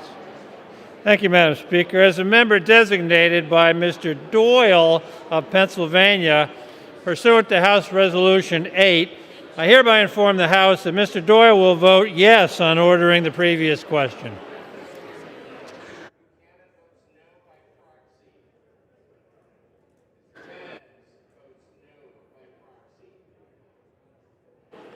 For what purposes does the gentlewoman from Illinois rise? As a member designated by Mr. Carson, pursuant to HRES 8, I inform the House that Mr. Carson will vote yes on ordering the previous question. As the member designated by Mr. Rush, pursuant to HRES 8, I inform the House that Mr. Rush will vote yes on ordering the previous question.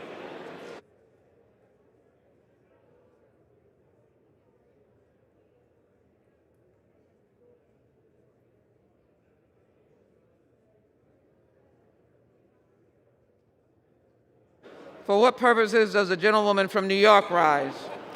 Madam Speaker, as the member designated by Mr. Deutsch of Florida pursuant to HRES 8, I inform the House that Mr. Deutsch will vote yes on ordering the previous question. For what purposes does the gentleman from Ohio rise? Okay.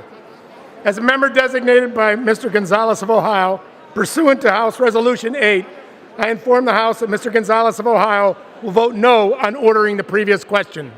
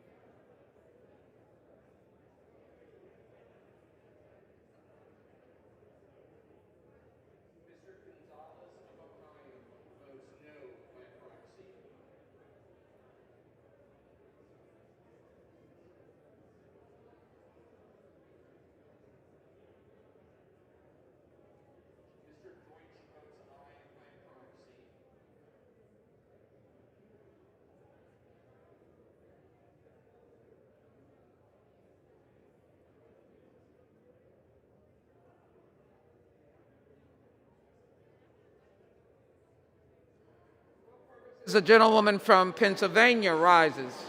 As the member designated by Ms. Wild pursuant to HRES 8, I inform the House that Ms. Wild will vote yes on ordering the previous question.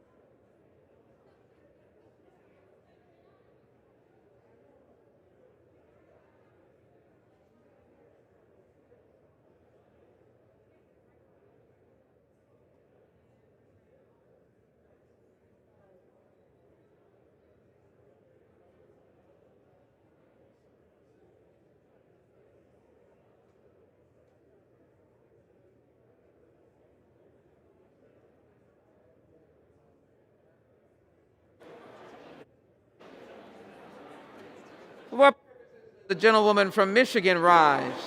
As the member designated by Ms. Ocasio-Cortez pursuant to House Res 8, I inform the House that Ms. Ocasio-Cortez will vote yes on ordering the previous question. How you doing, Chairman? Hey, how are you? I'm good, darling. I'm good.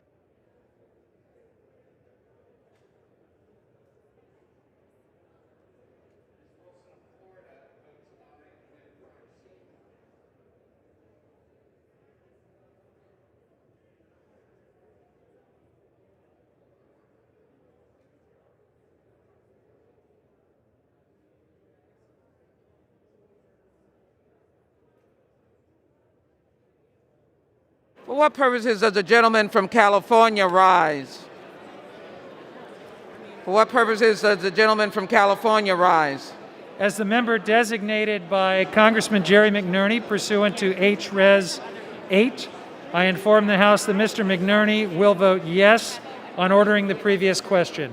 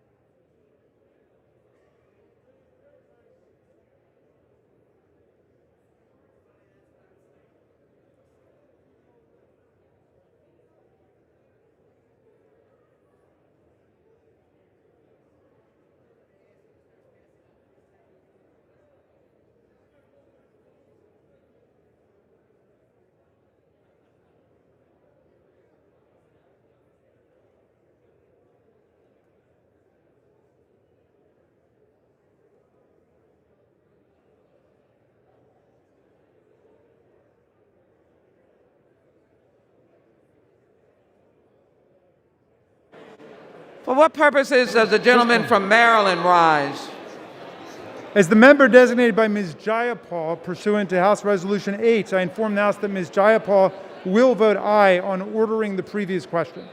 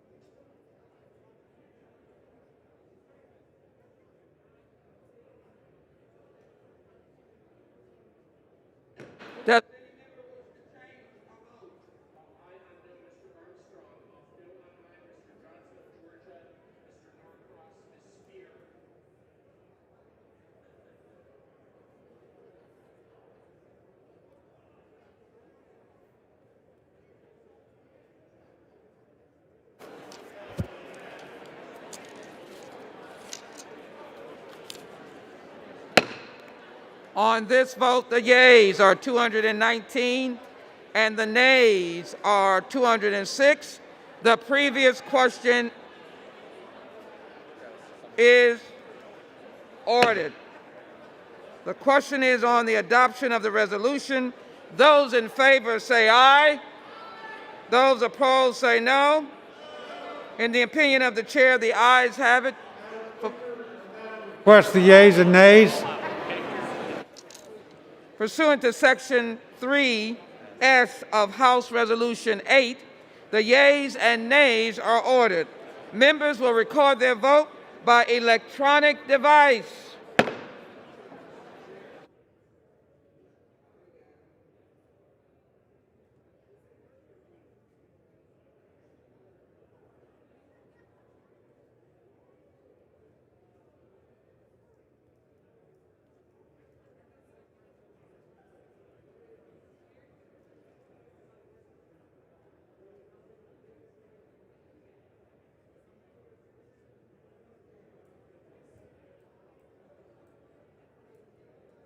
Purposes of the gentleman from Texas rise. Madam Speaker, as a member designated by Mr. Baird from Indiana, pursuant to H-Res 8, I inform the House that Mr. Baird will vote no on the Rep. Scanlon motion, on the motion to pass the rules. Need a different thing.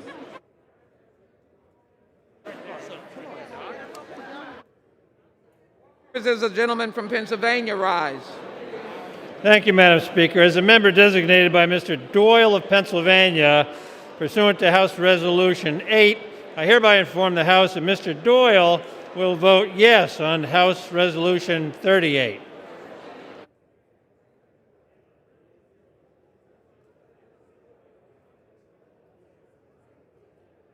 Purposes of the gentlewoman from Pennsylvania rise.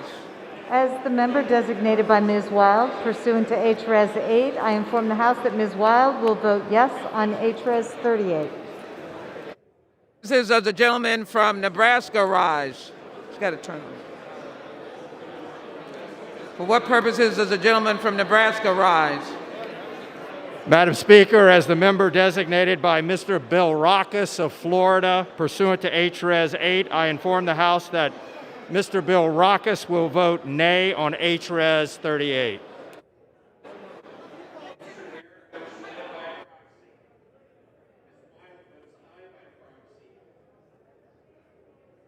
Purposes of the gentlewoman from New York rise.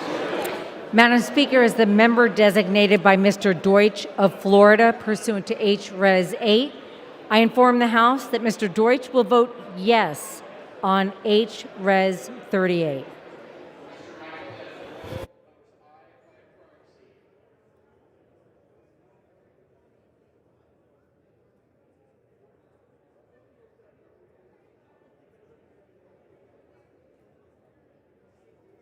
For what purposes does the gentleman from Massachusetts rise?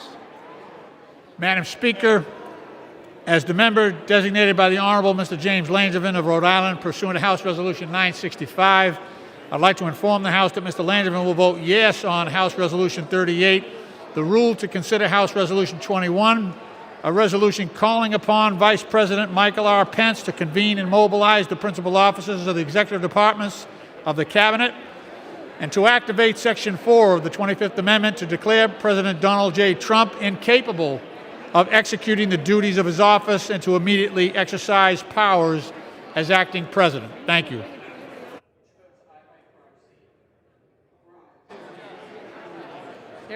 What purposes does the gentlelady from New York rise? Madam Speaker, as the member designated by Mr. Young of Alaska pursuant to House Resolutions 8, I inform the House that Mr. Young will vote nay on the rule of House Resolution 21.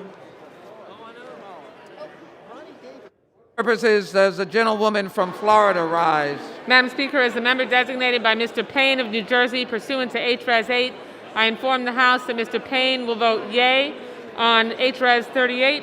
And Madam Speaker, as the member designated by Mr. Hastings of Florida pursuant to H-Res 8, I inform the House that Mr. Hastings will also vote yea on H-Res 38.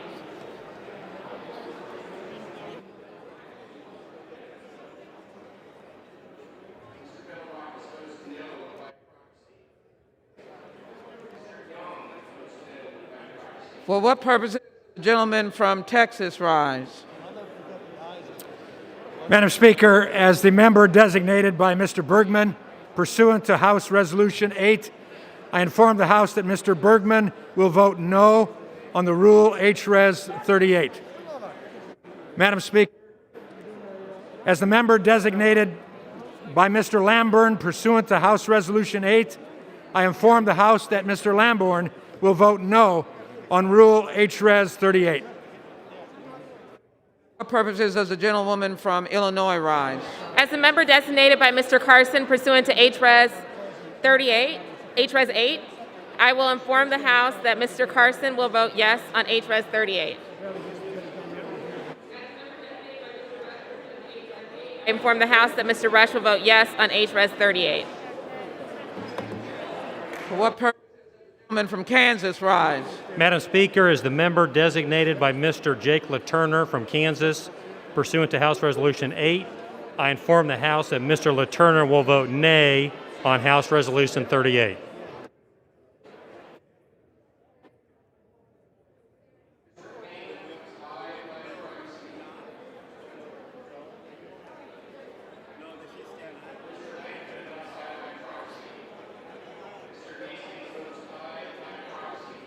What purposes does the gentlewoman from California rise?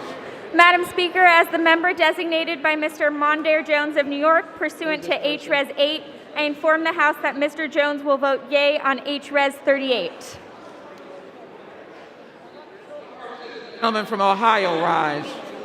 As a member designated by Mr. Gonzalez of Ohio, pursuant to House Resolution 8, I inform the House that Mr. Gonzalez of Ohio will vote no on H-Res 38. For what purposes does the gentleman from Arizona rise? What purposes does the gentleman from Arizona rise?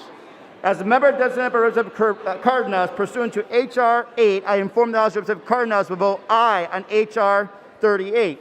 As a representative designated by Representative Kirkpatrick, pursuant to H.R. 8, I inform the House Representative Kirkpatrick will vote aye on H.R. 38.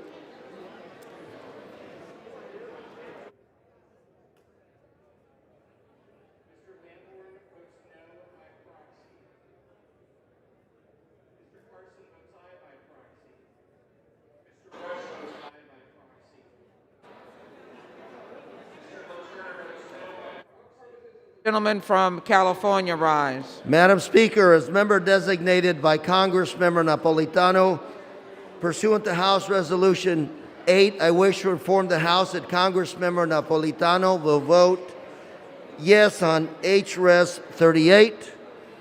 And Madam Speaker, as member designated by Congressmember Costa, pursuant to House Resolution 8, I inform the House that Congressmember Costa will also vote yea on H-Res 38.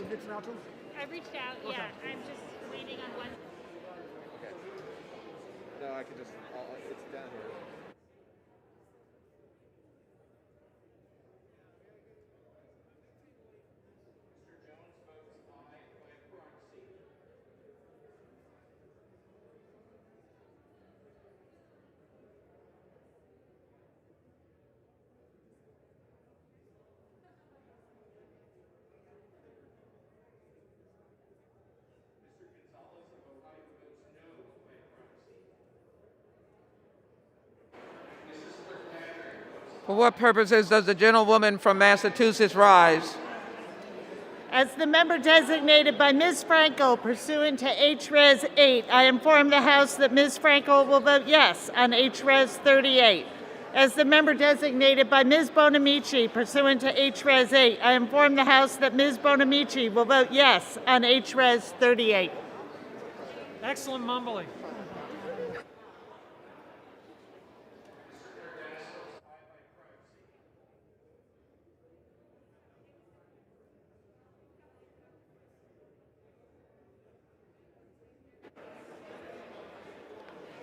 For what purposes does the gentleman from California rise?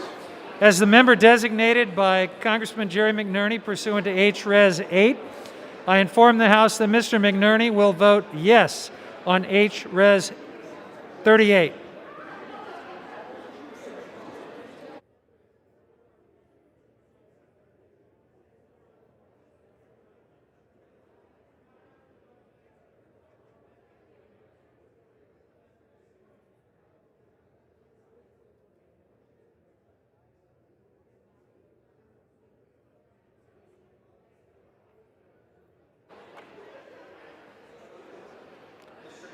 For what purposes does the gentleman from New York rise? As the member designated by Chairwoman Eddie Bernice Johnson pursuant to H-Res 8, I inform the House that Chairwoman Johnson will vote yea on H-Res 38. As the member designated by Chairman Jerry Nadler pursuant to H-Res 8, I inform the House that Chairman Nadler will vote yea on H-Res 38. As the member designated by Congressman Brendan Boyle pursuant to H-Res 8, I inform the House that Congressman Boyle will vote yea on H-Res 38.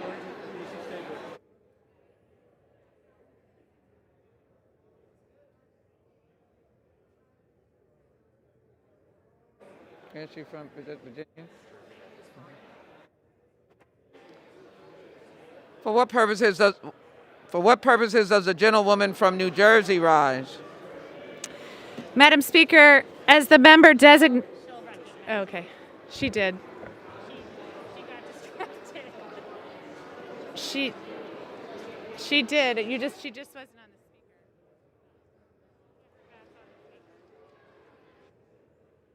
Purposes does the gentlewoman from New Jersey rise? Madam Speaker, as the member designated by Mr. Schneider pursuant to H-Res 8, I inform the House that Mr. Schneider will vote yes on H-Res 38.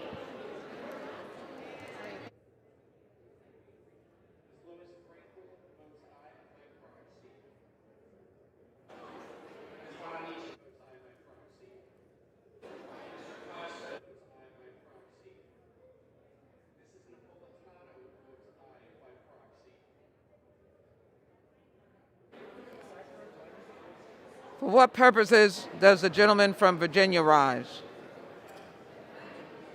What purposes does the gentleman from Virginia rise? Madam Speaker, as the member designated by Mr. Blumenauer pursuant to H-Res 8, I inform the House that Mr. Blumenauer will vote yes on H-Res 38.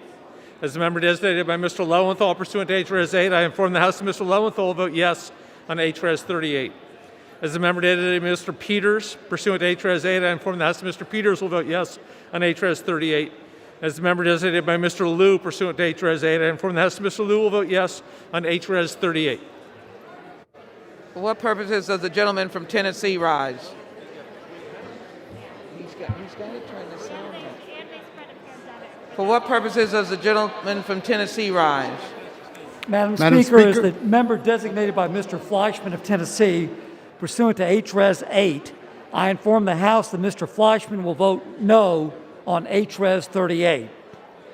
As the member designated by Mr. Desjardins of Tennessee, pursuant to H-Res 8, I inform the House that Mr. Desjardins will vote nay on H-Res 38. For what purposes does the gentleman from Illinois rise? Madam Speaker, as the member designated by Mr. Grijalva, pursuant to H.R.S. 8, I inform the House that Mr. Grijalva will vote aye on House Resolution 38. And as the member designated by Ms. Presley of Massachusetts, pursuant to H.R.S. 8, I inform the House that Ms. Presley will vote yea on H.R.S. 38.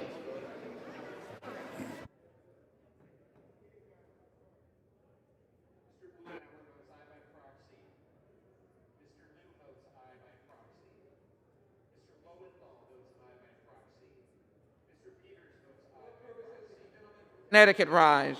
Thank you, Madam Speaker. Madam Speaker, as the member designated by Mr. Adam Smith of Washington State pursuant to H-Res 8, I inform the House that Mr. Smith will vote yes on H-Res 8.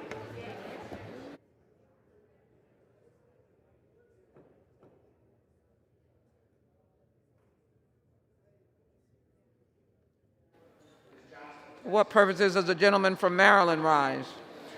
Madam Speaker, as the member designated by Ms. Alma Adams of North Carolina pursuant to House Resolution 8, I inform the House that Ms. Adams will vote yes on House Resolution 38.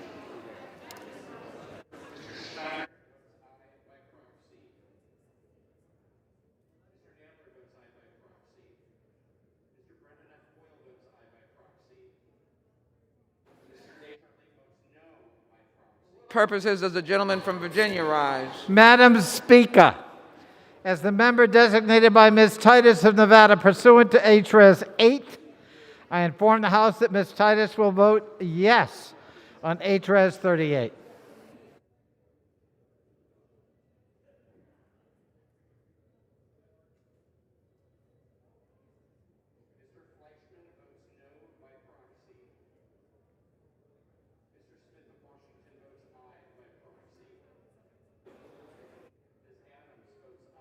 Does the gentleman from North Carolina rise? Madam Speaker, as a member designated by Mr. Bishop of Georgia, pursuant to H-Res 8, I inform the House that Mr. Bishop will vote yes. He will vote yes on H-Res 38. Madam Speaker, as a member designated by Mr. Thompson of Mississippi, pursuant to H-Res 8, I inform the House that Mr. Thompson will vote yes. He will vote yes on H-Res 38.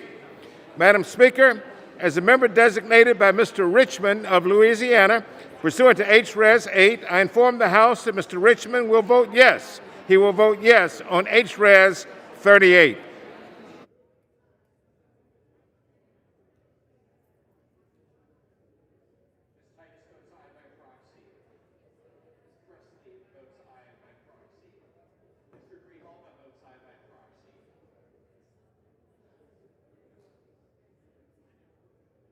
Does the gentlewoman from Michigan rise? As the member designated by Mrs. Dingle pursuant to House Resolution 8, I inform the House that Mrs. Dingle will vote yea on H-Res 38. As the member designated by Ms. Axney pursuant to House Resolution 8, I inform the House that Ms. Axney votes yea on House Resolution 38. As the member designated by Ms. Lee of Nevada pursuant to House Resolution 8, I inform the House that Ms. Lee votes yea on House Resolution 38.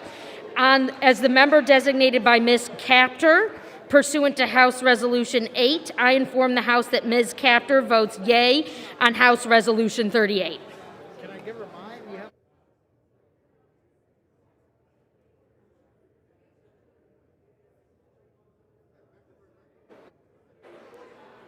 For what purposes does the gentleman from California rise? As a member designated by Mr. Villa pursuant to H-Res 8, I inform the House that Mr. Villa will vote aye on H-Res 38.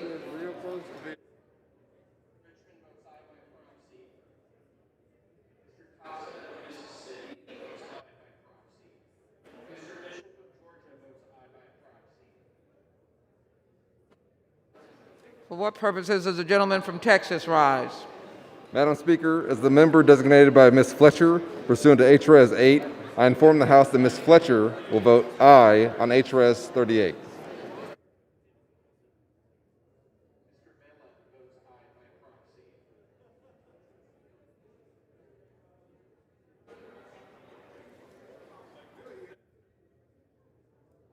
Does the gentleman from New Jersey rise?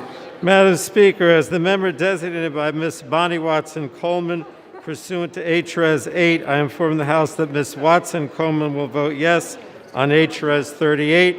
And as the member designated by Mr. Albio Series pursuant to H-Res 8, I inform the House that Mr. Series will vote yes on H-Res 38. As the member designated by Mr. Bill Pascrell pursuant to H-Res 8, I inform the House that Mr. Pascrell will vote yes on H-Res 38.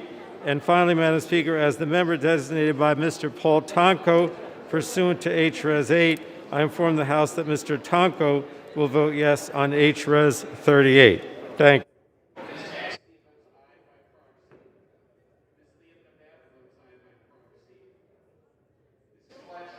you. Does the gentlewoman from Kansas rise? Madam Speaker, as the member designated by Ms. Lager Fernandez pursuant to H-Res 8, I inform the House that Ms. Lager Fernandez will vote aye on H-Res 38.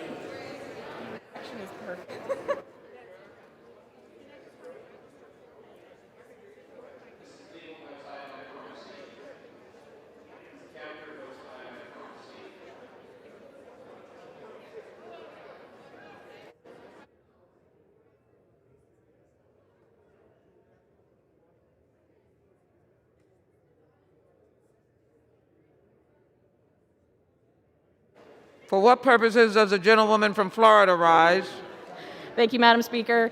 As the member designated by Mr. Buchanan of the state of Florida pursuant to H-Res 8, I inform the House that Mr. Buchanan will vote nay on H-Res 38. For what purposes does the gentleman from Maryland rise? I rise as the member designated by Ms. Jayapal pursuant to House Resolution 8, and I inform the House Ms. Jayapal will vote aye on House Resolution 38.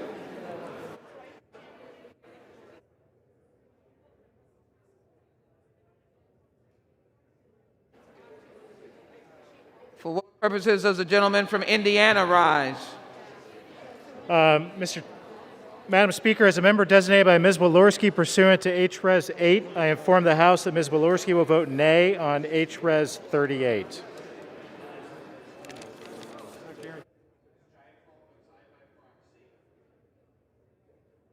Purposes, does the gentleman from Washington rise?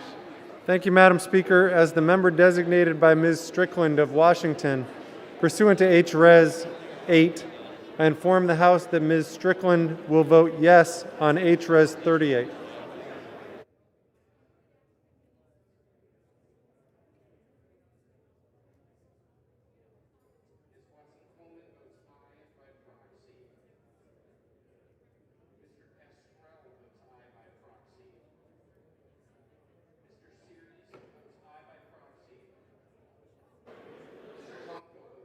Does the gentlewoman from Maine rise? As the member designated by Ms. Custer of New Hampshire pursuant to H-Res 8, I inform the House that Ms. Custer will vote yes on H-Res 38.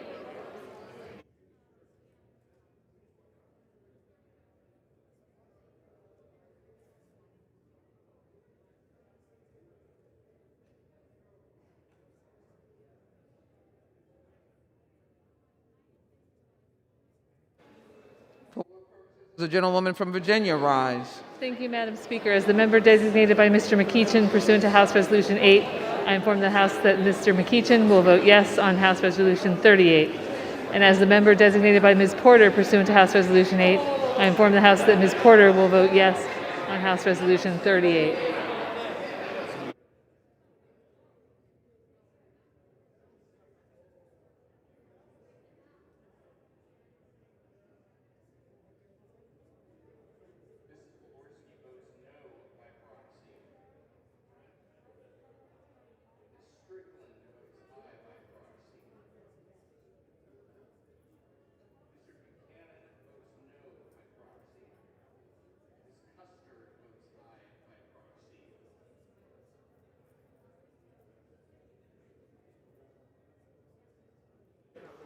For what purposes does the gentleman from Pennsylvania rise? Madam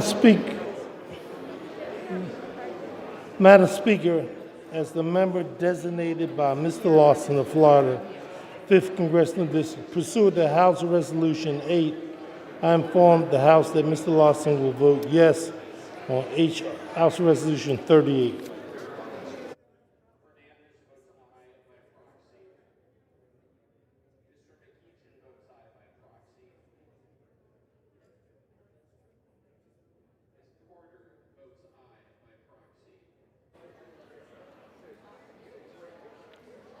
For what purposes does the gentlewoman from Connecticut rise? As the member designated by Ms. Wilson pursuant to H-Res 8, I inform the House that Ms. Wilson will vote yes on H-Res 38.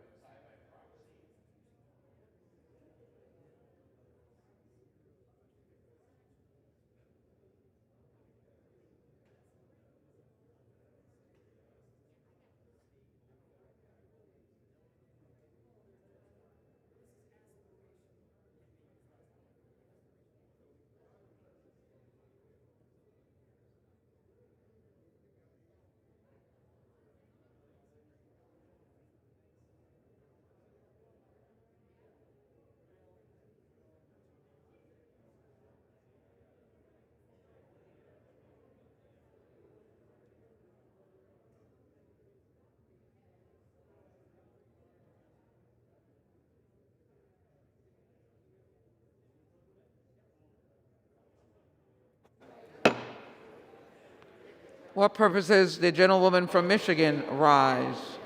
As the member designated by Ms. Ocasio-Cortez pursuant to House Res. 8, I inform the House that Ms. Ocasio-Cortez will vote yes on House Res. 38.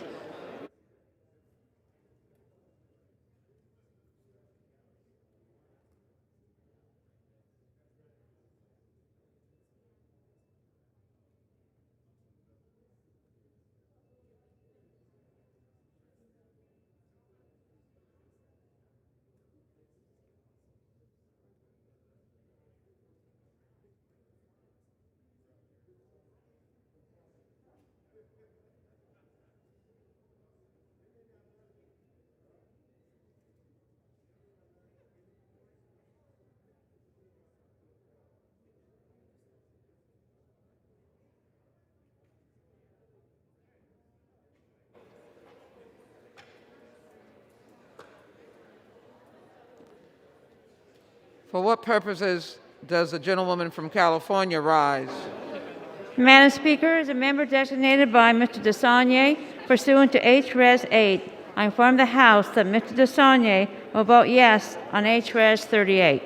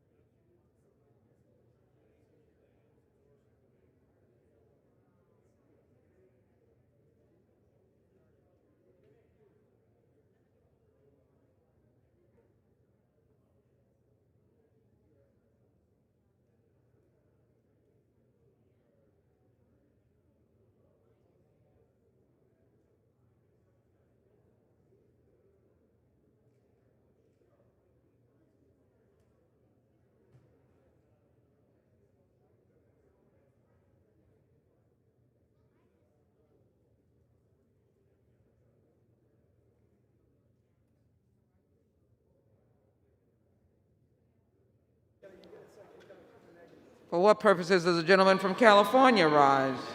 Madam Speaker, as a member designated by Ms. Eshoo pursuant to H. Res. 8, I inform the House that Ms. Eshoo will vote yes on H. Res. 38.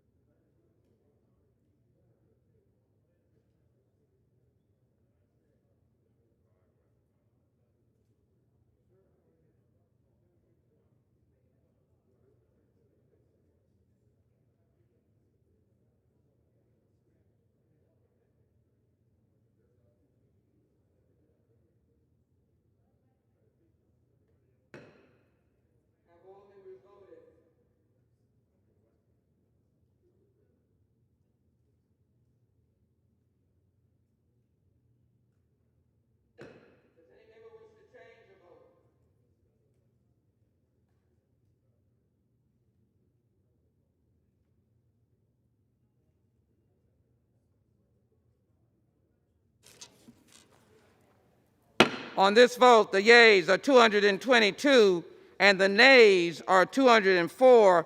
The resolution is adopted. Without objection, the motion to reconsider is laid on the table.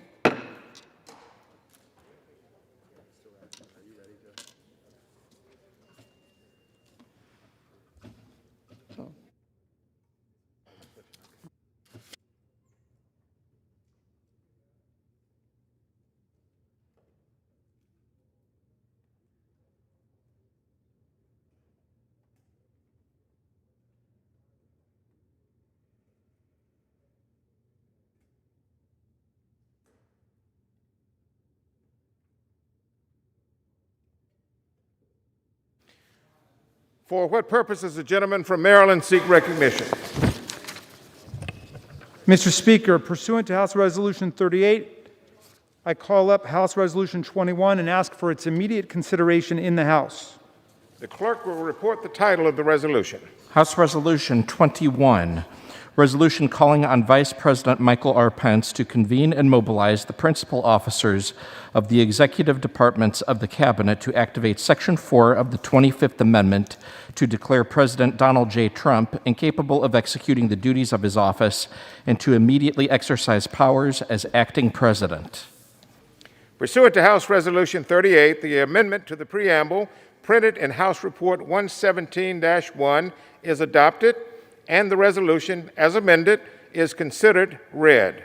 The resolution as amended shall be debatable for 1 hour, equally divided and controlled by the chair and ranking minority member of the Committee on the Judiciary or their respective designees. The gentleman from Maryland, Mr. Raskin, and the gentleman from Ohio, Mr. Jordan, each will control 30 minutes. The chair now recognizes the gentleman from Maryland, Mr. Raskin. Mr. Speaker, thank you. I ask unanimous consent that all members may have 5 legislative days within which to revise and extend their remarks and insert extraneous material on HRes 21. Without objection. Mr. Speaker, I yield to myself 3 minutes to begin. The gentleman is recognized for 3 minutes. We've experienced the trauma of a violent attack on this House of Representatives, on this chamber, and on all of the people who work here. An armed, lawless, and enraged mob smashed windows, beat up and crushed Capitol Hill police officers who cried out in agony, overcame and subdued law enforcement, killed or caused the deaths of at least 5 American citizens, including a heroic Capitol Hill police officer, Brian Sicknick, and 4 other Americans, inflicted serious injuries on dozens of our police officers and other people, including 15 officers who had to be hospitalized. Chanting, "Stop the Steal" and "Hang Mike Pence," they threatened the lives and safety of the 3 individuals in the line of succession to the President of the United States. They built a gallows right outside the Capitol. They screamed, "Where's Nancy?" They stormed the Speaker's office and they occupied it. They stole government property. They trashed the place. They terrorized officers, staff, and members. They brandished the Confederate battle flag in the Capitol of the United States, something that didn't even happen during the Civil War. They allowed hundreds or thousands of people to enter the Capitol without metal detector or any kind of security screening at all. Not only to desecrate the temple of democracy and to spit in the face of Congress, but actually to interfere with the counting of electoral college votes in the 2020 presidential election.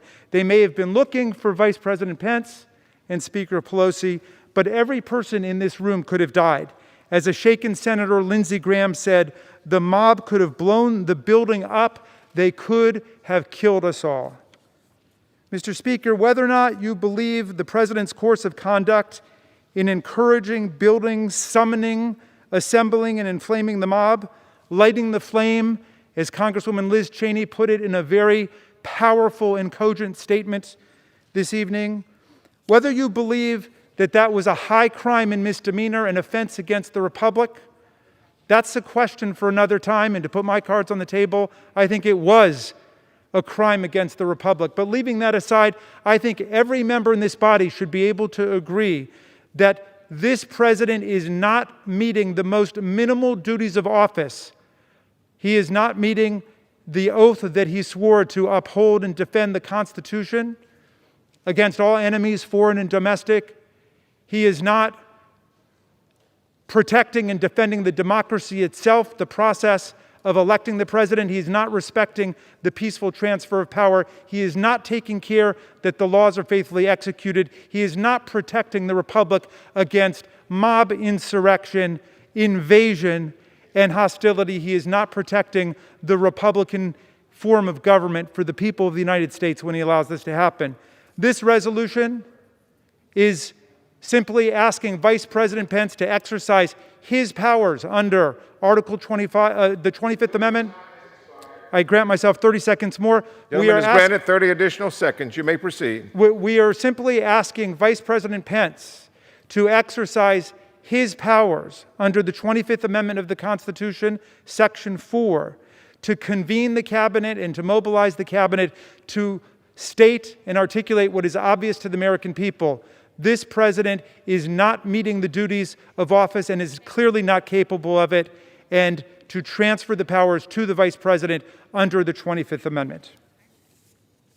With that, I will yield now for 1 minute time.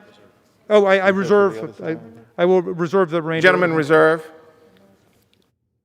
Reserves this time. The gentleman from Ohio is recognized. Thank you, Mr. Speaker. I would yield to the gentleman from the great state of California, Mr. McClintock, for 2.5 minutes. Gentleman is recognized for 2.5 minutes. Thank you, Mr. Speaker.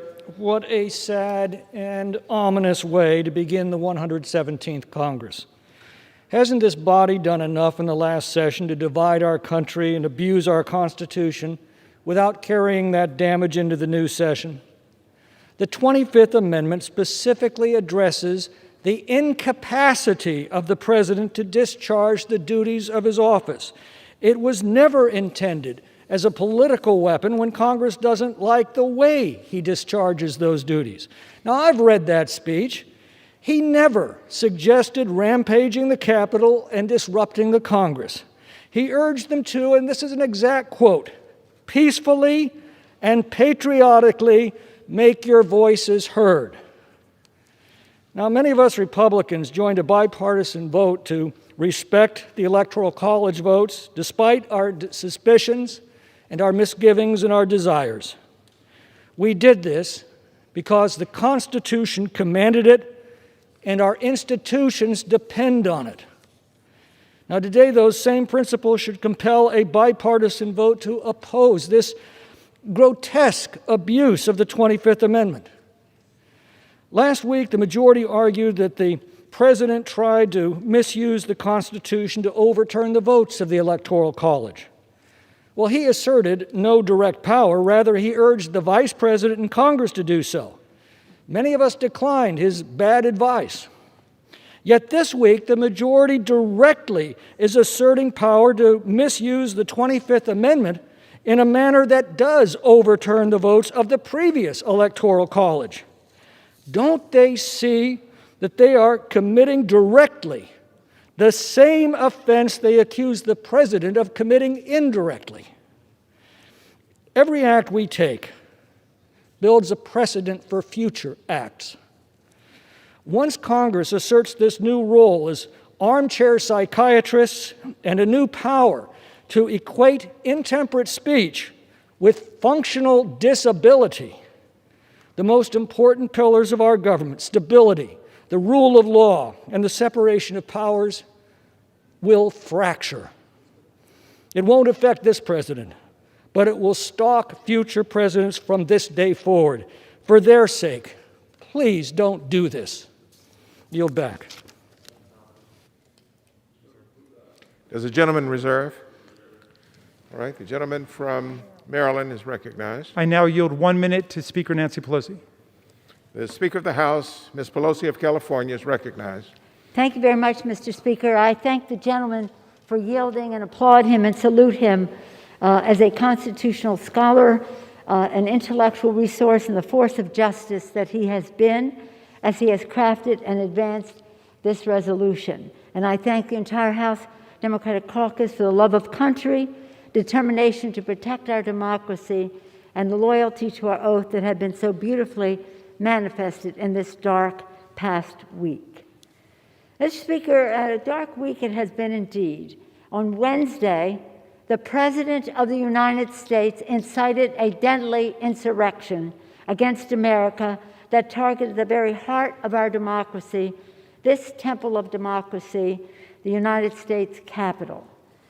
Defiling the genius of the Constitution, separate but equal, attacking the first branch of government, trying to prevent us from ascertaining our constitutional duty to ascertain that Joe Biden and Kamala Harris will be President and Vice President of the United States. The gleeful desecration of the Capitol and the violence against Congress, our staff, and our workers are horrors that will forever stain our nation's history. 5 Americans have died following the violent attack. More than 50 police officers were seriously injured, including 15 officers who were hospitalized. On behalf of the House, I salute and express deepest gratitude to U.S. Capitol Police for the valor that they showed in protecting the lives of members, but especially protecting our staff and those who make Congress function.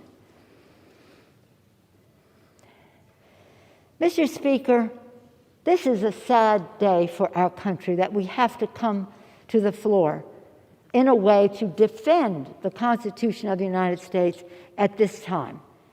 The facts are very clear. The President called for this seditious attack. For days, he urged supporters to come to Washington for the insurrection.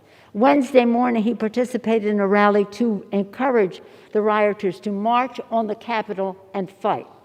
And not only did he urge people to march on the Capitol and fight, he further fanned the flames, and he and his family cheered and celebrated the desecration of the Capitol.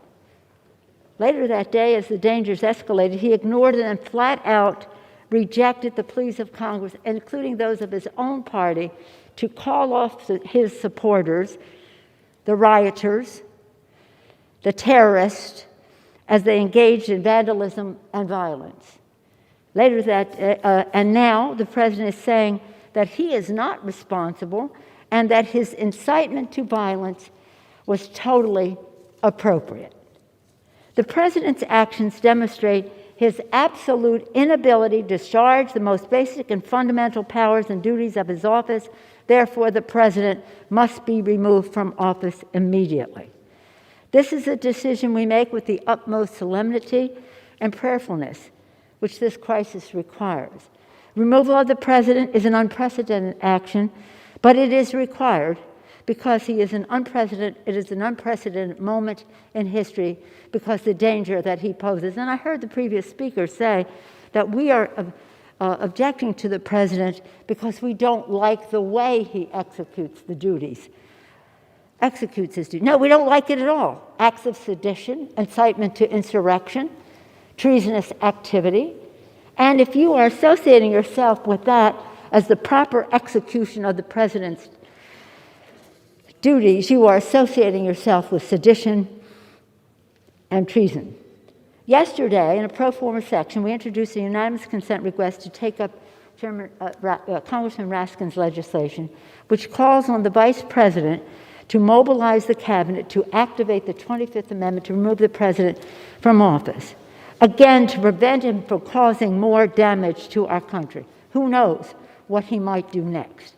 But House Republicans rejected this legislation, and so the President's unhinged, unstable, deranged acts of sedition may continue, endangering America and undermining our democracy. Now we are taking up this legislation in regular session. After passage, we are calling on the Vice President to respond within 24 hours of passage. This resolution gives House Republicans the clear choice to honor the oath of office, to defend our democracy, and to uphold the sacred trust given to us by the Constitution and by those whom we represent. Mr. Speaker, during the Trump presidency, this 4 years, and especially during this sad time, I recall the words of the great Israeli poet Ehud Manor, and that's what he said when he said, "I can't keep silent in light of how my country has changed her face. Won't quit trying to remind her in her ears, I'll sing my cries until she opens her eyes. I can't keep silent of how my country's changed her face." I urge my Republican colleagues to open their eyes and to finally hold this president accountable. The security of our country and the future of our very democracy are at stake. When we pray for God to bless America, let us hope that that blessing comes down strongly on us in the next few days. With that, Mr. Speaker, I yield back the balance of my time and again applaud the great leadership of Mr. Raskin. The Speaker yields back. Does the gentleman from Maryland reserve? I reserve, yes. The gentleman from Ohio is recognized. Mr. Speaker, I will yield 2 minutes to the gentleman from Virginia, Mr. Klein. The gentleman is recognized for 2 minutes. Thank you, Mr. Speaker. I rise today in opposition to House Resolution 21, calling on Vice President Pence to invoke Section 4 of the 25th Amendment. Like all of us, I condemn in the strongest possible terms the violence that occurred here in our nation's capital last week. Political violence is never the answer, regardless of which side of the political spectrum it occurs. And that's a strongly held position on which I've been clear since well before my time in Congress. Let's be clear about a few things. The adoption of this political resolution would be divisive rather than unifying. The Vice President has said he has no intention of taking action under the amendment, so this process is pure political theater on the part of the majority. In addition, no due process has been provided. As a former prosecutor, if law enforcement brought evidence of a crime to me and said, take this to the jury tomorrow for a jury trial, there would be no chance for the defendant to prepare any defense. I'd be violating half the Constitution, the Code of Virginia, over 100 different rules of procedure. In the more than 50 years since the 25th Amendment was ratified, Section 4 has never been invoked.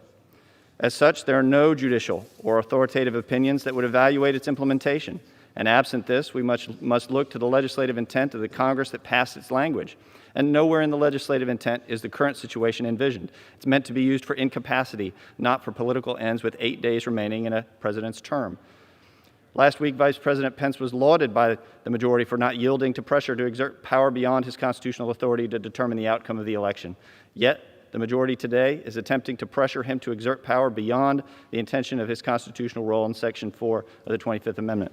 This action will only further fuel the political divide among our citizens and will be detrimental to the long-term efforts to unify our country.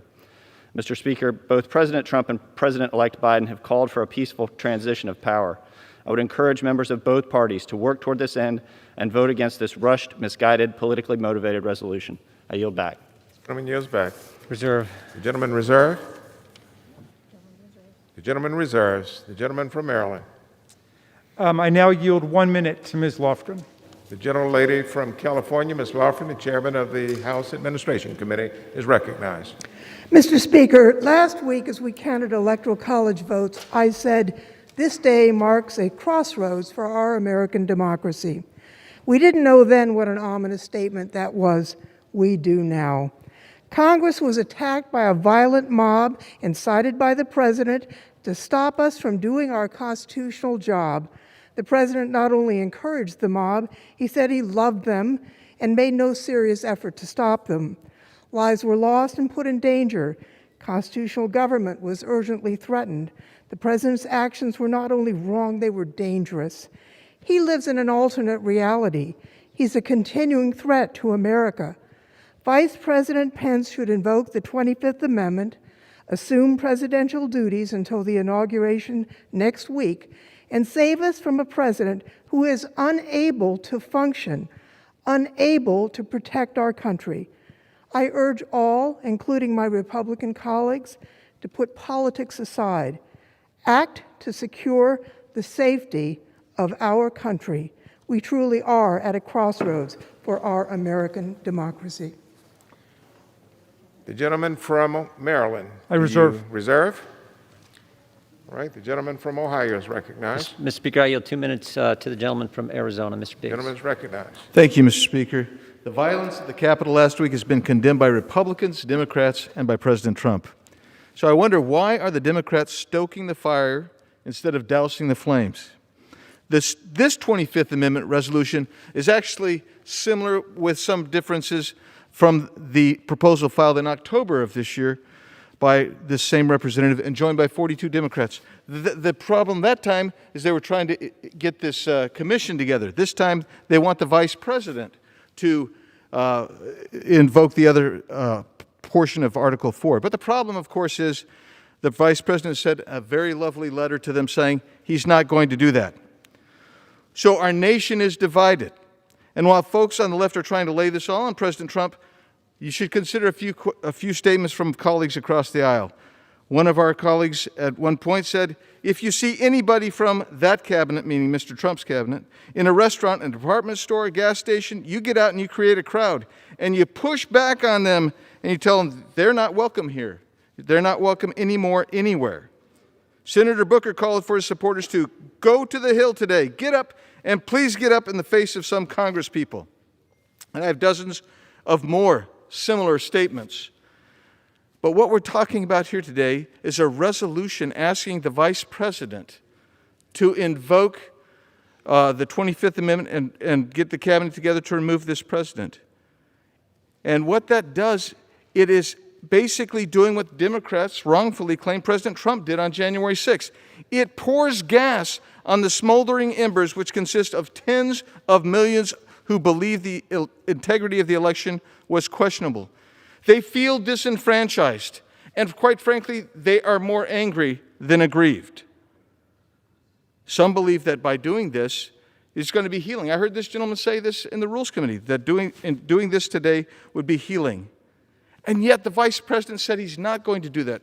And if this resolution is to ask the vice president to invoke this 25th Amendment, the gentleman has an additional 30 seconds. Thank you. If this is what the purpose of this is, to ask the vice president, then the purpose is now null.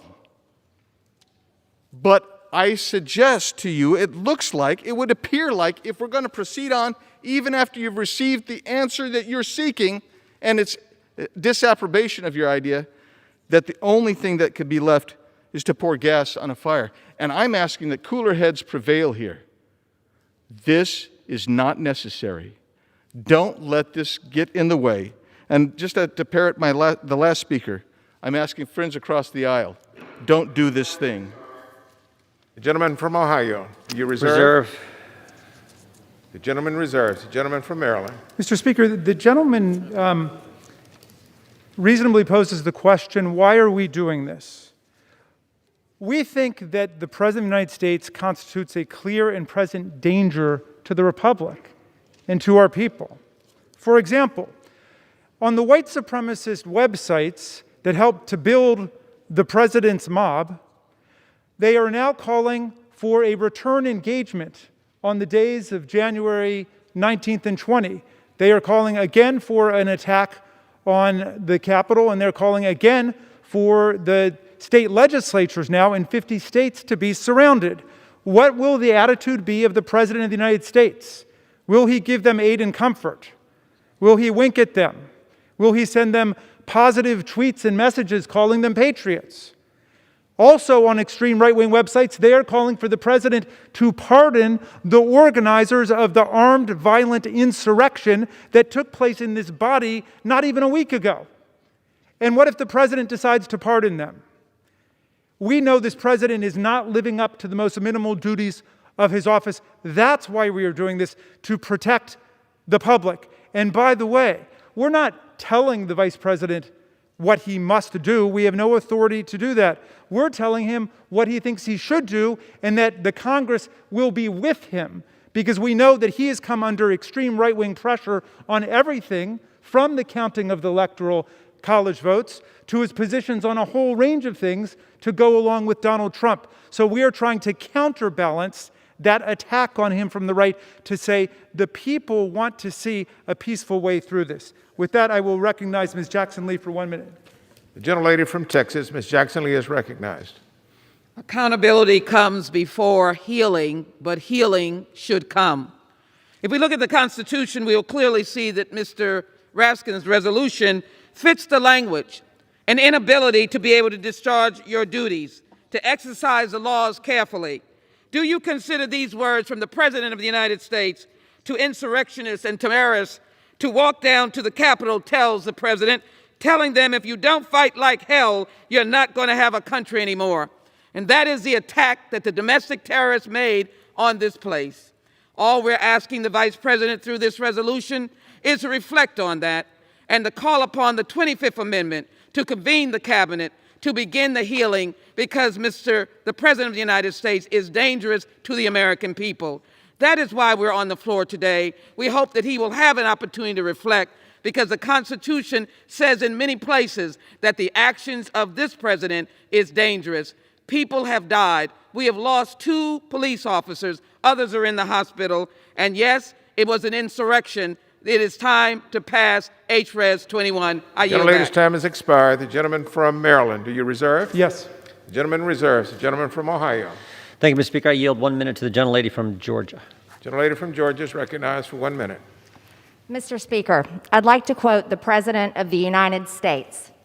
I know that everyone here will soon be marching over to the Capitol building to peacefully and patriotically make your voices heard. Go home with peace, with love, and in peace. Remember this day forever. President Donald Trump. I condemn this violence. Republicans have condemned this violence. President Trump has condemned this violence. But elected Democrats over the past year have promoted violence, have supported it. They fund it on their Act Blue fundraising platform. And there has been billions of damage caused over this past year in riots all over this country. You know how many companies have endured violence and destruction? I have 83 pages here of businesses that had property damage, were burned, and through the Minnesota riots. Our Vice President-elect Kamala Harris posted the Minnesota Freedom Fund bail link, encouraging people to donate money to bail criminals out of jail. The gentlelady's time has expired. I yield back. The gentlelady yields back. The gentleman from Ohio, do you reserve? We reserve. Gentleman reserves. Gentleman from Maryland. Mr. Speaker, I'm honored to yield 2 minutes to Mr. Katko of New York. Thank you, my colleague, for yielding. I rise as a proud American who has a distinct honor of serving in this great body. As a member of Congress, we take an oath to defend the Constitution because at times it needs defending. On January 6th, the nation watched as insurrectionists stormed the Capitol, threatening the safety of countless individuals and successfully, albeit temporarily, disrupting our process. In the midst of the attack, hundreds of Capitol police officers heroically upheld their duty to defend the United States and protect those who work here. Many officers were severely injured and beaten, including one of my former interns. And tragically, one officer, Officer Brian Sicknick, succumbed to the injuries he sustained. To Officer Sicknick's family, I extend my deepest condolences and know that we are praying for you. And to all Capitol Police officers, we are deeply thankful for your bravery.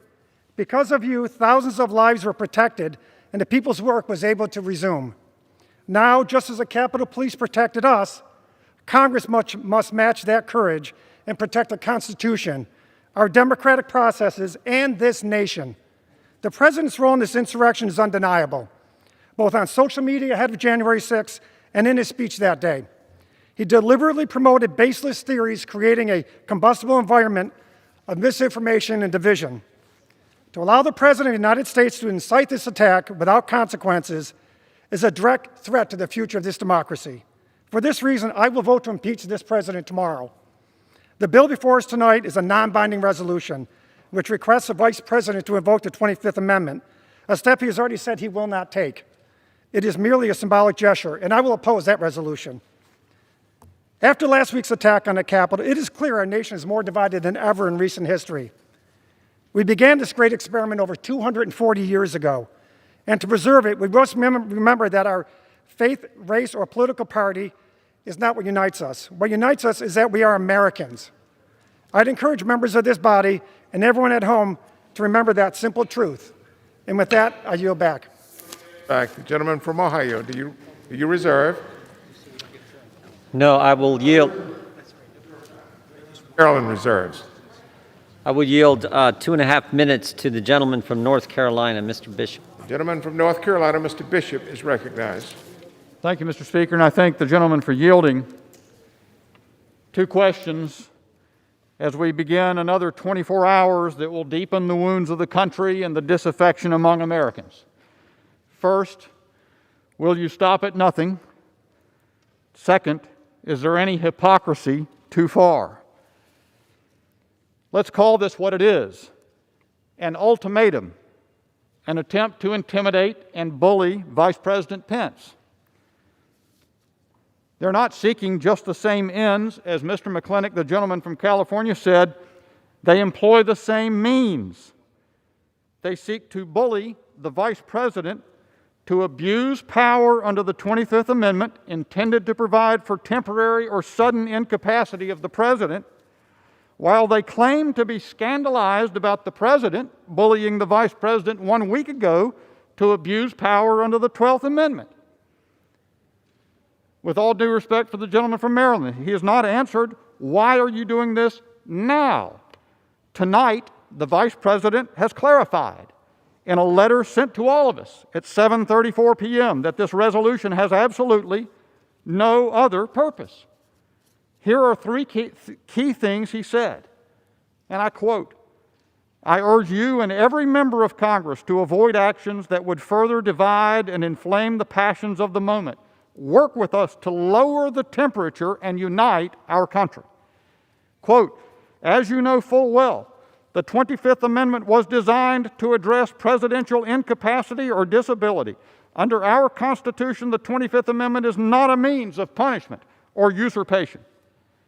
Quote, and listen to this one carefully.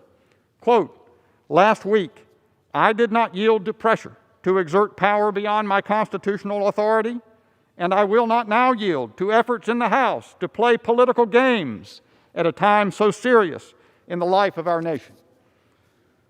The Vice President has given you your answer before you ask the question. No legitimate purpose to this resolution remains. Your ultimatum does violence to a core feature of the architecture of the Constitution. The framers were emphatic about their purpose to avoid making the President a creature of Congress. The 25th Amendment was not ratified to change that, as you well know. Please do not pervert this important protection to undermine the Constitution. I yield back. Members are reminded to direct their comments to the chair. The gentleman from Maryland. I yield 1 minute to Representative Cohen from Tennessee. Gentleman is recognized. Thank you, Mr. Raskin. Last Wednesday, I came to these hallowed halls where I serve to watch the Electoral College ratify and certify the election of Joe Biden in what was a fair, transparent election, which 61 courts had looked into and all said it was fine. I was sitting right up there in the gallery when a Capitol policeman came in and said, "We're locking the doors. We are locking the doors." And with only minutes of that, I heard the rabble knocking on the door, trying to knock it down. We were then told to put on our gas masks and to evacuate, and we all did it. This was an assault on the Constitution, an assault on Congress. It was a felonious assault. It was an attempt to murder the Congress and our processes to elect our President of the United States. It is the political equivalent of shooting somebody on Fifth Avenue and getting away with it. And somebody needs to stand up to that, and the 25th Amendment is one way to do it, where the Republicans can purge themselves of their own creation who has damaged this country. I ask us to pass this resolution, bring this country together, and get rid of this cancer. I yield back the balance of my time. The gentleman yields back. Does the gentleman reserve? Yes, I do. The gentleman from Ohio. Thank you, Mr. Speaker. I yield 1 minute to the gentleman from Wisconsin. Gentleman from Wisconsin is recognized. Thank you. This is an absurd resolution callously politicizing an unpredictable tragedy last week. We all know that President Trump called for a peaceful and patriotic march. I must have attended a half dozen Trump rallies in the past year, and they've always been peaceful, wholesome events, typical of the thousands of peaceful protesters who remained away from the Capitol last week. I never would have expected this in a million years. This is a horrible event, but not like the Black Lives Matter Antifa events that went on day after day and city after city with prominent Democrats fanning the flames by mischaracterizing police shootings or apparently encouraging bail for lawbreakers. Less than 2 years ago, a member of this body encouraged harassment of Trump officers at restaurants, gas stations, or department stores. And what happened? She was rewarded with the chairmanship of an A committee.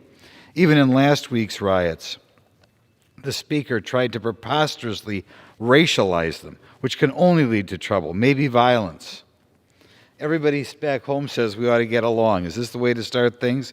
It's time to get back to dealing with the people's business, dealing with the cancer culture that's beginning. Thank you. The gentleman yields back. The gentleman reserves. The gentleman from Maryland. I yield 1 minute to the distinguished gentleman from Georgia, Mr. Johnson. The gentleman from Georgia, Mr. Johnson, is recognized for 1 minute. Thank you, Mr. Speaker. For 244 years, America has stood as the world's bellwether of democracy.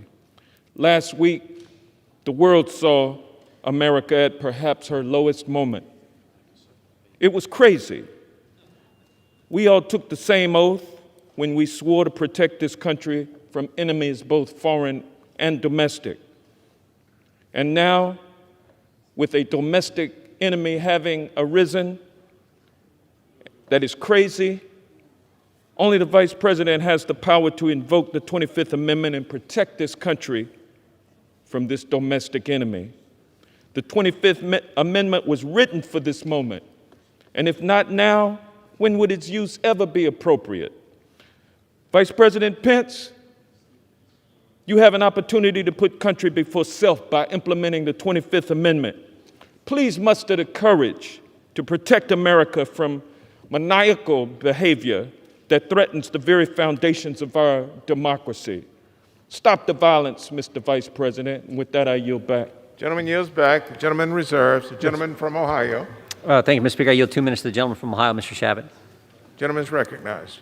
Thank you, Mr. Speaker. What happened last Wednesday at the Capitol never should have happened.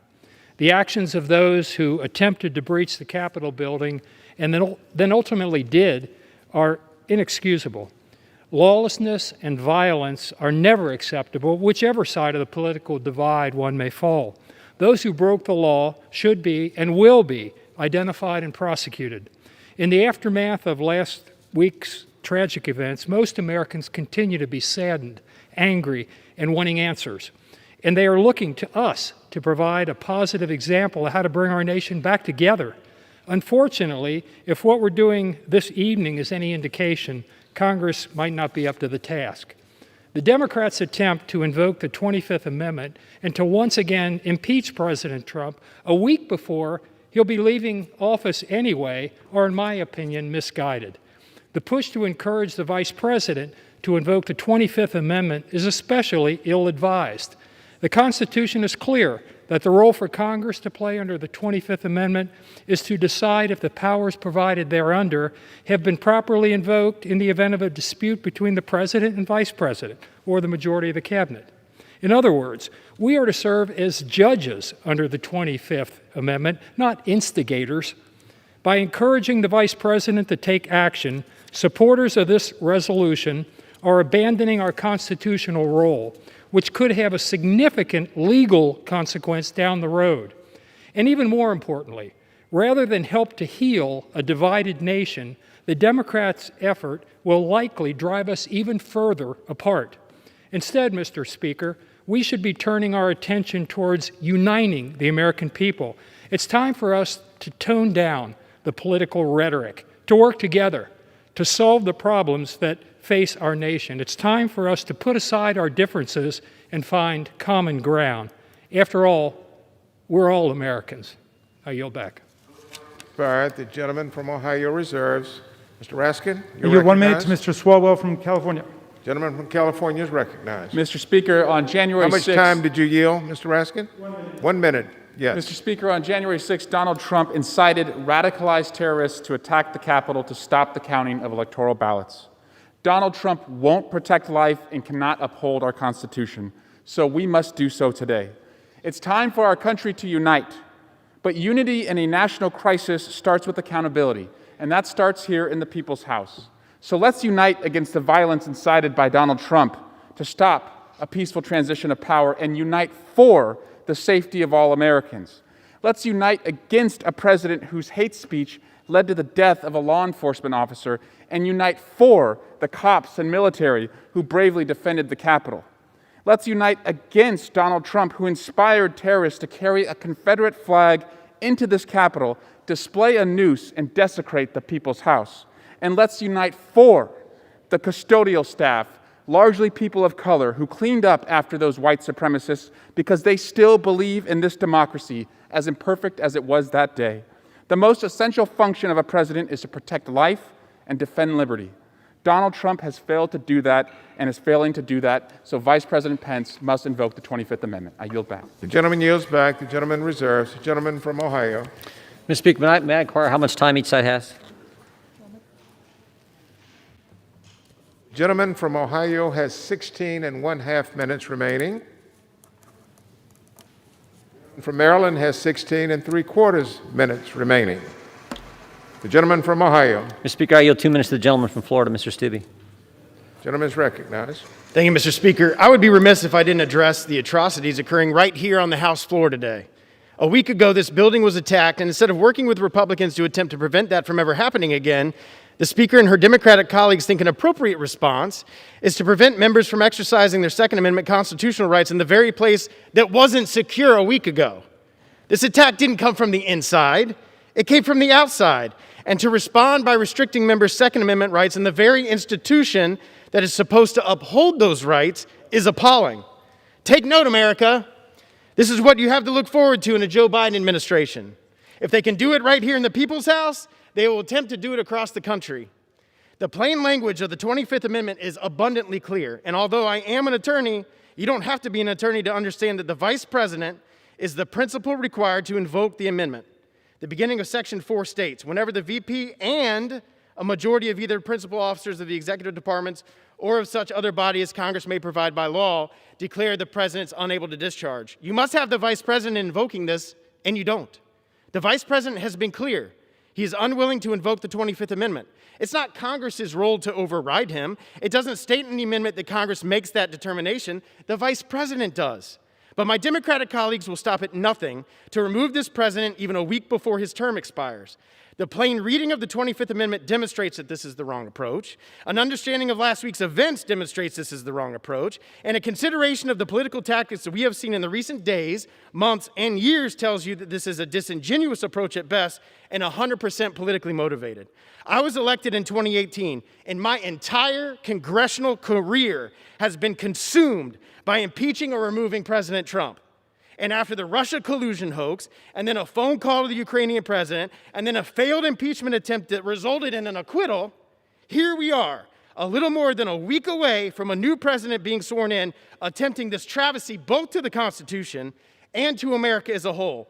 This is dangerous, unconstitutional, and does nothing to heal this country and move this country forward. The gentleman from Ohio reserves. The gentleman from Maryland. I yield 1 minute to Representative Garcia from Texas. The gentlelady from Texas is recognized for 1 minute.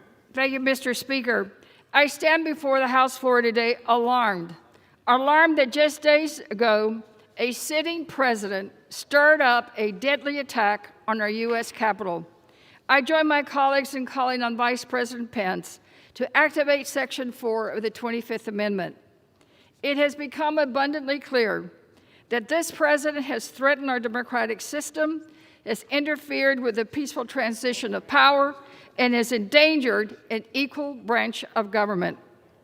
The President of the United States is unhinged, unfit, and unstable, or as we say in my district, está loco el hombre, to the point where he's willing to tear our democracy down unless he prevails in his quest to overturn the election that he clearly lost. The actions taken by this president and those who enable him show that he is unfit to uphold the duties of his office. For the sake of our nation's security, this president must be swiftly removed.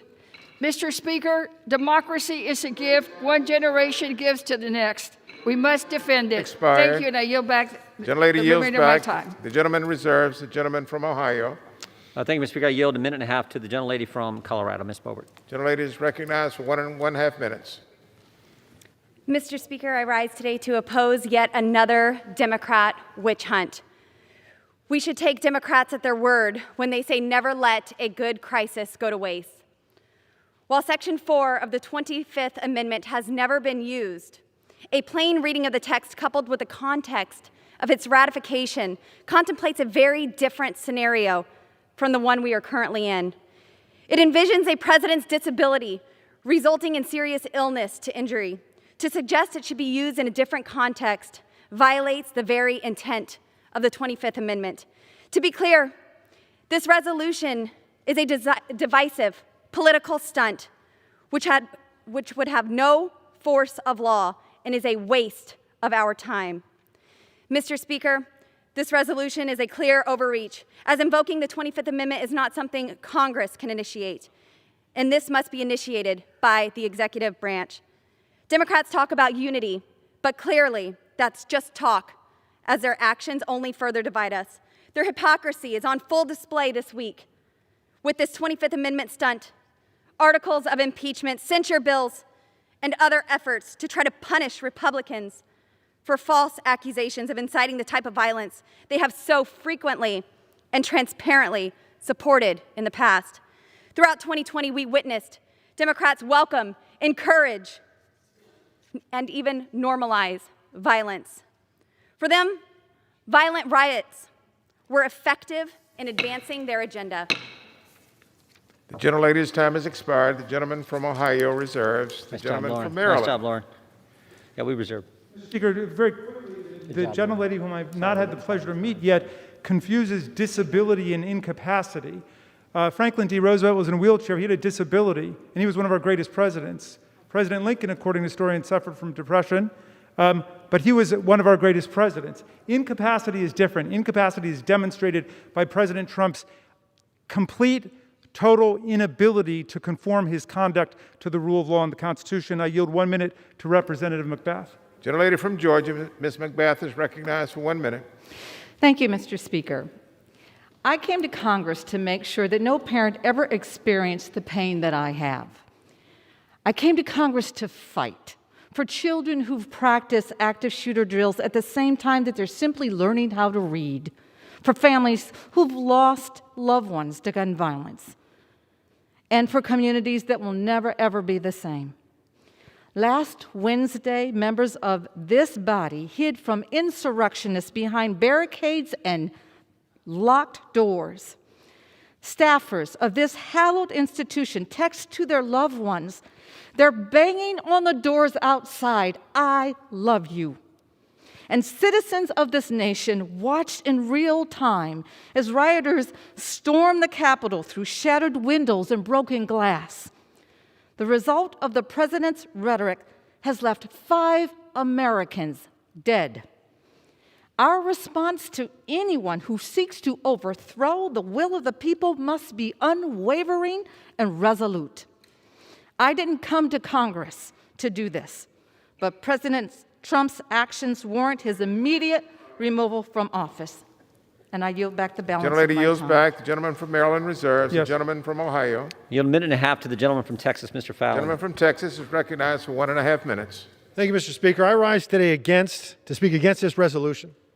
I'm at a loss. I can't believe the very first time that I have the honor and privilege to address this august chamber is to talk about removing the President of the United States because he held a permitted, legal, and peaceful rally. It's nothing but a wasteful political grandstand. Let's make no mistake. January 6th was a dark day in our esteemed nation's history. It was a dark and sad day. On the afternoon of January 6th, a mob breached our sacred Capitol. Donald Trump didn't. A mob destroyed property and vandalized historic treasures and ran amok on these grounds. But Donald Trump didn't. A mob committed despicable and evil acts of violence against fellow Americans. But Donald Trump didn't. In fact, Donald Trump urged, and in fact demanded, peaceful dissent and nothing more. Our colleagues on the other side of the aisle want us to unnecessarily remove a president when we're measuring the time he has left, not in years, months, weeks, or days. He's got 182 hours left in office. You don't achieve unity by simply saying it. You achieve unity through actions. This resolution accomplishes not unity, but rather is a waste of time and fosters further divisiveness. And I'm going to vote no on this resolution. I yield back. Gentleman yields back. The gentleman reserves. The gentleman from Maryland. I yield to Representative Neguse for 1 minute. Gentleman from Colorado is recognized for 1 minute. Mr. Speaker, I had planned remarks here, but I have to respond to my colleague. His words are simply too much to bear. He talks a lot about the mob and culpability. Who summoned the mob? Who encouraged the mob? Who incited the mob? You know as well as I do that the president did. I stood here 6 days ago in this exact same spot, and I quoted Lincoln's admonition that we shall nobly save or meanly lose the last best hope of earth. And less than 10 minutes later, a violent mob breached the Capitol, the first breach of this hallowed building, the citadel of liberty since the War of 1812. The Congress must respond. Our undertaking here is not about politics. It is a matter of conscience. I support the distinguished gentleman from Maryland's resolution. I pray that the Vice President will honor his oath, reconsider, and invoke the provisions of the 25th Amendment. I yield back. Gentleman yields back. The gentleman reserves. The gentleman from Ohio. Yield 3 minutes to the gentleman from Florida, Mr. Gates. Gentleman from Florida, Mr. Gates, is recognized for 3 minutes.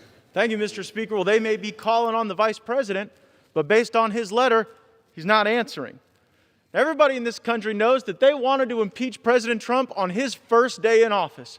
And it looks like they're going to want to impeach him on his last day, too. But all he did in the middle was rescue our economy, rebuild our military, reform the VA, and reduce America's involvement in foreign wars. Now, I join the bipartisan caucus condemning the violence that we saw at our Capitol, but the hypocrisy is just downright disorienting.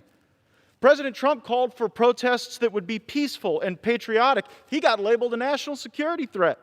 Yet the gentlelady from California can call on her supporters to get physical and in the faces of Republicans, and she gets the chairmanship of the Financial Services Committee. Republican members of Congress utilized a process contemplated in the Constitution to offer an objection, and we were labeled seditionists. Democrat members of Congress raised funds for groups attacking our police, burning our cities, destroying our businesses, establishing autonomous zones, and they were celebrated as justice warriors. Wednesday, they called for unity, democracy, and healing. Now, just days later, seeking power and political advantage, the Democrats have reverted to the mean. They've gone back to their natural state, the party of impeachment, removal, and division. They're about to have unified control of the government. Maybe they'd use this time to preview an agenda for the American people. Now, the last 2 times the 25th Amendment was invoked, it was to facilitate a colonoscopy. Now they're using it to facilitate a transition to Joe Biden. How weird. Why? I'd call it virtue signaling, but there is no virtue in it. This removal effort isn't for America. It's for them, for their ability to showcase and wield power. And we see the power of cancellation and removal on full display in America today. Forbes magazine has called for White House officials to be shamed and unemployable. ABC News has called for the cleansing of the Trump movement. I don't know what that means, but talking about cleansing our fellow human beings sure is scary. Big tech has driven consumers and conservatives off of monopolistic platforms, and then when we created our own platform, Parler, it was nuked from the internet altogether. The gentlelady from New York was booted from a Harvard advisory board because she took an adverse position on electors that had been taken by every single member of the Congressional Black Caucus in 2001. Cancellations for some, celebrations for others, for doing the exact same thing. The President of the United States can't tweet or post on Facebook, but we know from Project Veritas that the principal counsel for PBS can call for the government to steal children from Republicans and throw Molotov cocktails at the White House. We should allow America to heal before America is lost, but that is not happening today. I'd request 30 more seconds. The gentleman is given 30 additional seconds. The deal now is House Democrats just want in on the act. That's the purpose of the resolution today. They want to show you that they can still tear things down. I guess over the next 2 years, we'll see if they're capable of building anything or anyone up. This is a deeply unpopular impeachment. The public wishes we were here dealing with coronavirus, not the virus of Trump hatred that you seem to have found no vaccine for. I yield back. The gentleman yields back. The gentleman from Ohio reserves. The gentleman from Maryland is now recognized. Thank you very much, Mr. Speaker. I heard one of our colleagues say it was the fault of the mob, not Donald Trump. But who summoned the mob? Who created the mob? Who assembled it? Well, you don't have to trust us if you don't like what you call Democrat members. We do prefer Democratic members for the new ones. But how about this? Listen to the chair of your own conference. The chair of the Republican conference, Liz Cheney, said, the President of the United States summoned this mob, assembled the mob, and lit the flame of this attack. Everything that followed was his doing. None of this would have happened without the president. So you can hate the Democrat members all you want. That is the chair of the Republican conference, Mr. Speaker. I yield 1 minute to Ms. Maloney. New York, Ms. Maloney, the chair of the Government Oversight Committee, is recognized. Thank you, Mr. Speaker. Like all of us in this chamber, the Vice President and the Cabinet swore in their oaths of office to protect and defend the Constitution from enemies, foreign and domestic. Now they must fulfill that oath by invoking the 25th Amendment. Donald Trump's reckless actions on and leading to January 6th underscore that he is a clear and present danger to our democratic traditions. He repeatedly and blatantly lied, spouting baseless claims of a stolen election and fraud. He called on his supporters to come to D.C. on January 6th, a day which he said, I quote, will be wild, end quote, and willfully incited an armed and deadly insurrection against another branch of our government.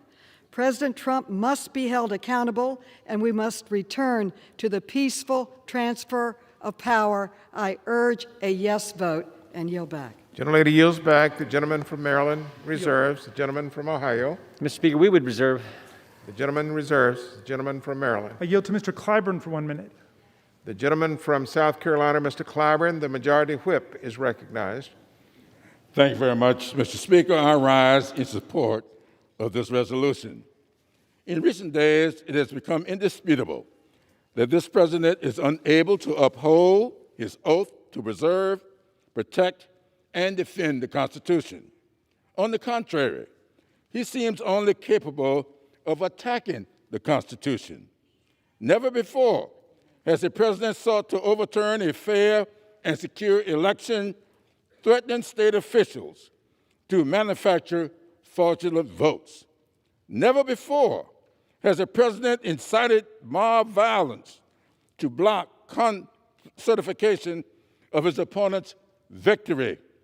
Never before has the president refused to condemn and demand the cessation of an attack on our country. The devastating bruises on our nation's soul can only begin to heal by removing the weapon used to bludgeon us. The Vice President must invoke the 25th Amendment to immediately remove power from this dangerous president. And if he doesn't, we must vote to impeach. Are you back? Gentleman yields back. The gentleman reserves. The gentleman from Ohio, Gentleman reserves. Mr. Raskin, you may proceed. I yield 1 minute to Mr. Krishnamurthy from Illinois. Gentleman from Illinois is recognized for 1 minute. Mr. Speaker, I'm so glad our friends have changed their mantra from stop the steal to start to heal. But in order to heal, you have to take strong medicine, and that medicine happens to be the truth. My friends, the truth is, unfortunately, this president is no longer fit to serve. We cannot trust this president to protect American democracy after he encouraged his supporters to, quote unquote, fight like hell in storming the Capitol. We cannot trust him to protect American safety after he told these violent seditionists that, quote, we love you, you're very special, close quote. We cannot trust this president to tell right from wrong, even today, when he said that his remarks on January 6th were, quote unquote, totally appropriate. Mr. Speaker, we cannot trust this president to protect us when he instigated a mob that tried to kill us. I yield back. Yields back. The gentleman reserves. Reserve. Mr. Jordan, you're recognized. We reserve. Gentleman reserves. The gentleman from Maryland. I yield 45 seconds to Mr. Soto from Florida. Gentleman is recognized for 45 seconds. 45 seconds. The gentleman is recognized. Mr. Speaker, I was in the gallery right behind us when the Capitol was breached. Then domestic terrorists breached the rotunda. I heard the loud sounds of gunshots through this sacred chamber.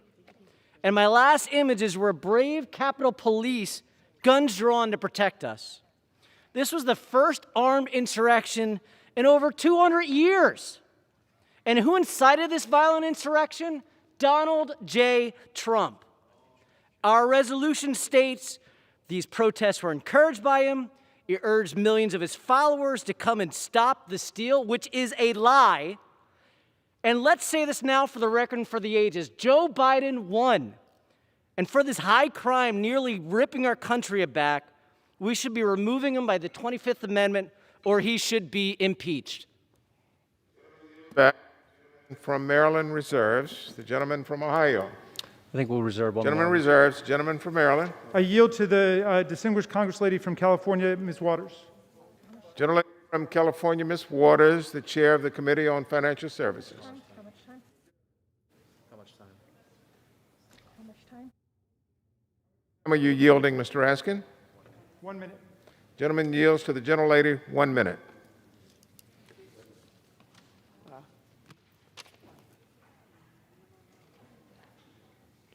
Gentlelady is now recognized for 1 minute. Mr. Speaker, on January 6, 2021, domestic terrorists the president has empowered for years stormed the Capitol, desecrated the People's House, and threatened the lives of the Speaker, Vice President, and countless other members and staff. None of us will ever forget that day. The invasion of the Capitol was not only foreseeable, it was inevitable because of the many years the president has spent fanning the flames of hatred and racism in our country. The facts are clear. The president rallied his supporters at the White House and then sent them to the Capitol to disrupt our democracy and overturn an election. I won't spend another second explaining why Donald Trump should have long ago been removed from office. Donald Trump showed us who he was from the very beginning. Too many people turned a blind eye. And last Wednesday, our country paid the price. I yield back the balance of He yields back. Go. I'm gonna go. How much time do both sides have remaining, please? The gentleman from Maryland is advised that he has 7 3/4 minutes remaining. The gentleman from Ohio has 8 minutes remaining. I reserve. The gentleman reserves. Mr. Speaker, gentleman from Ohio. Mr. Speaker, I yield myself such time as I might use. This past year, government told Americans you can't go to church, you can't go to work, you can't go to school. 1 hour ago, Democrats told Republicans new rules for the House. Today, you can say anything you want about the president. No rule on decorum, no rule about attacking personality. They can say anything they want, and we've seen that they've done that. Today on the floor, got to wear a mask. If your mask comes below your nose, you're going to get fined. And in order to come in here and debate and constitutionally represent your constituents, the 750,000 people we all get the privilege of serving, you had to walk through a metal detector. And they did all those changes with less than 40 minutes of debate. And tomorrow, they're going to impeach a president who is leaving office in 8 days. 8 days before there will be a peaceful transfer of power, just like there has been every other time in American history. But they're going to do impeachment. They're going to do it again. They've been obsessed with it. It is truly an obsession. People on the Democrat side started calling for impeachment the day President Trump was inaugurated. They attacked him before he even won the first election, before he won in 2016. They attacked him that summer when they started their investigation. This is scary where this goes, because this is more than about impeaching the President of the United States. This is about canceling the President and canceling all the people you guys disagree with. That's what scares me more than anything. We have seen it play out over the past several days. I never thought I'd see the things that we are now witnessing. And I don't know where it ends. But I tell you what, it should scare us all. And I said this in the Judiciary Committee, and the gentleman from Maryland will remember this. The cancel culture doesn't just go after conservatives and Republicans. It won't just stop there. It'll come for us all. That's what's frightening. And I hope you all recognize that. And at some point, we can unite and actually do things that help those folks back home that we all get the privilege of representing. Reserve our time, Mr. Speaker. Gentleman reserves. Gentleman from Maryland. Thank you. The cancel culture of violent white supremacy tried to cancel out all of our lives last Wednesday. I yield 1 minute to Congressman Panetta. Gentleman from California, Mr. Speaker, on January 7th at 4 in the morning, I was right outside those doors where 14 hours earlier, a rioter was shot as she violently tried to enter this chamber. It was in that early morning and at that location that I had a brief conversation with Vice President Mike Pence right after we finished certifying the Electoral College. I was proud that we did our job that morning, despite the violence we experienced earlier that day. But I knew that was not enough because of the seditious actions by President Trump before that riot and his inaction during that riot. So I said to the Vice President, it's up to you to keep us safe. Tonight, with the President still in office, I'm beyond asking. I'm legislating to compel the Vice President to convene the Cabinet to conclude that the President is not just unable, but clearly he is unwilling and unworthy to discharge his duties.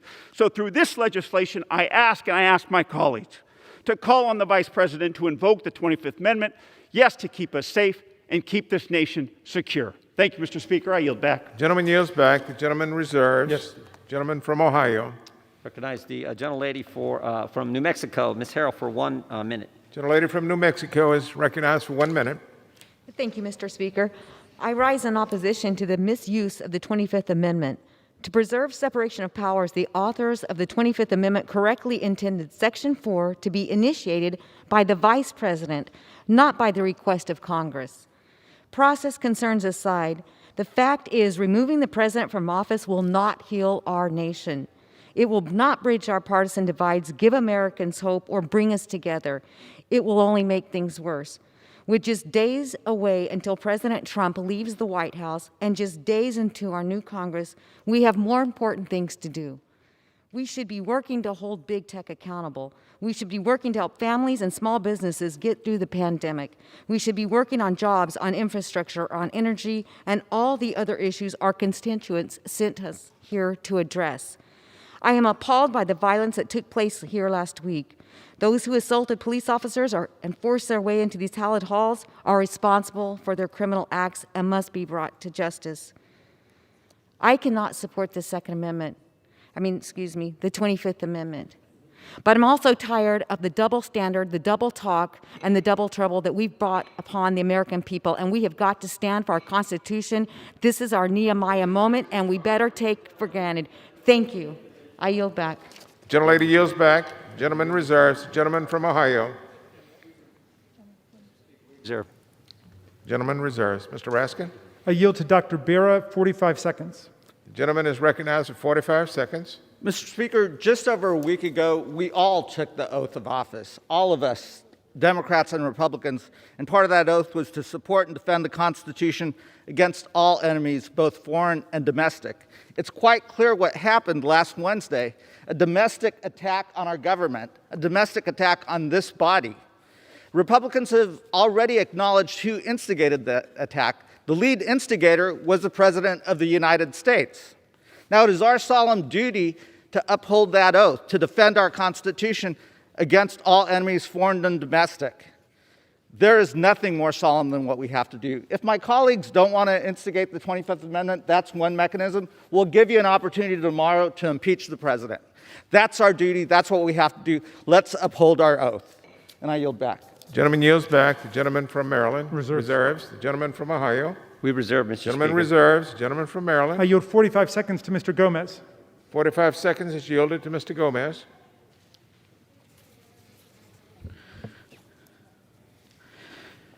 Thank you, Mr. Speaker. We're here tonight because a violent mob incited by the President of the United States, based on a lie, laid siege to Congress to overturn a presidential election. But we have to ask ourselves, what would have happened if that mob succeeded? Why stop at one election? Why not two? Why not make Donald Trump president for life? Thank God that did not happen and they did not succeed. However, even after that terrible day of January 6th, 2021, Donald Trump is still using the lie of a stolen election to turn American against American for his own selfish ends. I believe even with only a few days left in office that Donald Trump is still a danger to our republic and must be removed immediately. And as a fact, and then as an example, today the Joint Chiefs of Staff issued a statement Seconds to the gentleman. Gentleman is granted an additional 10 seconds. And today, the Joint Chiefs of Staff issued a statement reaffirming their devotion to the rule of law and affirming that Joe Biden will be the 46th President of the United States. With that, I yield back. Gentleman yields back. Mr. Raskin, you reserve. Gentleman from Ohio. We reserve. Gentleman reserves. I yield 1 minute to Ms. Velasquez from New York. Gentlelady from New York, the chair of the Committee on Small Business, is recognized for 1 minute.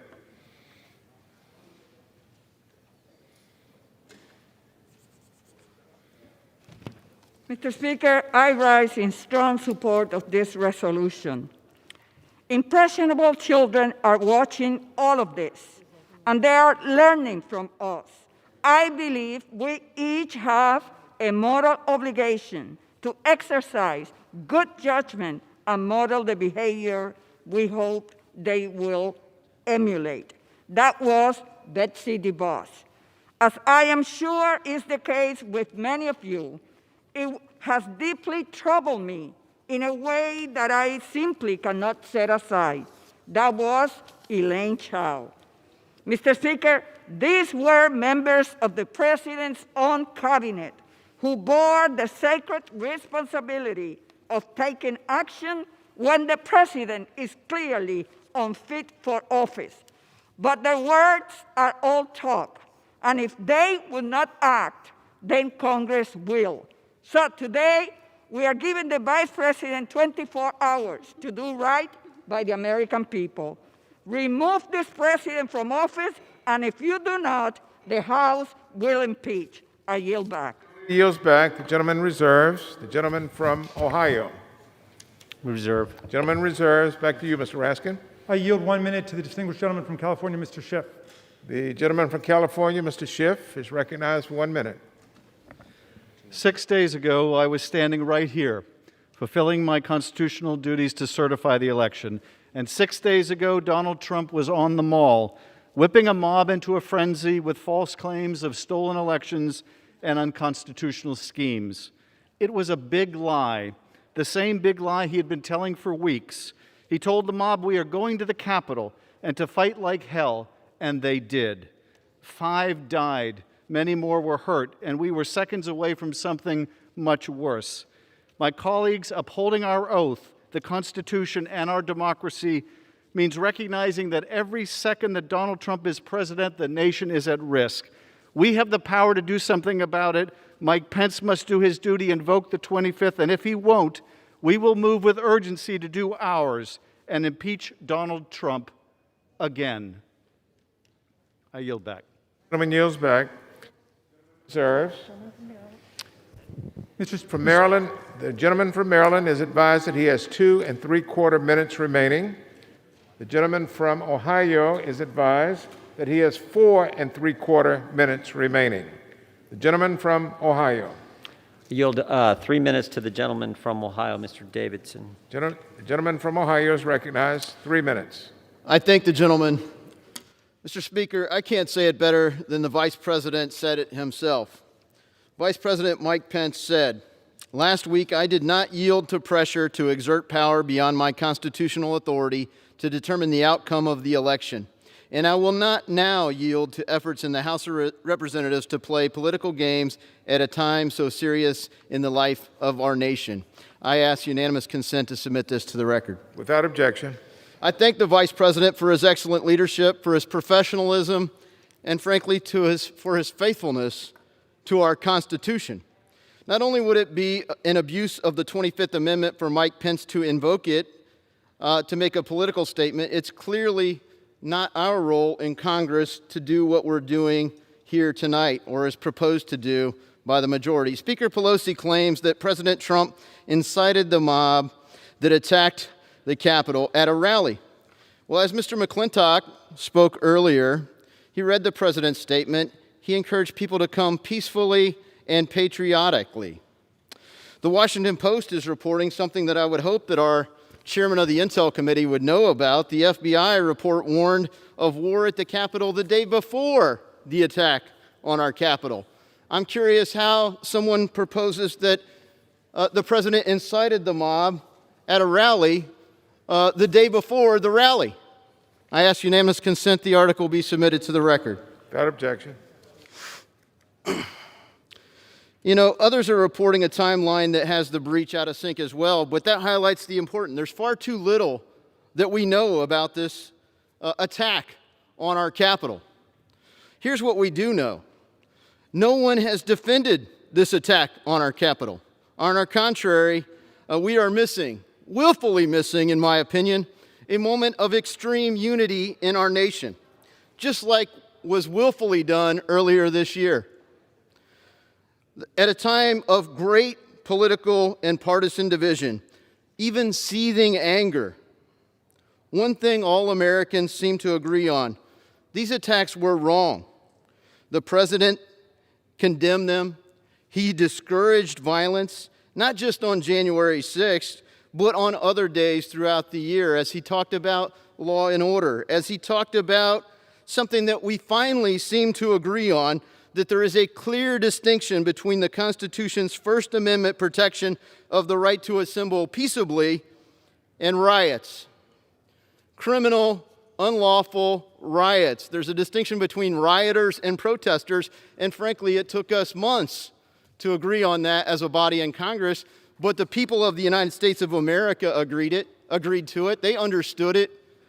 So I encourage my colleagues across the political spectrum, the members of Congress here gathered together today and tomorrow, to stand united and move forward with the agreement our country has. This was wrong, and it was not.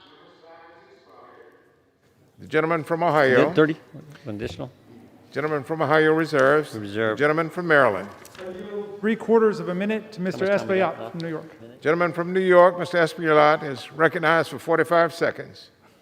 Thank you, Mr. Speaker. We've all known for a while now, but this past week, it has become undeniably clear Donald J. Trump is unfit. To the Secretary of Agriculture, Defense, Commerce, and Education and Transportation, he is unfit. To the Secretaries of Human Services, Homeland Security, Housing, Interior, and Labor, he is unfit. To the Attorney General, he is unfit. To the Vice President of the United States, he summons his goons. They shed their hoods and came with their racist Confederate flag to assassinate him, to assassinate the Vice President. He is unfit. Invoke the 25th Amendment. If not, we will impeach him tomorrow. And I yield back. Goes back. The gentleman reserves. Gentleman from Ohio reserves. Mr. Raskin. I'm yielding 45 seconds to Mr. Davis of Illinois. The gentleman from Illinois, Mr. Danny Davis, recognized for 45 seconds. Thank you, Mr. Speaker. After listening to all that I've heard this evening, I still have the faith and belief that we can come together as a unit. I was reading my Bible the other day and saw that it said, "Come and let us reason together. Otherwise, we shall all be destroyed by the edge of the sword." I say to my colleagues, let's reason together. You cannot erase truth with a lie. You cannot pretend that what has happened did not happen. Yes, we ought to have a president, but it's time for this one to go. I urge passage of this resolution and agree wholeheartedly. The gentleman yields back. The gentleman reserves. The gentleman from Ohio. We reserve. He reserves. Mr. Raskin? I yield 45 seconds to the distinguished gentleman from California, Mr. Thompson. Mr. Thompson is recognized for 45 seconds.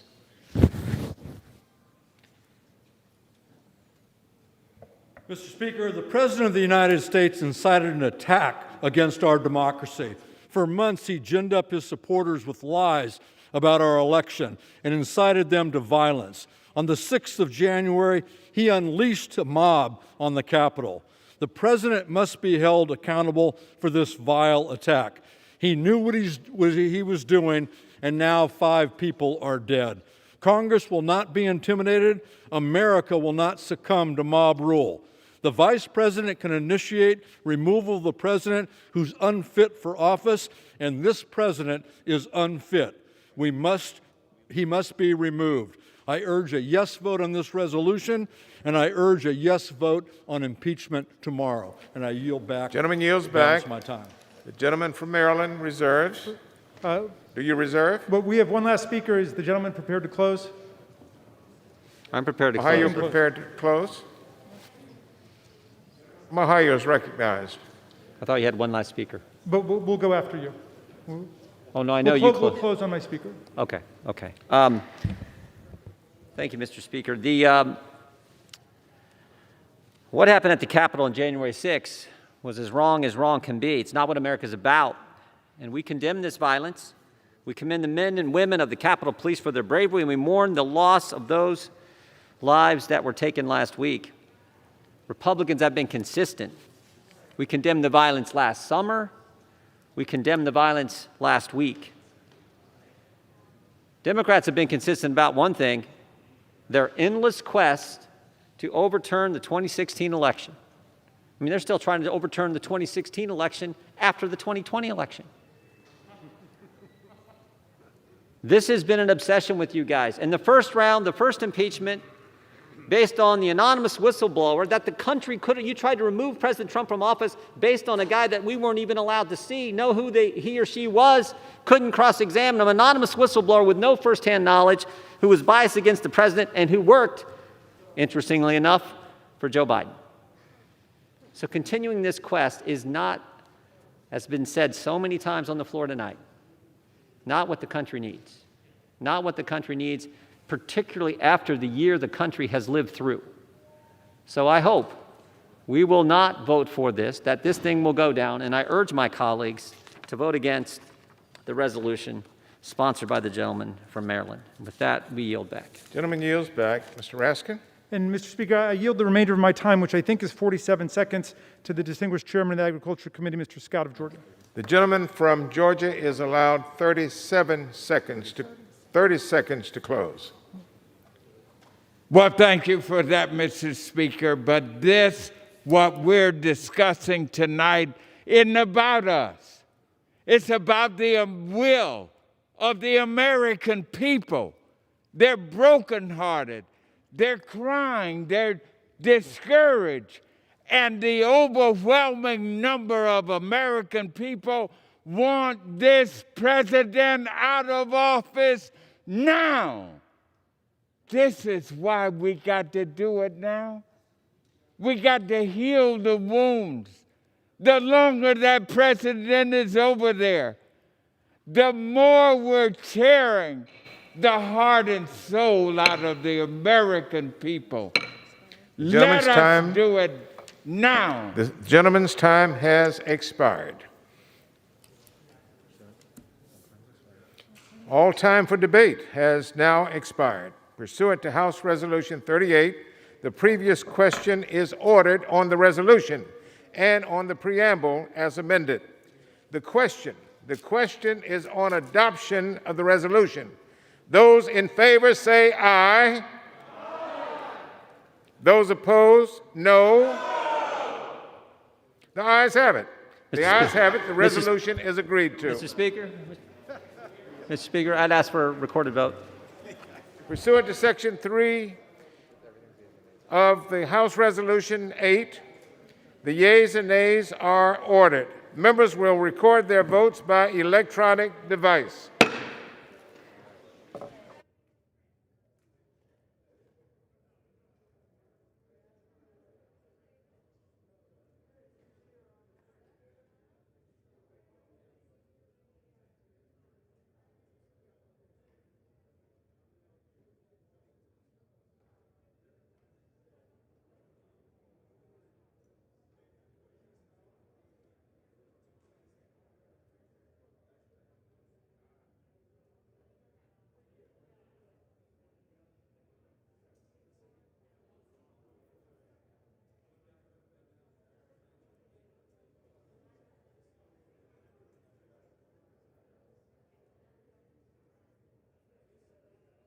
For what purposes?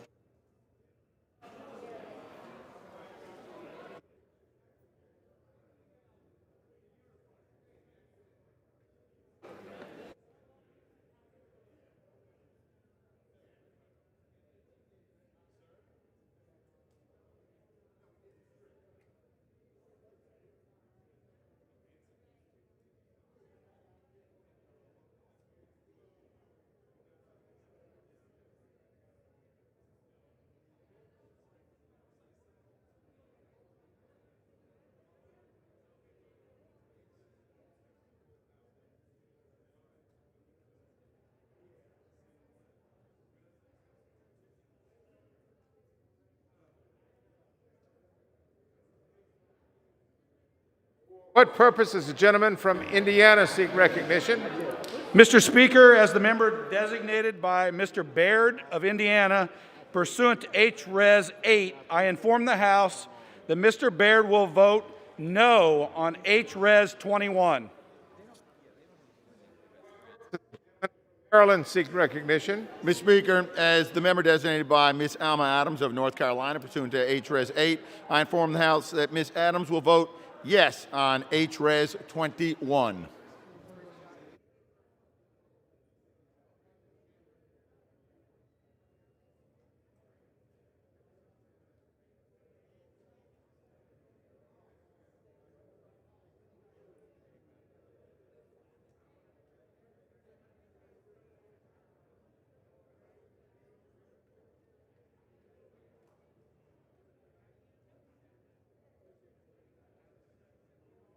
Purpose does the gentleman from Virginia seek recognition? Mr. Speaker, as the member designated by Mr. Peters, pursuant to H-Res 8, I inform the House that Mr. Peters will vote yes on H-Res 21.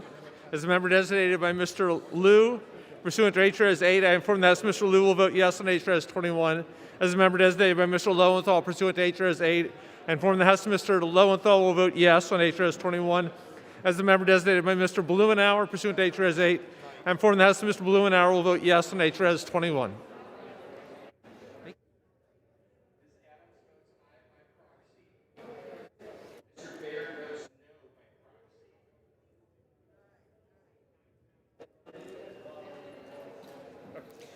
For what purpose does the gentleman from California seek recognition? As the member designated by Mr. Vella, pursuant to H-Res 8, I inform the House that Mr. Vella will vote aye on H-Res 21.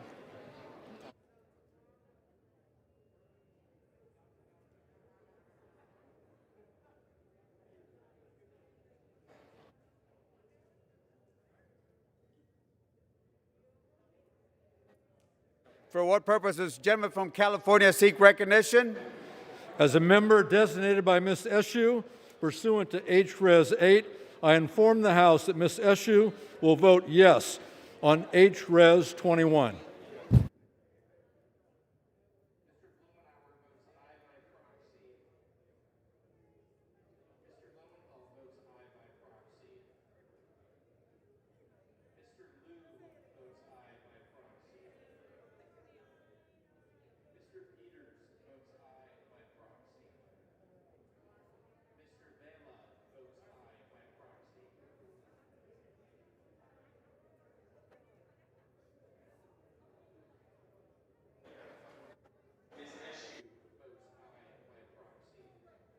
For what purpose does the gentlewoman from Virginia seek recognition? Thank you, Mr. Speaker. As the member designated by Mr. McEachin pursuant to HRes 8, I inform the House that Mr. McEachin will vote yes on HRes 21. And as the member designated by Ms. Porter pursuant to HRes 8, I inform the House that Ms. Porter will vote yes on HRes 21.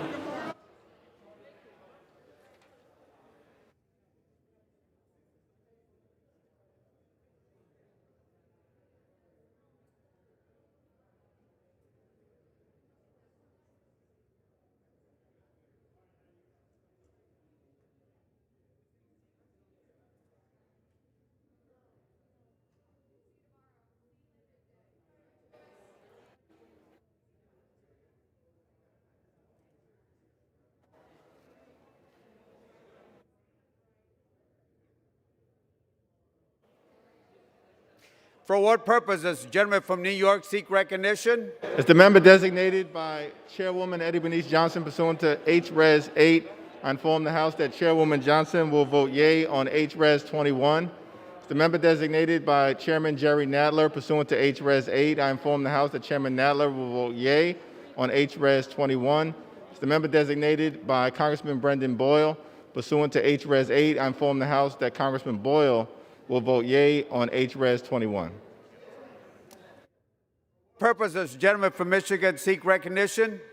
Mr. Speaker, as the member designated by Mr. Bergman pursuant to House Resolution 8, I inform the House that Mr. Bergman will vote no on HRes 21. Mr. Speaker, as a member designated by Mr. Lamborn pursuant to House Resolution 8, I inform the House that Mr. Lamborn will vote no on HRes 21.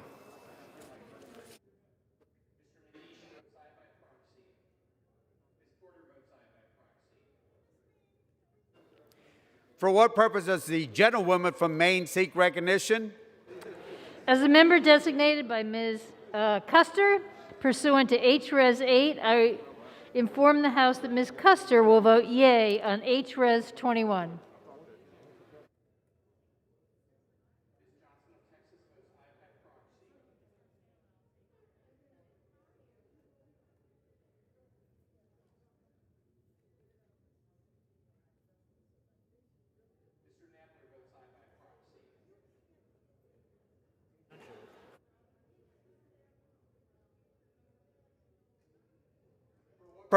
Gentleman from North Carolina seek recognition.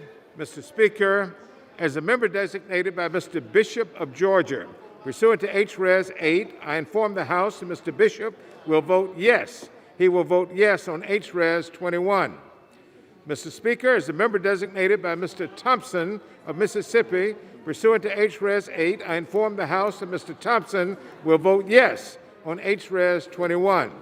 Finally, Mr. Speaker, as a member designated by Mr. Richmond of Louisiana, pursuant to HRes 8, I inform the House that Mr. Richmond will vote yes on HRes 21.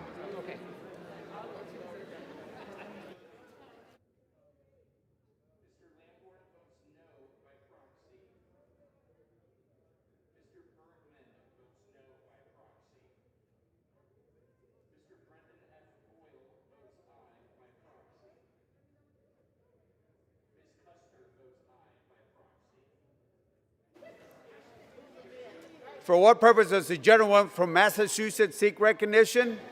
As the member designated by Ms. Frankel pursuant to HRes 8, I inform the House that Ms. Frankel will vote yes on HRes 21. As the member designated by Ms. Bonamici pursuant to HRes 8, I inform the House that Ms. Bonamici will vote yes on HRes 21.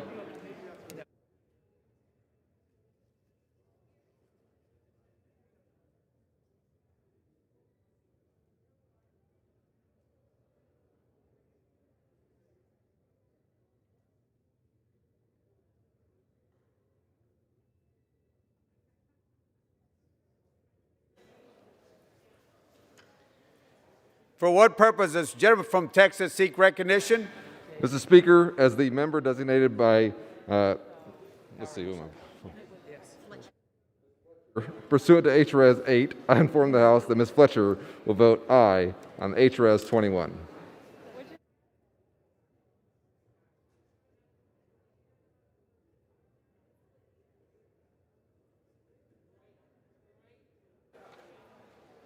Illinois.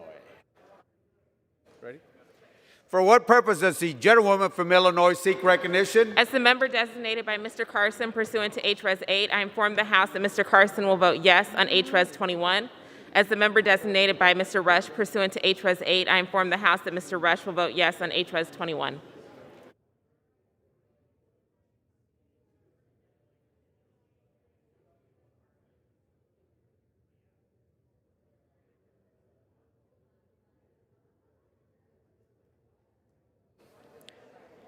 For what purpose does the gentleman from Maryland seek recognition? As the member designated by Ms. Jayapal pursuant to House Resolution 8, I inform the House Ms. Jayapal will vote aye on House Resolution 21.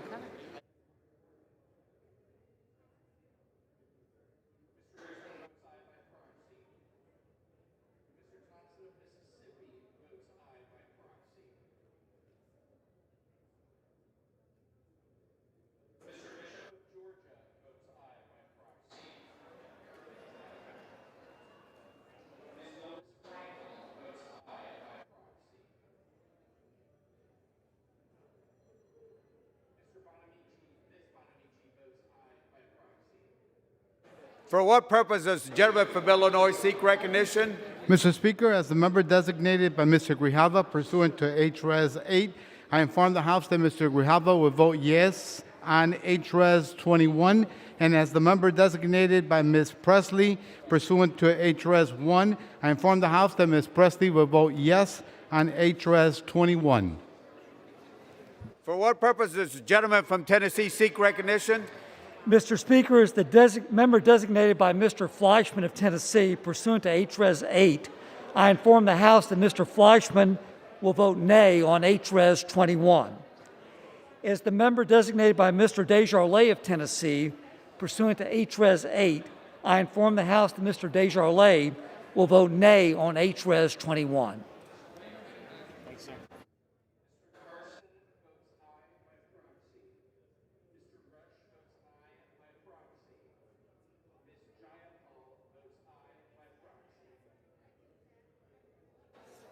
For what purpose does the gentleman from New Jersey seek recognition? Mr. Speaker, as the member designated by Ms. Bonnie Watson Coleman pursuant to HRes 8, I inform the House that Ms. Watson Coleman will vote yes on HRes 21. And as the member designated by Mr. Albio Series pursuant to HRes 8, I inform the House that Mr. Series will vote yes on HRes 21. And as the member designated by Mr. Bill Pascrell pursuant to HRes 8, I inform the House that Mr. Pascrell will vote yes on HRes 21. And finally, Mr. Speaker, as the member designated by Mr. Paul Tonko pursuant to HRes 8, I inform the House that Mr. Tonko will vote yes on HRes 21. Thank you.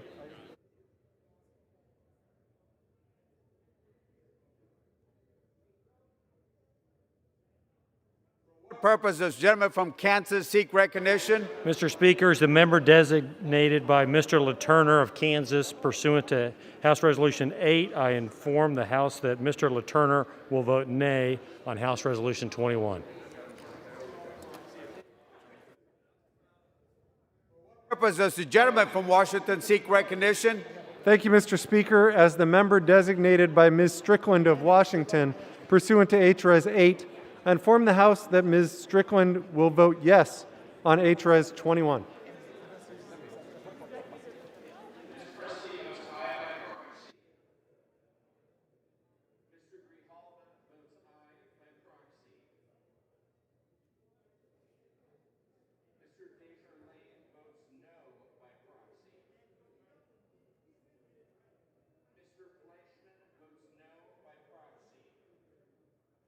For what purpose does the gentleman from Ohio seek recognition? As a member designated by Mr. Gonzalez of Ohio, pursuant to House Resolution 8, I inform the House that Mr. Gonzalez of Ohio will vote no on HRes 21.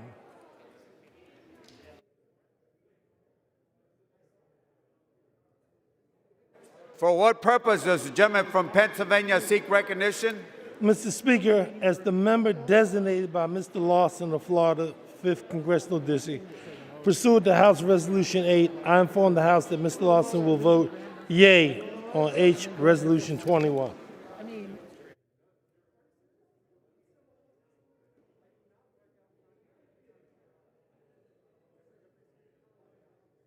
For what purpose does the gentleman from Connecticut seek recognition?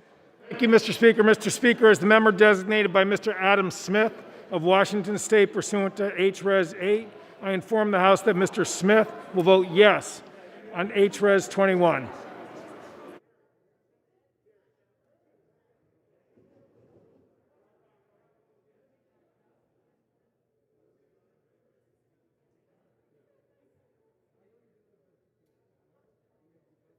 For what purpose does the gentleman from California seek recognition? Mr. Speaker, as member designated by Congressmember Napolitano, pursuant to House Resolution 8, I inform the House that Congressmember Napolitano will vote yes on H-Res 21. And Mr. Speaker, as member designated by Congressmember Costa, pursuant to House Resolution 8, I inform the House that Congressmember Costa will also vote yes on H-Res 21.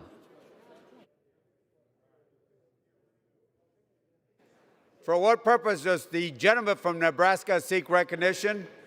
Mr. Speaker, as a member designated by Mr. Bill Rackus of Florida, pursuant to H-Res 8, I inform the House that Mr. Bill Rackus will vote nay on H-Res 21.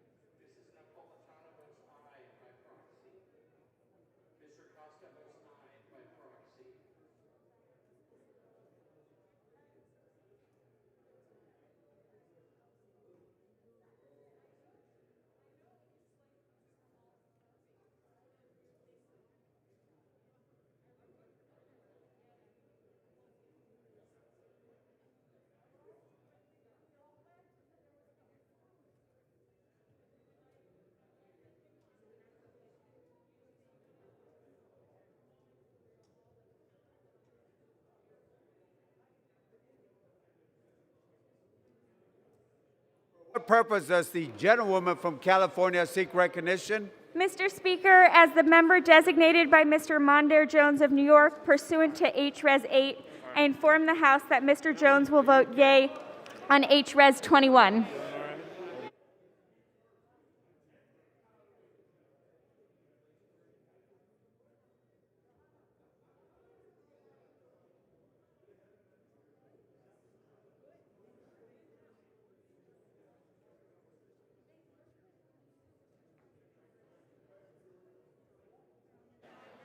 For what purpose does the gentleman from Pennsylvania seek recognition?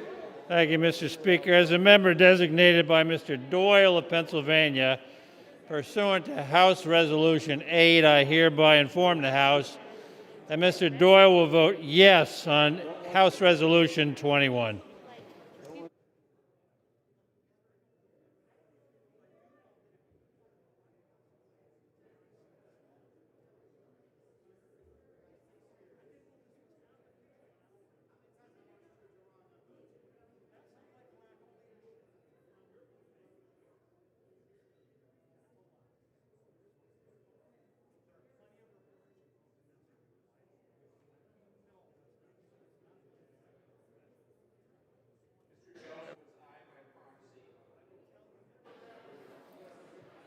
For what purpose does the gentleman from Arizona seek recognition? As a member designated by Representative Kirkpatrick pursuant to H.R. 8, I inform the House that Representative Kirkpatrick will vote aye on H.R. 21. As the member designated by Representative Cardenas pursuant to H.R. 8, I inform the House that Representative Cardenas will vote aye on H.R. 21.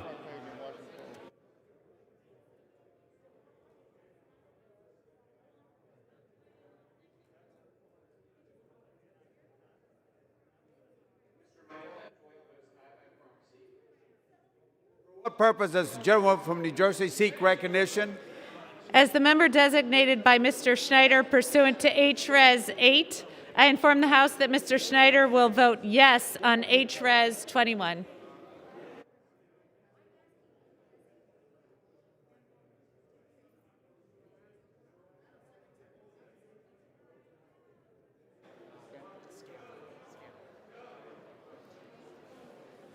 For what purpose does the gentlewoman from Pennsylvania seek recognition? As the member designated by Ms. Wild pursuant to H.Res. 8, I inform the House that Ms. Wild will vote yes on H.Res. 21.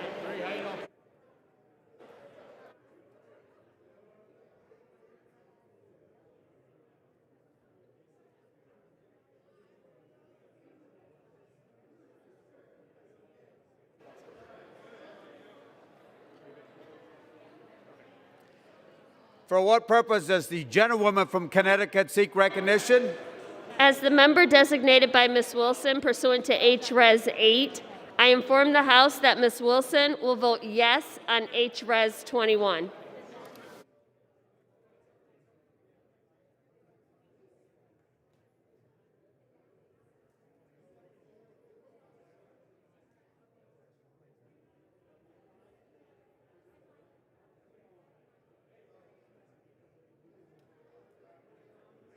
For what purpose does the gentleman from Massachusetts seek recognition? Good evening, Mr. Speaker. As the member designated by the Honorable Mr. James Langevin of Rhode Island, pursuant to House Resolution 8, I'd like to inform the House that Mr. Langevin will vote yes on House Resolution 21 as amended, a resolution calling on Vice President Michael R. Pence to convene and mobilize the principal office of the Executive Department of the Cabinet to activate Section 4 of the 25th Amendment and to declare President Donald J. Trump incapable of executing the duties of his office and to immediately exercise powers as acting president. Thank you.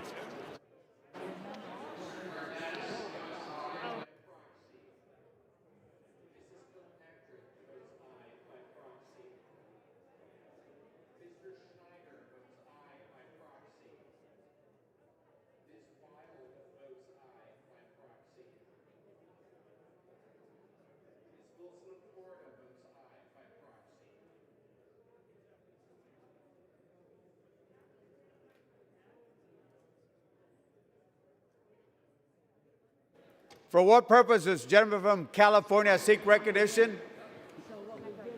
As the member designated by Congressman Jerry McNerney pursuant to H.Res. 8, I inform the House that Mr. McNerney will vote yes on H.Res. 21.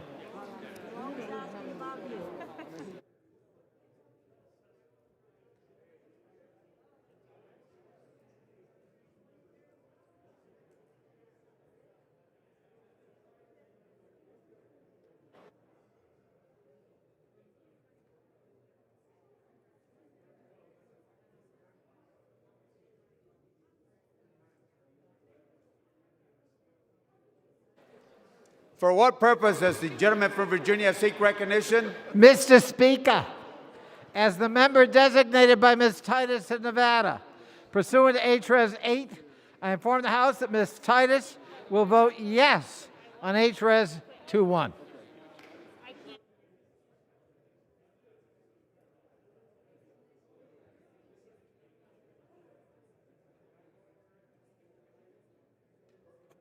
Purpose does the gentlewoman from New York seek recognition? Mr. Speaker, as the member designated by Mr. Young of Alaska pursuant to House Resolution 8, I inform the House that Mr. Young will vote nay on adoption of House Resolution 21. Thank you.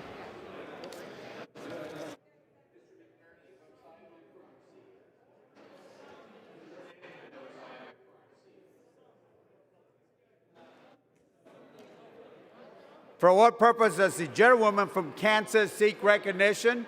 Mr. Speaker, as the member designated by Ms. Lager Fernandez pursuant to H-Res 8, I inform the House that Ms. Lager Fernandez will vote aye on H-Res 21.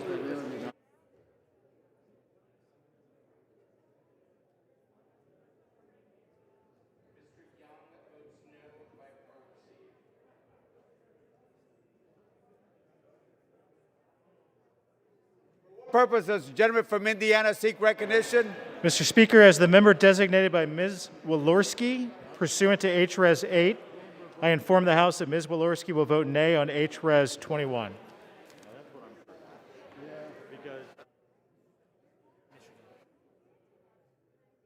For what purpose does the gentlewoman from Michigan seek recognition?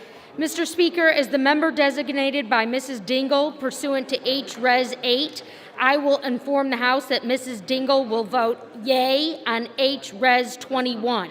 As the member designated by Ms. Lee of Nevada pursuant to H-Res 8, I will inform the House that Ms. Lee will vote yea on H-Res 21. As the member designated by Ms. Capter pursuant to H-Res 8, I inform the House that Ms. Capter will vote yea on H-Res 21.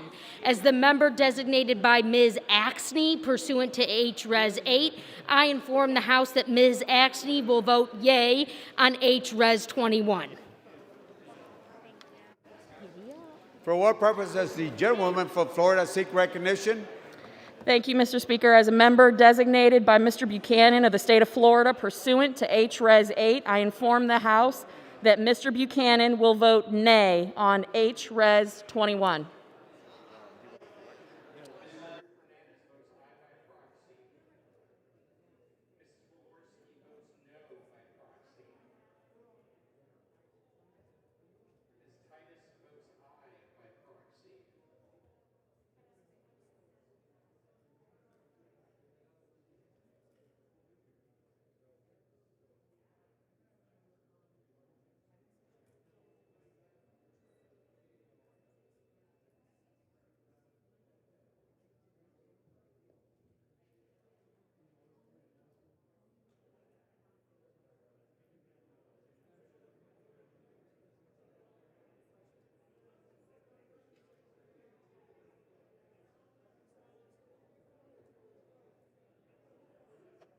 For what purpose does the gentlewoman from Florida seek recognition? Mr. Speaker, as a member designated by Mr. Hastings of Florida, pursuant to H-Res 8, I inform the House that Mr. Hastings will vote yea on H-Res 21. And Mr. Speaker, as the member designated by Mr. Payne of New Jersey, pursuant to H-Res 8, I inform the House that Mr. Payne will also vote yea on H-Res 21.